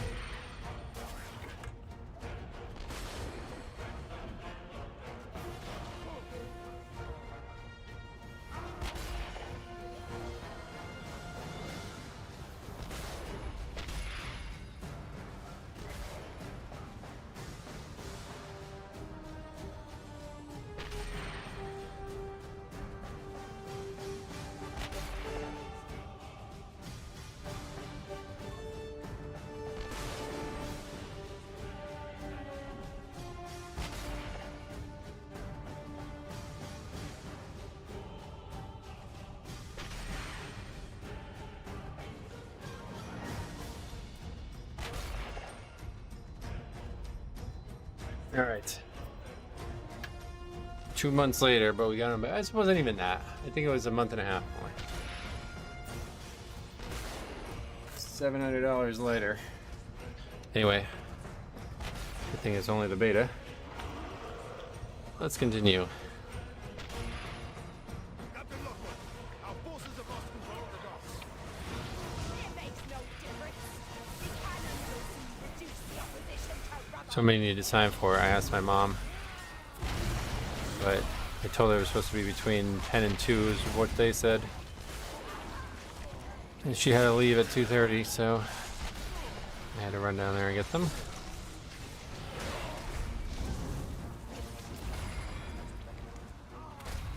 Don't have a lot of luck with FedEx, so usually they end up fucking it all up, but we got them.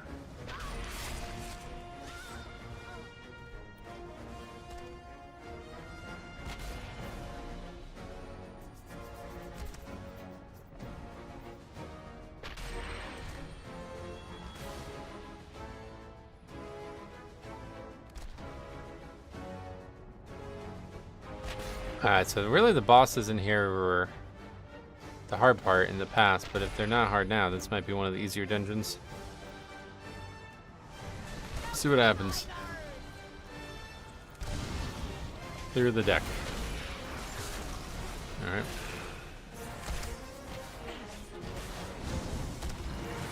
Just a frontal, I guess.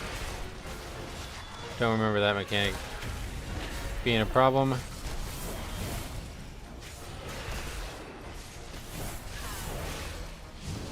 Yeah, it's just a frontal. Funk Loving. Thinking of tanking for the first time in the War Within. Would you say Blood DK is a new tank-friendly class? No, not at all. But it's very, very fun. So if you're sure you want to play it, you should give it a try. It will be challenging, but if you're 100% sure you want to end up with Blood DK, then yeah, you'll find some fun ahead of you.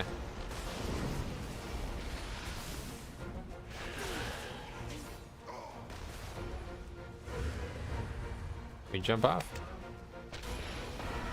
Yeah. Just clear the deck, target the tank? No, it doesn't look like it. It's just a random player.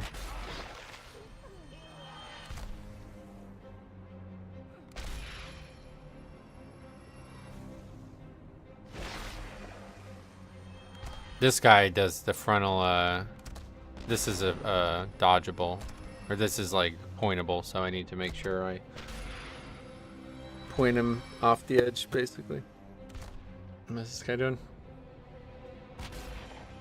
Clearly the deck was always a tank frontal to sidestep. Oh, was it? Well, the first one didn't target me, so I don't know.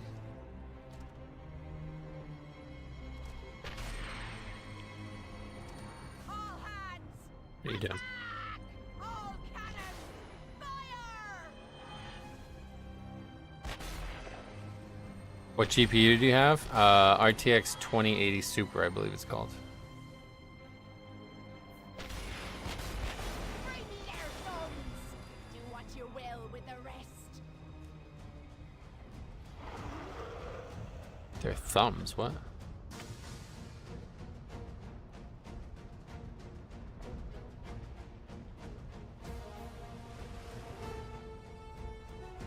So yeah, what do you normally, you go around here, right? You jump here. Seems right. Okay. So that fight, we just had a couple deaths to the tank mechanic and that was it. Otherwise, didn't really learn a lot.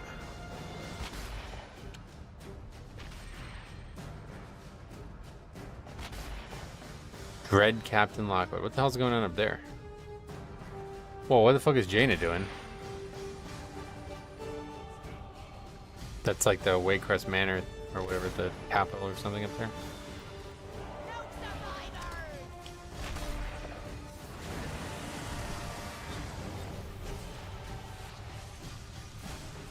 Yeah, looks like it did face me that time. Maybe I just didn't like have threat properly in the first one that hit the evoker.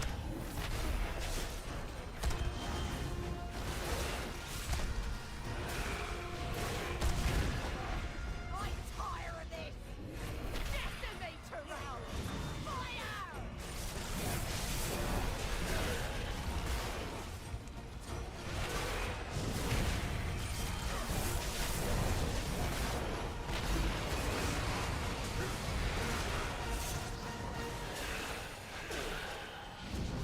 Yeah, it's a lot better. Oh yeah.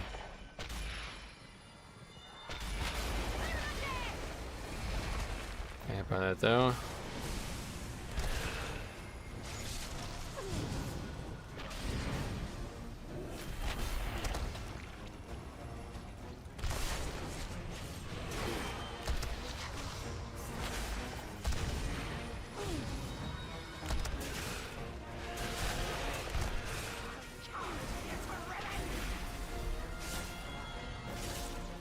Yeah, it does look like it always hits me. I guess maybe the first one I just misunderstood what happened.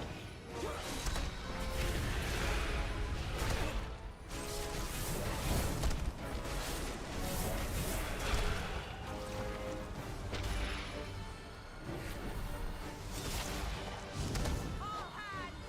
Attack! Decimator round! Fire!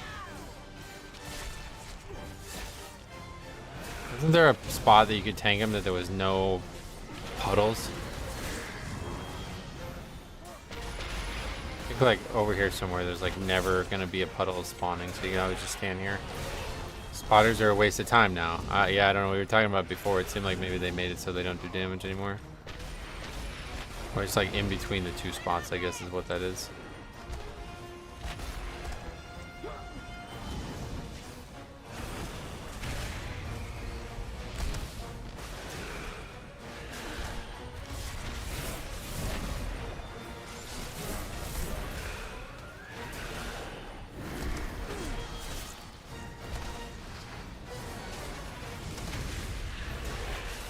Alright, well that was very easy.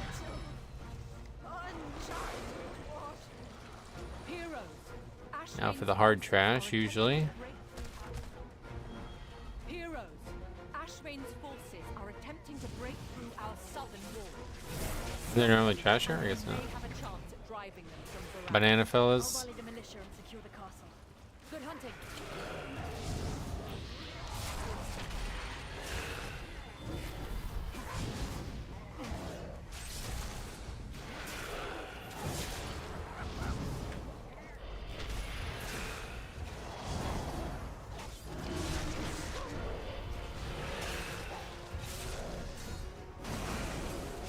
Did you run Mists at all? Yeah, we did. We actually upgraded on 10. I got my portal. It's funny. Oh, what? Didn't think I was too close to that.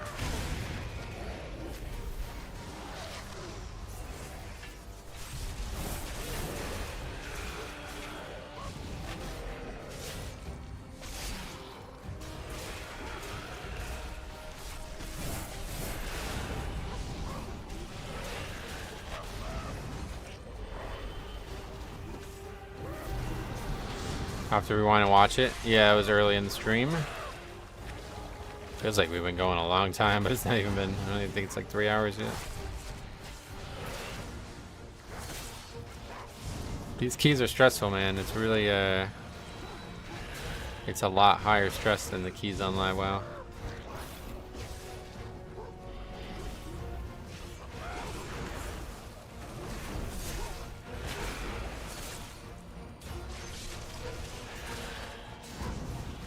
This timer is fucking ridiculous, though. What the hell? I know we got... Oh, I guess it's the 22 deaths shit, though, huh? I know we got 22 deaths, but, like, holy fuck. We're not even going to come close. We wouldn't upgrade it if the third boss was the last boss. It's crazy. 22 deaths really fucking add up, I guess.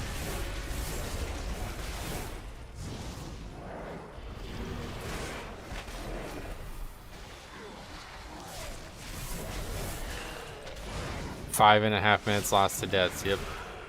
Wasn't the slam used to be a frontal? Now it just hits everybody?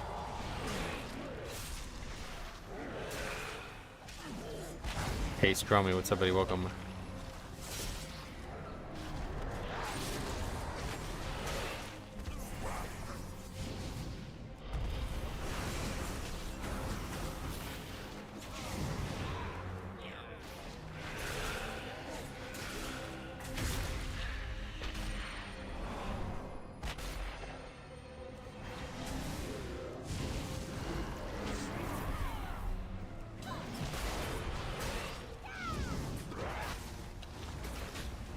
This ain't gonna work.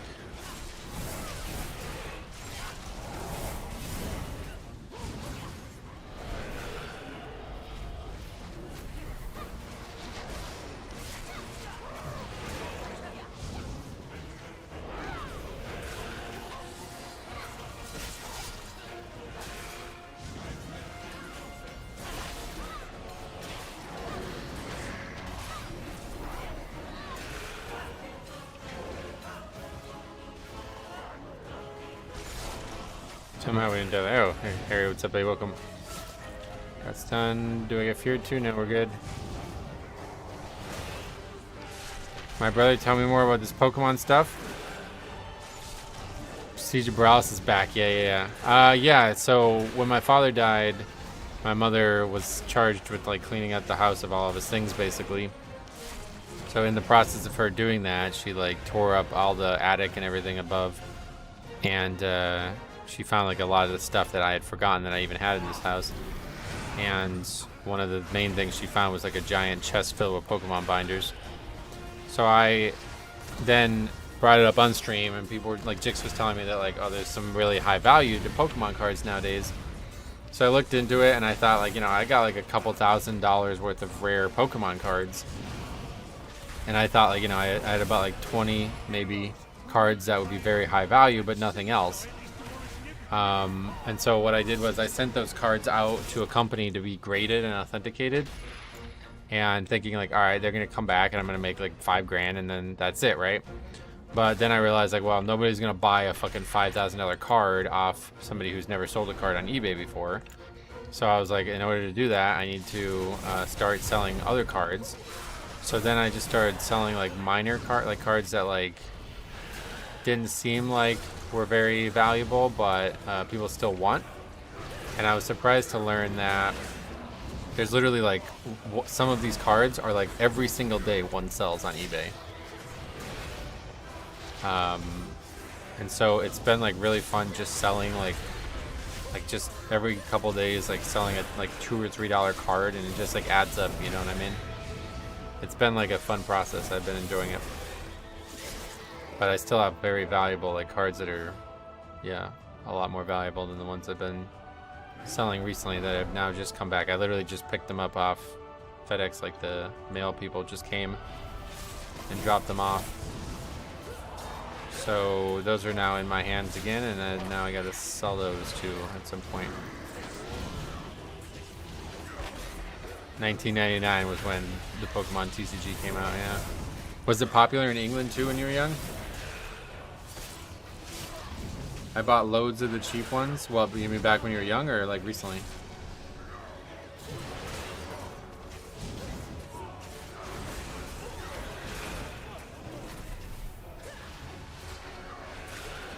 Because yeah, if you still have them, they could be worth a good amount. I'm missing all the shinies. I've only got Ninetales. You mean you're only missing Ninetales? Because I have a Ninetales.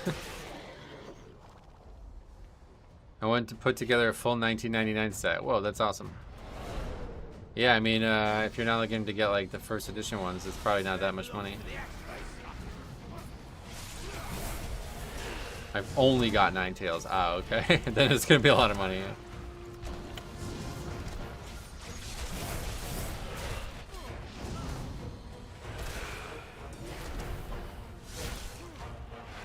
Unfortunately, it seems like very difficult for me to sell them from United States to non-United States. But yeah, it's been really enjoyable so far. And just a small amount of money coming in. So then anyway, after I did that, I realized like, well, eventually I'm going to run out of cards to sell. So at that point, what do? Well, give up, I guess, was my first thought. But I said, you know what, fuck it. I'm going to reinvest the money I'm making on this right now into new cards. And then hold on to them and hope that their value will increase to the point where then I could down the road do this all again. And that particularly became attractive to me because of the newest Pokemon set called the 151 collection or whatever. It is all of the original first generation Pokemon again, which like obviously are the Pokemon featured from the base set, the original one that's so valuable now. So I'm like, yeah, who knows, like 10 years from now these cards could be worth a lot more. So on my third channel on Ace Games TV, I've been uploading me on unpacking them and like reacting to me, like what I've been getting and stuff like that. It's been pretty fun, but it's also been a little bit frustrating because I've spent like probably like $350 on it now, and I still have like a lot of commons that I don't own at all, and it's really dumb. But other than that, it's been really fun.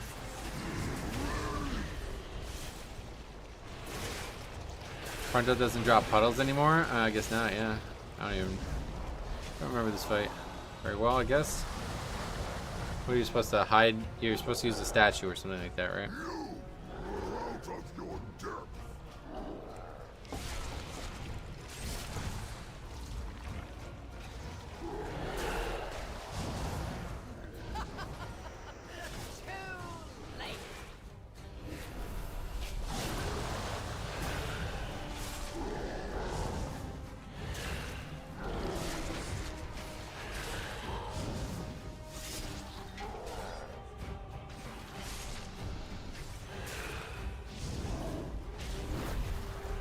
But yeah, like the first TCG product I bought, I ended up getting like $100 card that from a package that only cost $100. So I kind of, as soon as that happened, I was like, now I'm deep in it, you know, like now I'm like, oh man, maybe I can actually make some serious money off this. But it's pretty unrealistic. It's just for fun and mitigate the cost a little bit by selling them. If I can get the channel partnered again, for some reason it's unpartnered, then I feel like it could be a pretty good way to make money. Like, buy the package, $100 or whatever, open the cards, maybe you get like, you know, probably at best you get like $40, $50 worth of resellability right now, and then, you know, maybe the video makes like $5 or $10 each, you know what I mean? And then it's like you're kind of just gambling to break even there, and I think that could be fun.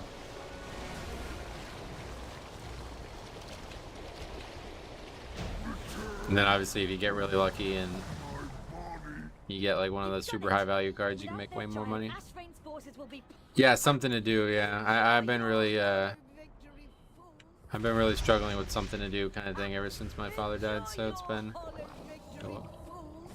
Without the What are these mobs? Borderland fleet, you have no hope of defeating me. What is this nonsense? We're like way over count here. This is an alliance only thing? Their gate has fallen. Reach the city and slay all who oppose me.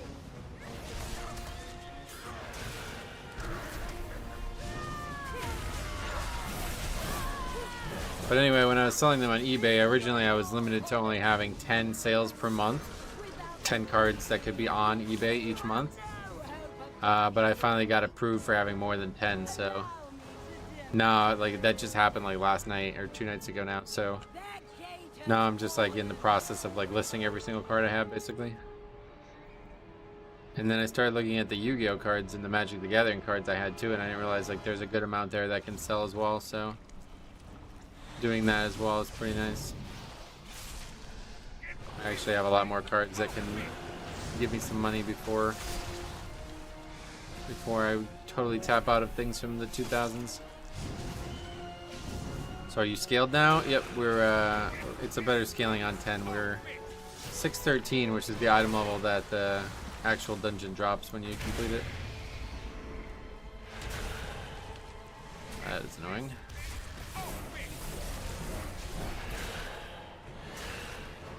Great, BFA had amazing dungeons and had awful dungeons. It's kind of weird. Isn't somebody supposed to be over there attacking that? You used to have like one person sit on that the whole time, right?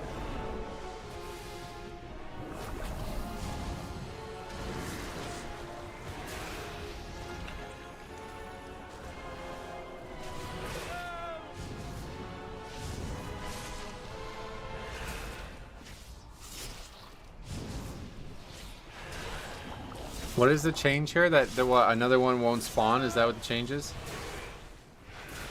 There's only a single tentacle each time, and that's it.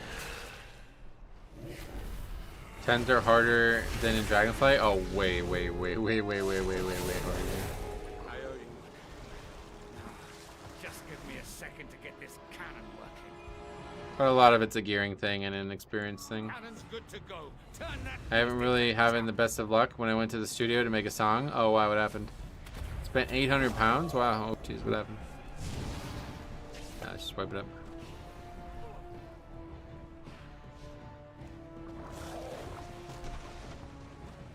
Seems like it. In BFA, it was up to 4 tentacles per platform. Yeah, I think there's literally only 1 now. That's a huge change. They sent me home. They won't let me come back until I practice more. Wait, what? You paid money and they said no?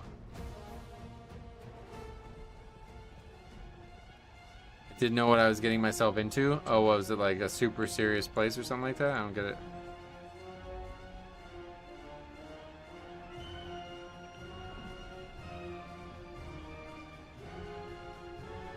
Super serious. It must be if they fucking take your money and then don't record your shit. That's pretty hardcore.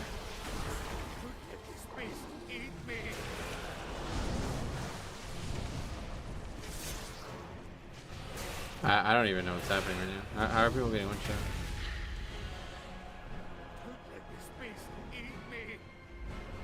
He won't let me come back until I voice not him me on the beat. He made the beat in front of me though. Wait, what? Oh my god, why would you leave now? Alright, I guess that's it then. I think we saw everything we're gonna see there, it's fine.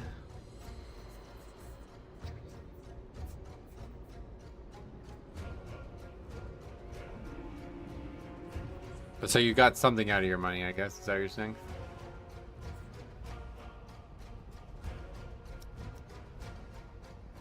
I gotta practice. Well, let me know if you need any help practicing. Okay, so like your money's still good. You can just go back and record whenever you're good enough to do it, basically. I didn't know what I was walking into. I don't know what you're walking into either. It doesn't make sense to me, but... Nevs, thanks for coming, buddy. I'm gonna do at least one more today, so it's up to you if you want to come again, but Probably do, let's see, the City of Threads one. We haven't done a lot either. I want to practice that one more. My money is good, but it's been a month and I haven't practiced once. Oh. All right. That sounds like you, honestly, so I guess not surprising. You left us? I was the monk? I know, yeah. It wasn't me who left. It's a China guy. Or whatever language that is. Alright, anyway, let's try it again. If you guys all want to come again, you're more than welcome.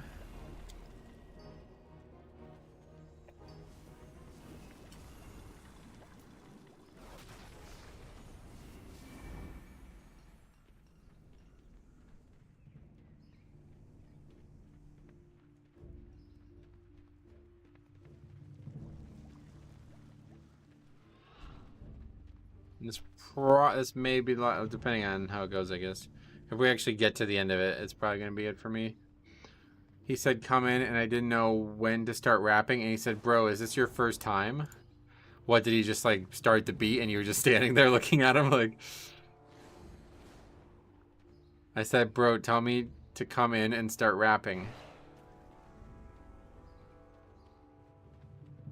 So can you go solo like 2s to test good routes? Not really, no. You're scaled to such a low item mold that even a 2 would be very dangerous.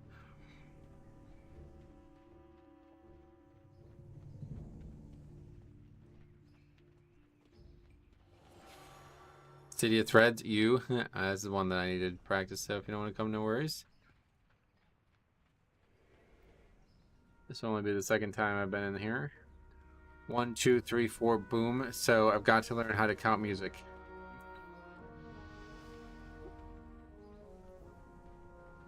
What does that mean? Like, you still need to know when you enter a song no matter what. Like, you don't want to start rapping over the intro or something. If you like... Usually when they, like, from what I could, I'm obviously not into rap music, but usually what I can tell when people do, like, freestyling, they just, like, loop a beat over and over again, and you just catch every hook of it. Like, it's like just a single refrain, and it just repeats over and over and over again 100 times, so there's not anything to know about when to come in. You hear it, and then you go whenever the beat, like, refreshes itself. It's just so much role-playing in the dungeon, and so much walking and not fighting anything. Oh, yeah. My song didn't match the beat, so I'm going to have to change the lyrics. Oh, yeah. All right, I guess we're just inviting these guys. I thought I was going to go there and rap, and he was going to put my words over a beat, but he said it doesn't work like that. Oh, no, of course not. I mean, not unless you're able to keep the time signature in your head. I mean, it could work like that, but that's going to be like 10 times more work for them.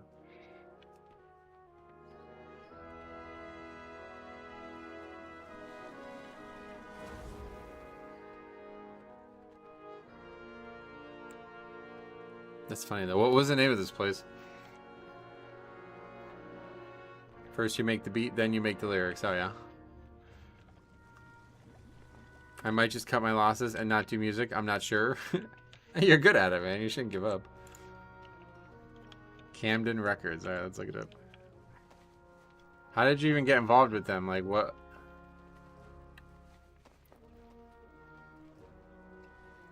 Like what caused this to be something that you didn't expect? I found them on Google. Oh, okay. So you just kind of got unlucky and picked somebody that was way above your... A budget recording label of RCA Victor, originally created in the 1950s.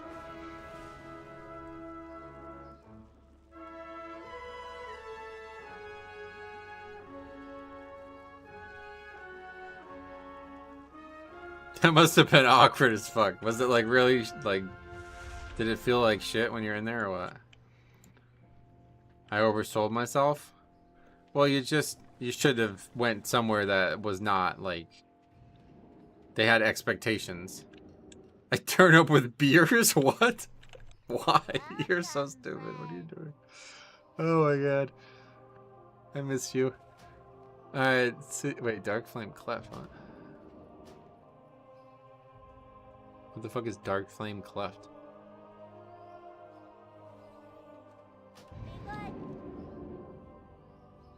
What the hell is that? Why am I going to the wrong dungeon?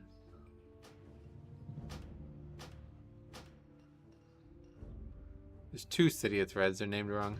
Careful out there. The way they looked at me, I can only imagine. Right, that's what I was saying. Like, if you just went to like some chill dude who was down to actually jam and help you out, it would have been fine. You basically paid like a company that probably has like, they probably have like dozens of people come through there a day, kind of thing.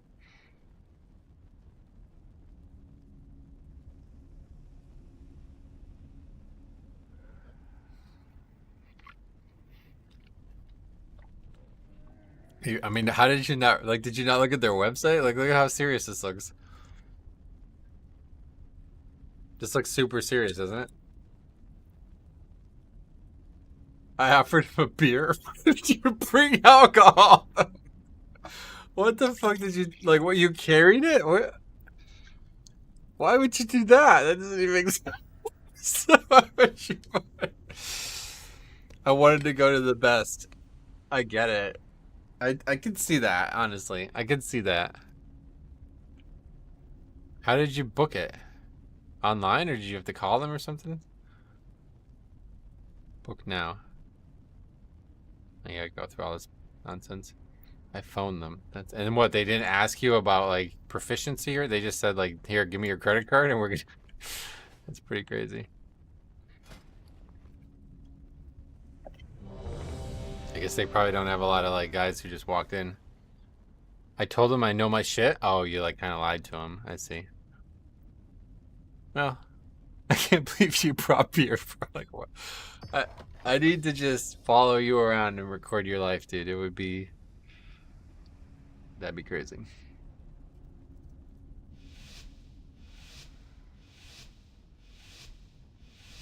How did the process go when you did that other song? Did it go in the way that you described it, where like the guy made the beat for you after you rapped? Or did you actually rap over the beat on like live and then he cut it?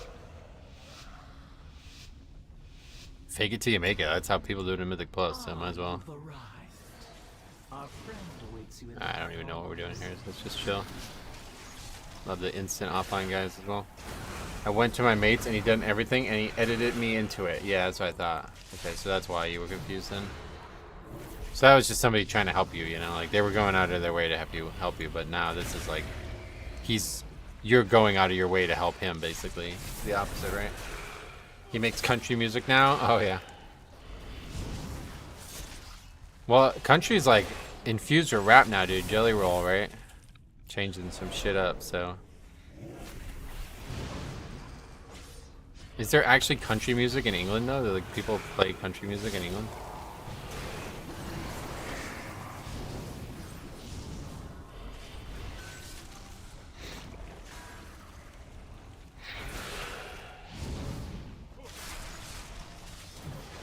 Okay, so this is like the new very heavy caster dungeon. Extremely heavy.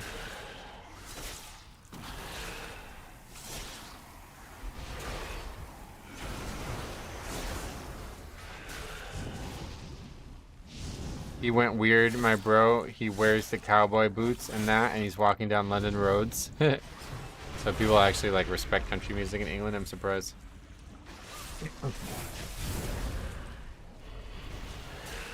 He did send me some things, but they were love songs. I said, mate, my vibe is party. It's funny.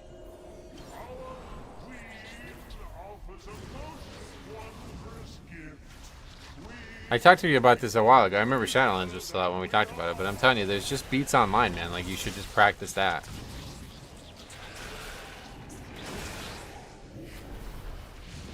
Just go find free beats and just rap over them and upload that shit on YouTube and see how it goes. I listen to bluegrass music sometime, and I'm from Sweden. Oh, cool. Yeah, bluegrass is... I liked bluegrass when I was younger. My dad played it. Played alongside it mostly. He never really played it, but... I don't even really know what we're doing. Just heading to the first boss, I guess. I know, but I don't listen. Everyone told me not to spend £800, but I didn't listen. I thought I was going to get my handhelds. Yeah, no doubt. I could see why you'd think that.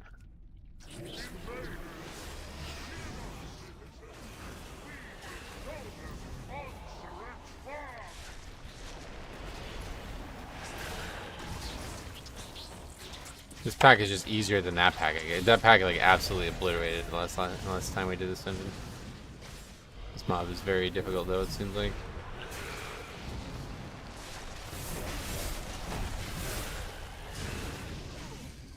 I make rap beats as a hobby. Nothing that is really incredible though. Oh, yeah, he raps over house music for some reason.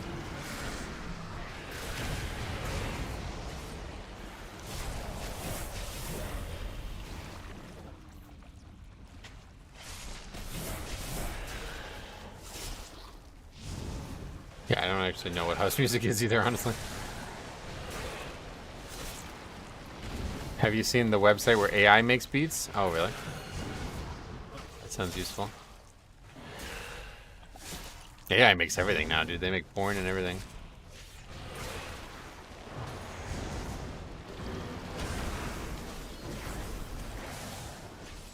Pretty crazy. When I was young, AI was only Allen Iverson. Now it's everything. Talking about beats? Yeah, hook him up. You won't be able to link it here, so just tell me what it is or send it to me in Discord and I'll send it to him.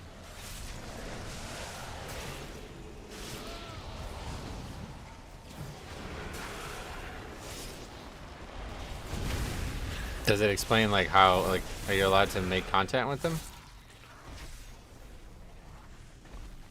Yeah, just the name, perfect. Don't be sending me a virus, I got enough of them. How many do you have? What? Do you not know who I am? Who's challenge? Riddled, oh shit. How's your health? Everything alright now, or is it still not progressing in a way that you would like? I was going Glastonbury. It's a city, I imagine. Everyone bailed out on me. Oh no.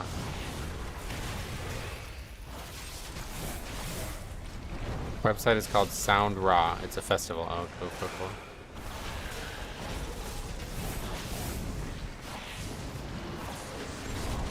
Sound Raw. We'll take a look at it.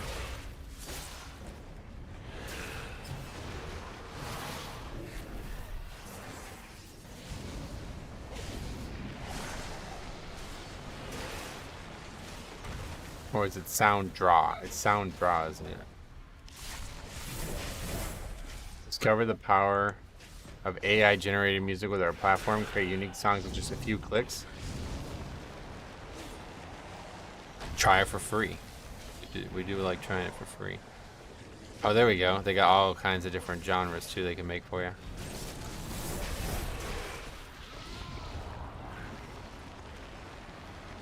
But I still don't know what house actually is. There it is. Okay, coming back. Oh, there's already some on here.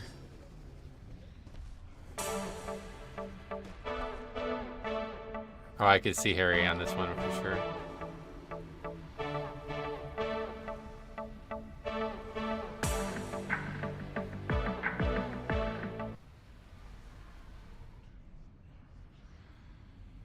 Angry?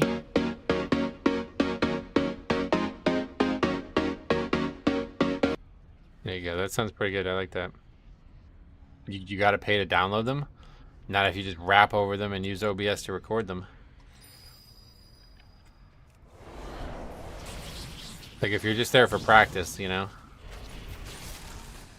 I mean, he just paid $800 on pretty much nothing, so I don't think he's worried about that part, though.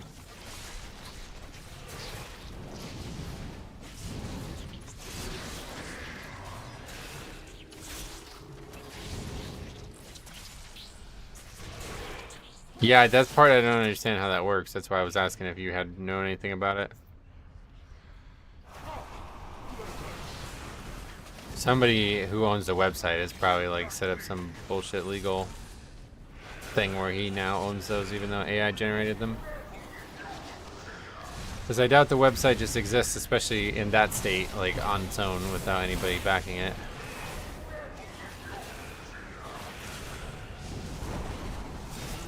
I don't write suit rap? What does that mean?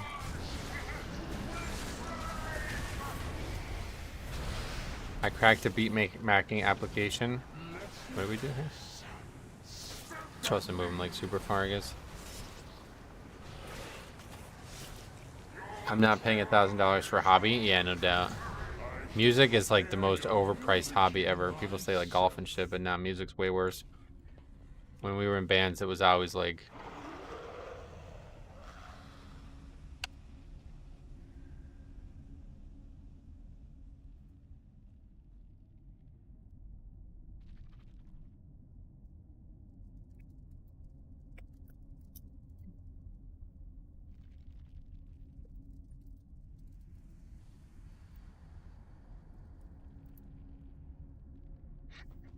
Don't do 10s if you don't know class or dungeon. Okay, bro.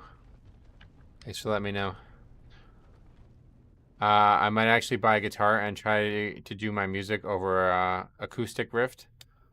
But I'm already a lot of money in. The thing is, I'm only paying this money because I believe I can make it. I know you can make it, yeah. You just gotta get it done.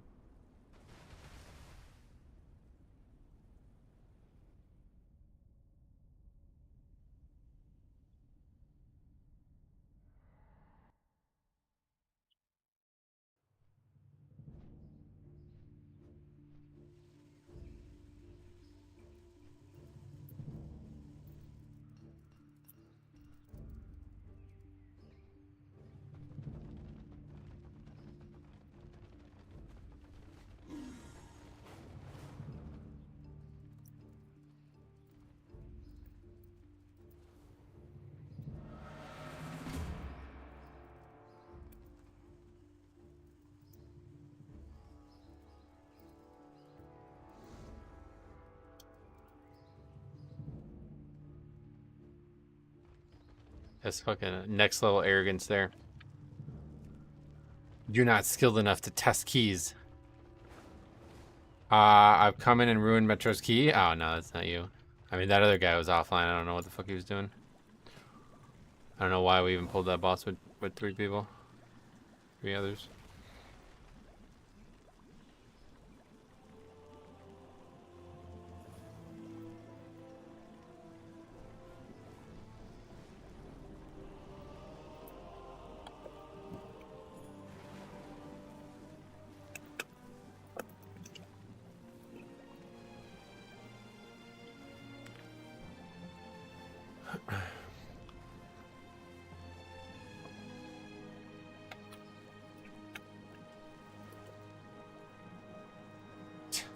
Idiots, man. Also, imagine telling one of the top bloody kids to learn his class. No, it's not like that.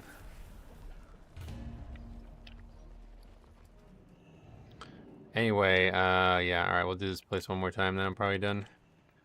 Did you do any talent changes? I did, yeah. In fact, I got it. Thank you for reminding me. I gotta remember to change this back as well. But yeah, I'm getting rid of Gorfiends for now. Just doesn't seem like a good investment. I pretty much never used the spell. So I got rid of Gorfiends for now. We took Improved Bone Shield and Fall Bulwark, which is like, wow, night and day. It's so much better. Those 2 talents. I honestly, this might be what I end up with on Live WoW too. Oh, I'm also trying Blood Drinker, but yeah, I don't think we'll stick with that. Blood Drinker is really, really, really good for like a single target defensive spell, but it's not something we need in most keys. You need it for the affix though? Yeah, but this affix that we're testing right now doesn't, like, it's not that one, so it's probably like a week-to-week thing. Like, I might need to take it for the affix, but honestly, like, I tried to use it for the affix, and it's just like Afflicted was, or Incorporeal, whatever one. It's just like Incorporeal was, where like people don't allow me to use my spell. Like, I can do it, yes, but if I'm not gonna get all of them, then what's the point of using Gorfiends? I might as well just use Blinding Sheet. It's cool because you can get every single one, but like 90% of the time the affix came out, somebody else got a big chunk of them anyway, so then there's only like 7 left. And then at that point it's like I'll just use Blinding Sleet.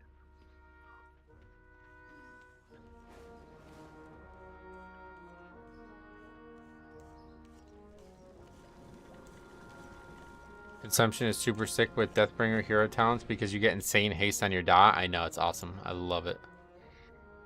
Gorfine seems really good in coordinated groups. Yeah, in coordinated groups, you'll just get every set yourself. Like, but if the other players are already blowing their AoE CC, then there's no point in me even having Gorfines for it.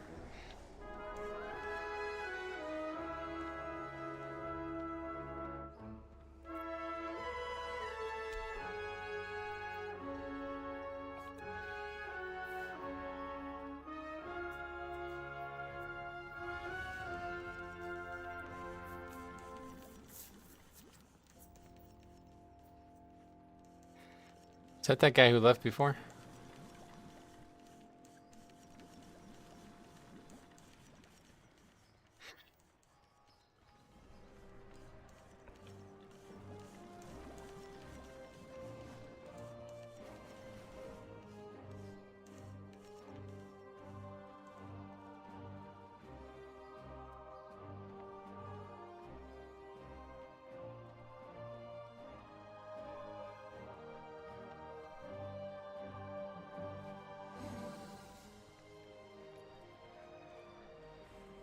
I guess this isn't too popular. I'm surprised. I thought the views would be higher on these streams. I gotta get the work in anyway, though, so not a lot of option, but we have learned a lot, that's for sure. I feel like I have learned a good amount.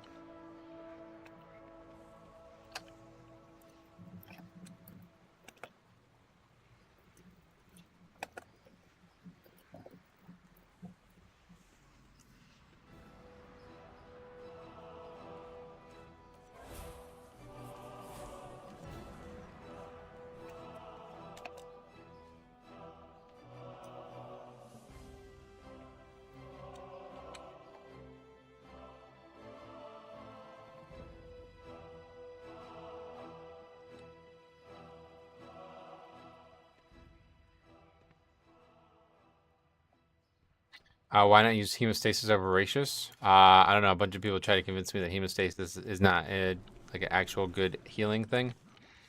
What would you say? What is going to allow me to Death Strike better? Hemostasis or Voracious?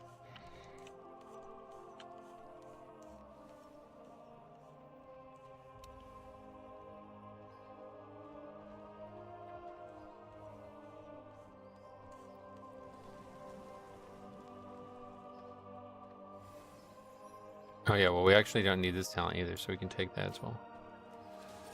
Yeah, I didn't realize we can actually drop 3 talents on that side. This may honestly end up being the build that I stick with. This build seems way more stable in terms of defense. The other build's like more of like a utility or maybe even an offensive focus build. Mostly just like a utility thing though.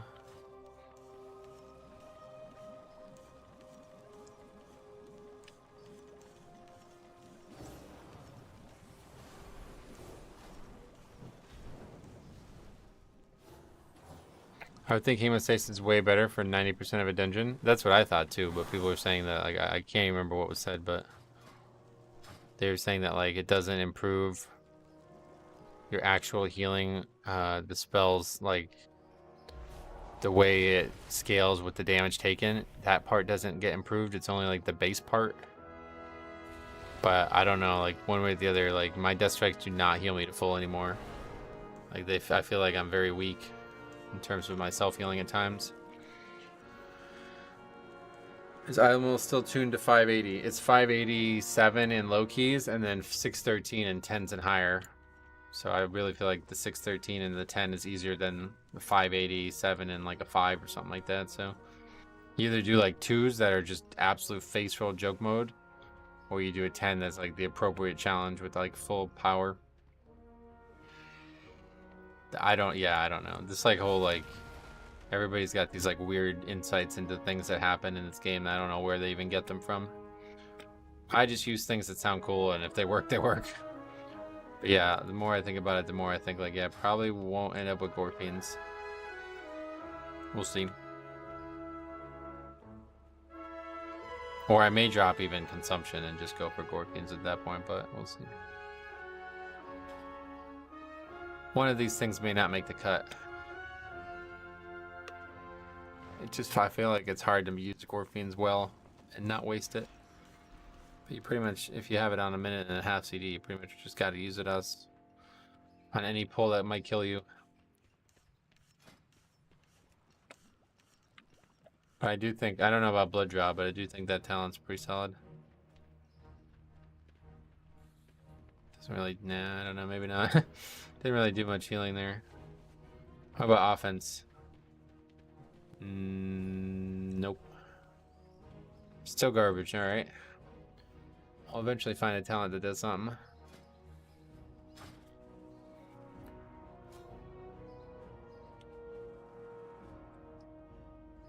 There isn't really, yeah, like there's not. This one, I guess. Try that, I guess. Other than like Death Pact, there isn't really any other talent that I would say is maybe Death's Reach, but it's just not needed.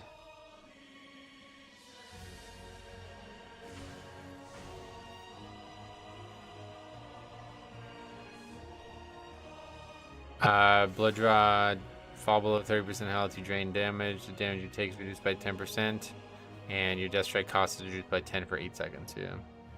Why no A-Bomb Limb though? They nerfed like the main reason that I ever took it, so just basically just an offensive spell now. Don't need that. We got a crazy good offense as it is.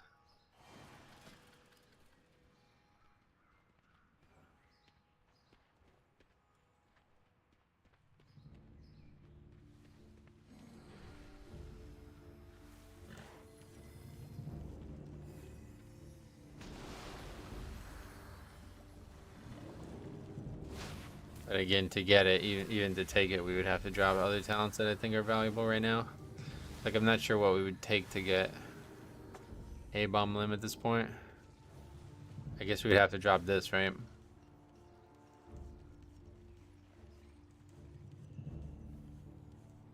You have to drop this and this to get A-Bomb Limb. Maybe this, I don't know. I feel like this sounds really good on paper, but maybe it's not.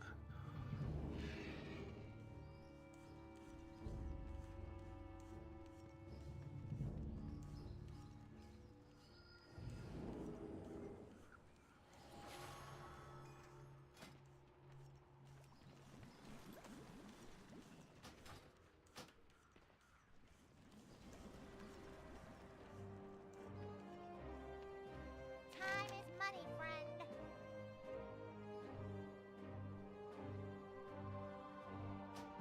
Alright, hopefully we can get deep into this, and this will be the end of the stream for today, and probably the last time we get on here unless they make any crazy changes.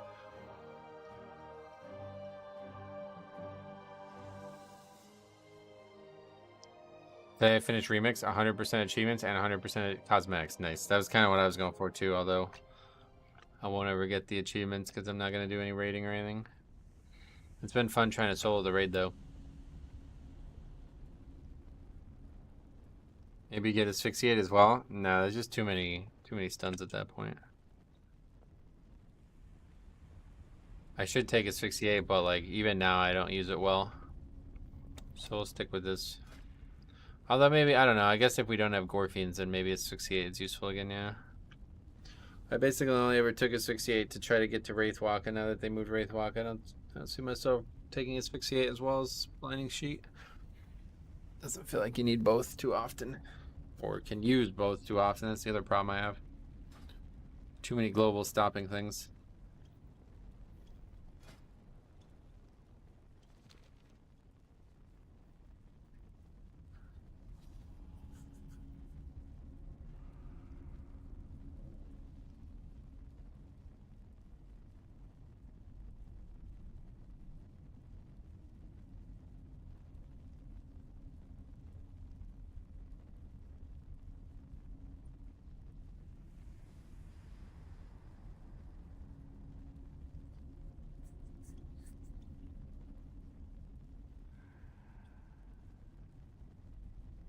Reputation was the hardest for me. At this point, raids are like dungeons. Yeah, I know. That's why I don't have any interest in doing it. Why was Reputation hard? After they nerfed the Xiaohao rep, the reps were all jokes. Single target stun is very conditionally good. Yeah, but so does, like I said, Blinding Sheet is basically like anywhere the single target's done works. Blinding Sheet works too, and if I'm expected to use both, like pretty much on cooldown, it's just like we're just like really eating into globals that I need for other things.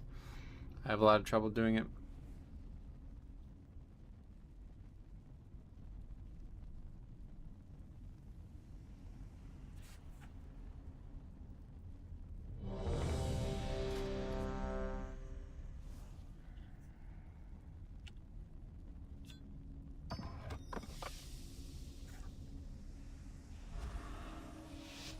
I didn't focus on them all that much. I was prioritizing rating for the bronze and for the cosmetics. Oh, gotcha. Yeah, I guess if you don't have the buffs from Live WoW, then you needed to really do the dailies every day for some of them, huh?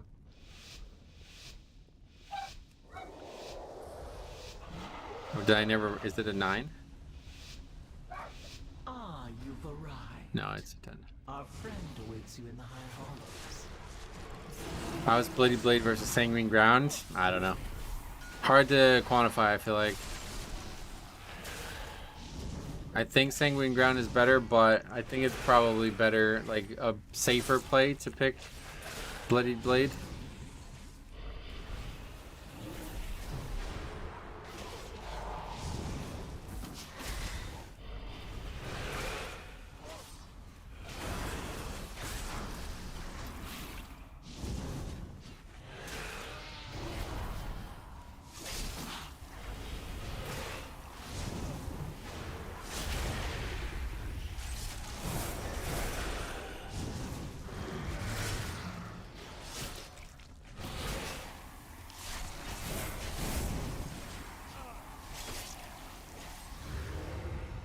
Our queen offers a most wondrous gift.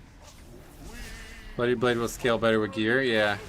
It's more passive is what I'm like. Because when you drop Sanguine Ground, when you have Sanguine Ground, it means you have to make sure you're always in D&D, and you always have to make sure that you're, you know, all your death strikes are in D&D and all that stuff. Like, whereas this is just, it just happens, and that's that.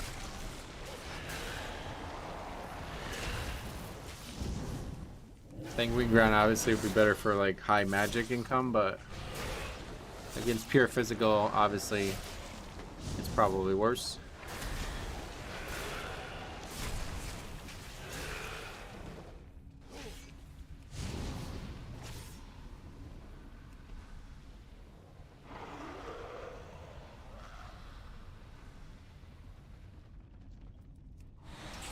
invaders. Fear not, citizens. We will show them monstrous fun.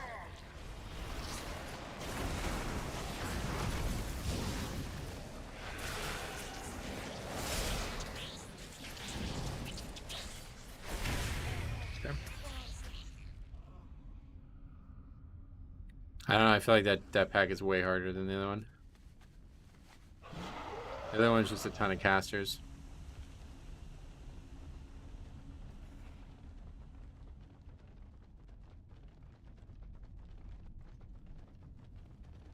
Plus there's this fucking patrol here. I don't know what you're meant to do about this.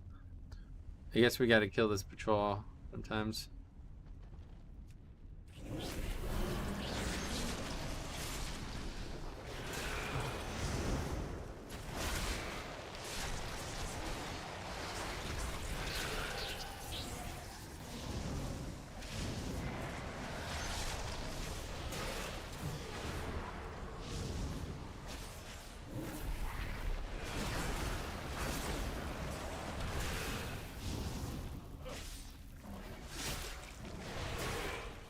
Why is it even over that way? You can go that way too?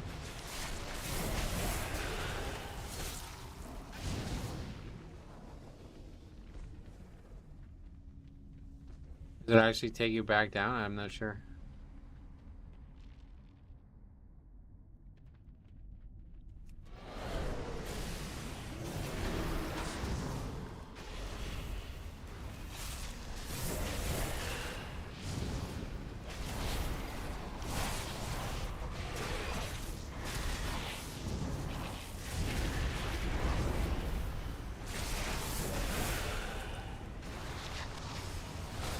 I guess these casters are just destroying people though.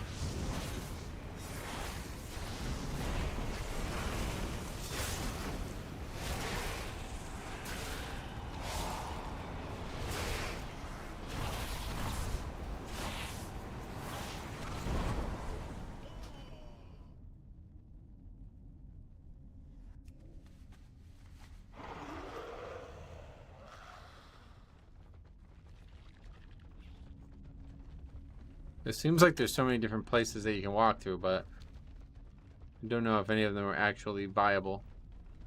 Like that way might be safer. What mob type is that? Oh, another one of those guys. Let's see what's over here.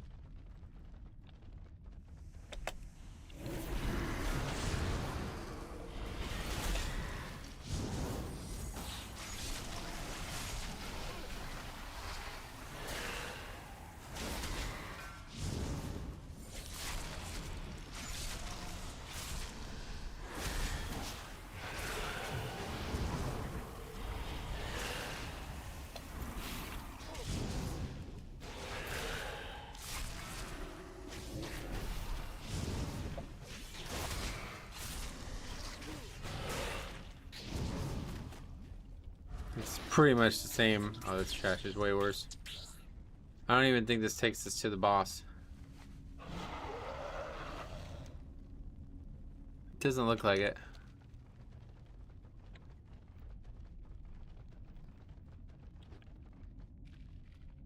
I don't know. Very confusing.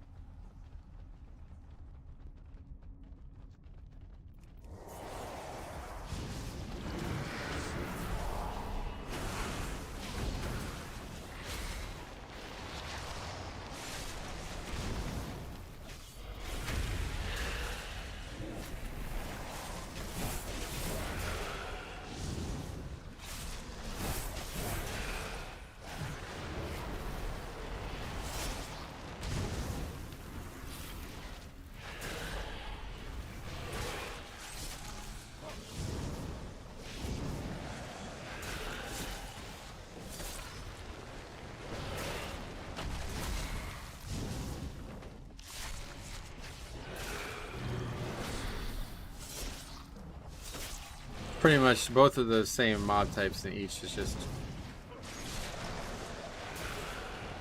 the main guy is the harder one. Or and Tyrant should have been after 12. No? What do you mean no? Are you asking for my opinion on the matter? Or in my opinion they shouldn't ever exist, but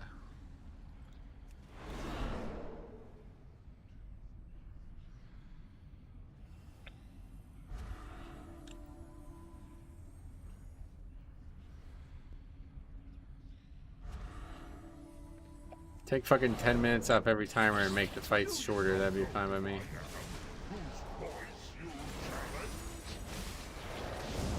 Like was said that they were going to be after 12. No, it's after 10. After 12 is the other affix that makes everything 20% harder.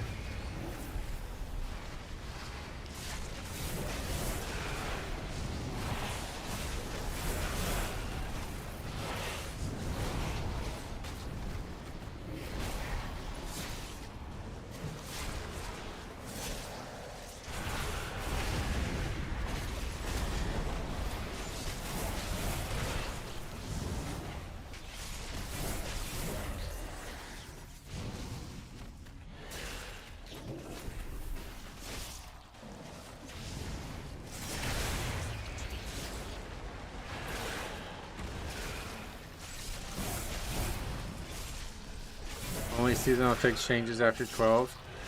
For entire time penalty stays. Correct, yep. This affix gets removed.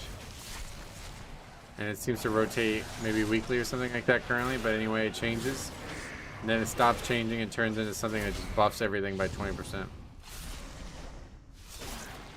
These mobs should be leveling up from all the player kills. They're getting a lot of experience.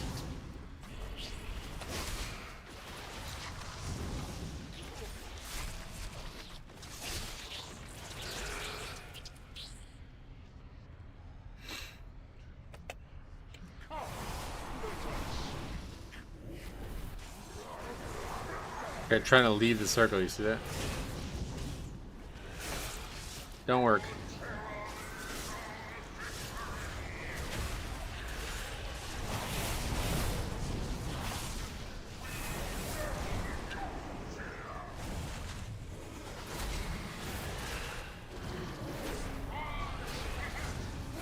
Is it this that we have to move from? I'm not sure what's what. Yeah, it's this. You have plenty of time to move. That guy was wrong.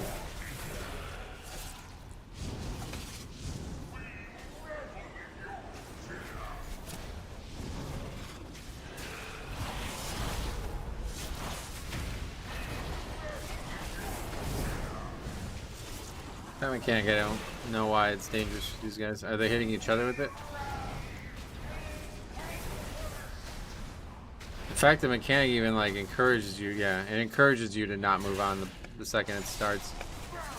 Because if you do, you're gonna get stuck and pulled back. Pugs are gonna have some real fun with this BS. It's gonna be the hardest season ever, no doubt. No doubt about it. Pugging may very well be dead after this season. I would expect to not have all 12s upgraded by the end of the season in my playstyle. We'll see. We'll see how it goes. I shall prepare your eulogy myself.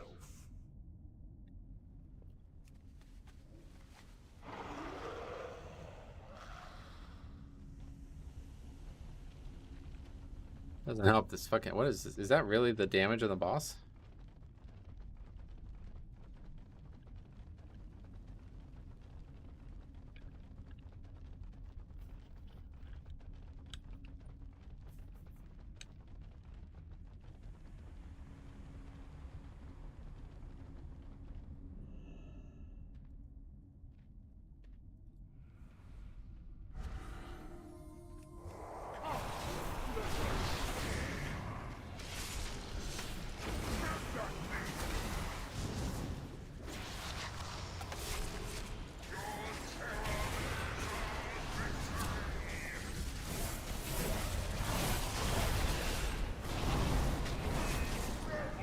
Those guys aren't seeing this mechanic, I guess.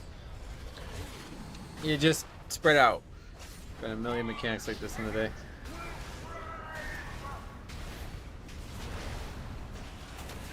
Blessed, I shall prepare your eulogy myself.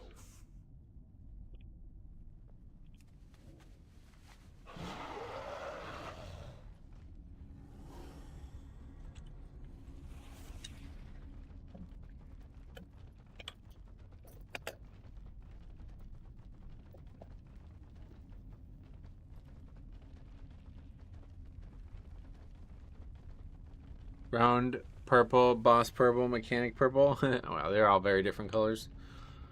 Those people are simply just not paying attention to their character shooting out those balls.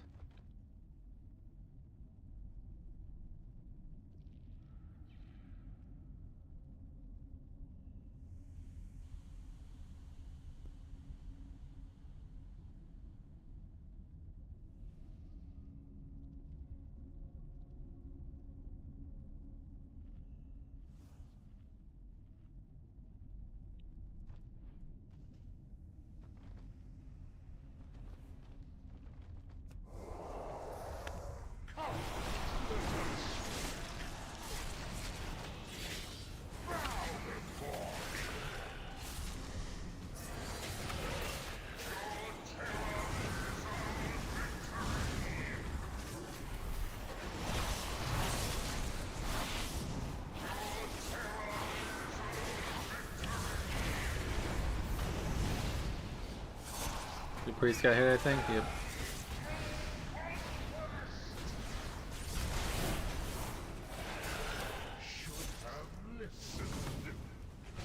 That's right. This is probably one of the easiest mechanically.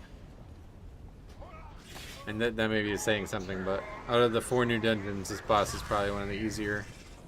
I would say it probably is the easiest one mechanically. Very straightforward. It's just hard because there's such a small amount of room. I think they could give this another yard or two and it would be a lot more fair. It's gonna make some people play really bad on this fight.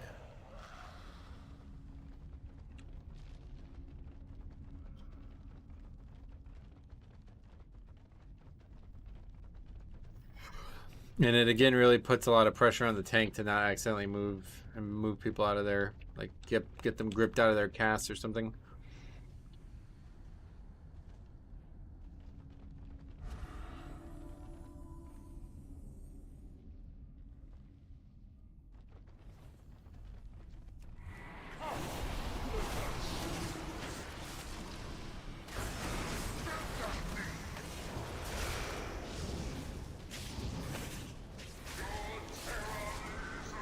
It's also a pain in the ass, like, to pull.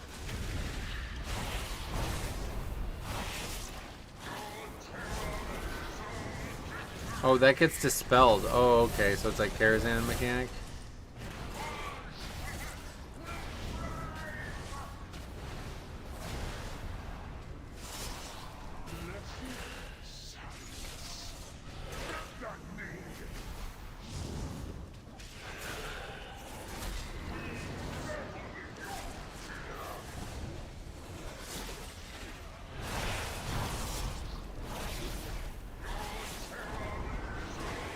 We mass dispel it. That's interesting.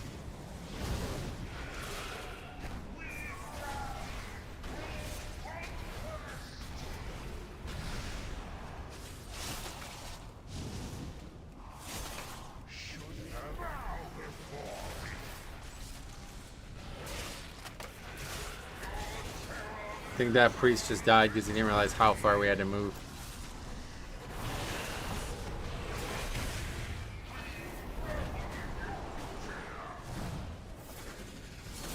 Very easy fight though. Doesn't even seem to do much damage. Like that's without a healer and only one guy even ended up dying. The only hard part is about the tank's positioning of the mechanic. You pretty much need to move the full duration of the radius's wall away because if you don't, people won't have as much room to stand. So we're gonna really run out of space quickly here. I think what we want to do is start him over on the left side or something, maybe.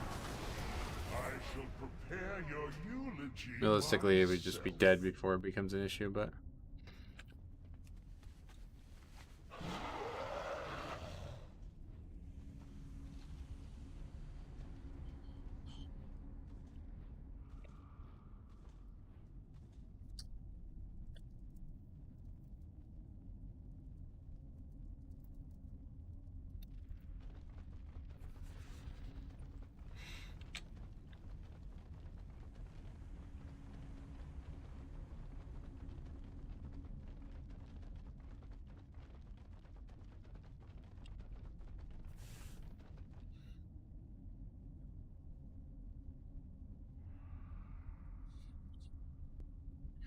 Guess we'll never know. Alright, well, I think that's enough. We did have pretty good success today, I feel like, but just kind of feels like a huge waste of time. Nobody's out here to actually try to get better. I get it. Usually Mythic Plus you don't wipe 3-4 times. But it is frustrating. Probably the boss we learned the most, thanks to people being patient, was that Stonewall boss. Learned a lot about that boss, so... Oh, Harry's still here. How are you liking House of the Dragon? Oh my god, it's fucking great. Dude, that second episode? Oh. Unbelievable. Unbelievable. The ending to that second episode, or like the near ending, was... Yeah, that's one of my favorite things in all 10 seasons of the 2 shows now. You like the first one more? Oh, really? The first one was solid. You didn't know what was going to happen at the end of the first one, I guess, right? See, I already knew what was going to happen at the end of the first one. And it didn't really live up to my expectations of it, let's just say that. So it was good, but it was still like, I'd say like 8 out of 10. But this one, 10 out of 10. Yeah, you didn't know anything. Yeah, what was your thoughts on the ending of episode 1? Like, was it very shocking to you? Because like, I didn't really look at it, like, to me, like, it's Westeros, like, killing a child is... still probably fucked up, but it's Westeros. Like, you know what I mean? Like, you've seen some crazy shit, so I didn't really feel like the way they handled it was that crazy, but I know a lot of people were really shocked by it. But yeah, I thought she gave the girl up, she gave the heir. So that this is part of like the reason that I was disappointed with it, because in the books he has 2 sons and they're both in bed there, and she tells them to kill the younger of the 2 sons, so not the heir, and then they kill the heir anyway, and like they basically give her a shot, like, tell us which one you want dead, and she asks them, like, she tells them to kill the youngest son, who's only like very young, who's like 3 years old or something like that. And then they kill the older son. And then now every time she sees the son who lived, she knows that she basically sentenced him to death and he's not dead. You know what I mean? So that like is a huge part of her character arc. And they kind of just skipped right over that. But I think they're probably going to keep that going. Like that feeling that she's having now in the show, like where she's like super anxious about being around anybody at this point. I think that's kind of what they're going for with that. But we'll see how it plays out. Who knows? But it was supposed to be way more brutal, because not only was it supposed to be like physically disgusting to see the child die, but then like mentally torturous to see the aftermath of the fact that like she's like, kill my son. Oh, you killed a different one. And like the guy was like, hear that, your mother wants you dead, and then they let him live and kill the other one, you know? They couldn't grab me like that. Yeah, that was her children, yeah. That's Helena. That's Aegon's wife. Her sister, his sister wife.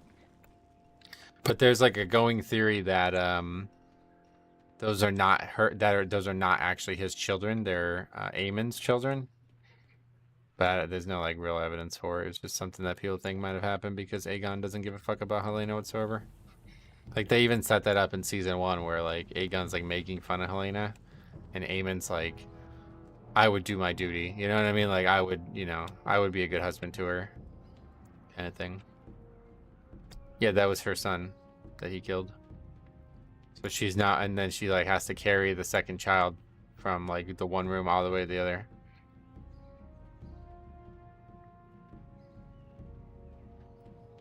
She should have gone down fighting. Well, she's like, you know, I think she's like meant to have like autism or something like that in this show. So she's like not, like if you rewatch it, like you'll see like she didn't fully understand what was happening, I think, for like a good portion of it until like he actually does kill the child. The look on her face makes me think that she's not like fully aware that this is about to happen and why it's about to happen. Like I think she's like relatively unaware that there's a war going on as well, based on the way the character talks about certain things. But it could just be like mediocre acting, maybe, I don't know. But all the other characters are so like fucking let's go kind of thing, you know, and she's just like sitting there knitting. It's like you're aware that everybody's gonna kill each other. But bro, where are all the guards? So this is really important, right? Do you know where the guards are? They were moved away because Kristen Cole was fucking the queen. Huge, right? That's a huge part of the story. The guards were all sent home because Kristen Cole didn't want anybody to find out that he was with Alicent. So they even talk about that in the second episode, like, where were you? He like, one of the, yeah, he said he was asleep, but he told them all to go away. Like, he was not supposed to be asleep, you know what I mean? I hope the king finds out. I don't know that he cares, to be honest. I don't know what they're doing with this because I don't remember that part. I don't remember that part from the readings. But yeah, Kristen Cole is meant to be like the most hateable guy in the story at this point. He did like I think like George Martin is influenced by characters like this way more than he like. I remember reading a thing about him talking about like characters that influenced Jaime, and one of them was Arthas from the Warcraft universe. He listed like a bunch of characters though, but like I think you see that type of character in all of his stories. Like, you know, this super attractive and like very like he looks like a noble person on the outside, but he's actually just like a total scumbag on the inside. He does this in a lot of his characters. So that's just like, yeah, Kristen Cole. Like it doesn't even make sense. Like, why is he so immorally corrupt? Like, he's so backwards. Like, he's talking about things that are just not conducive to what his character is actually doing.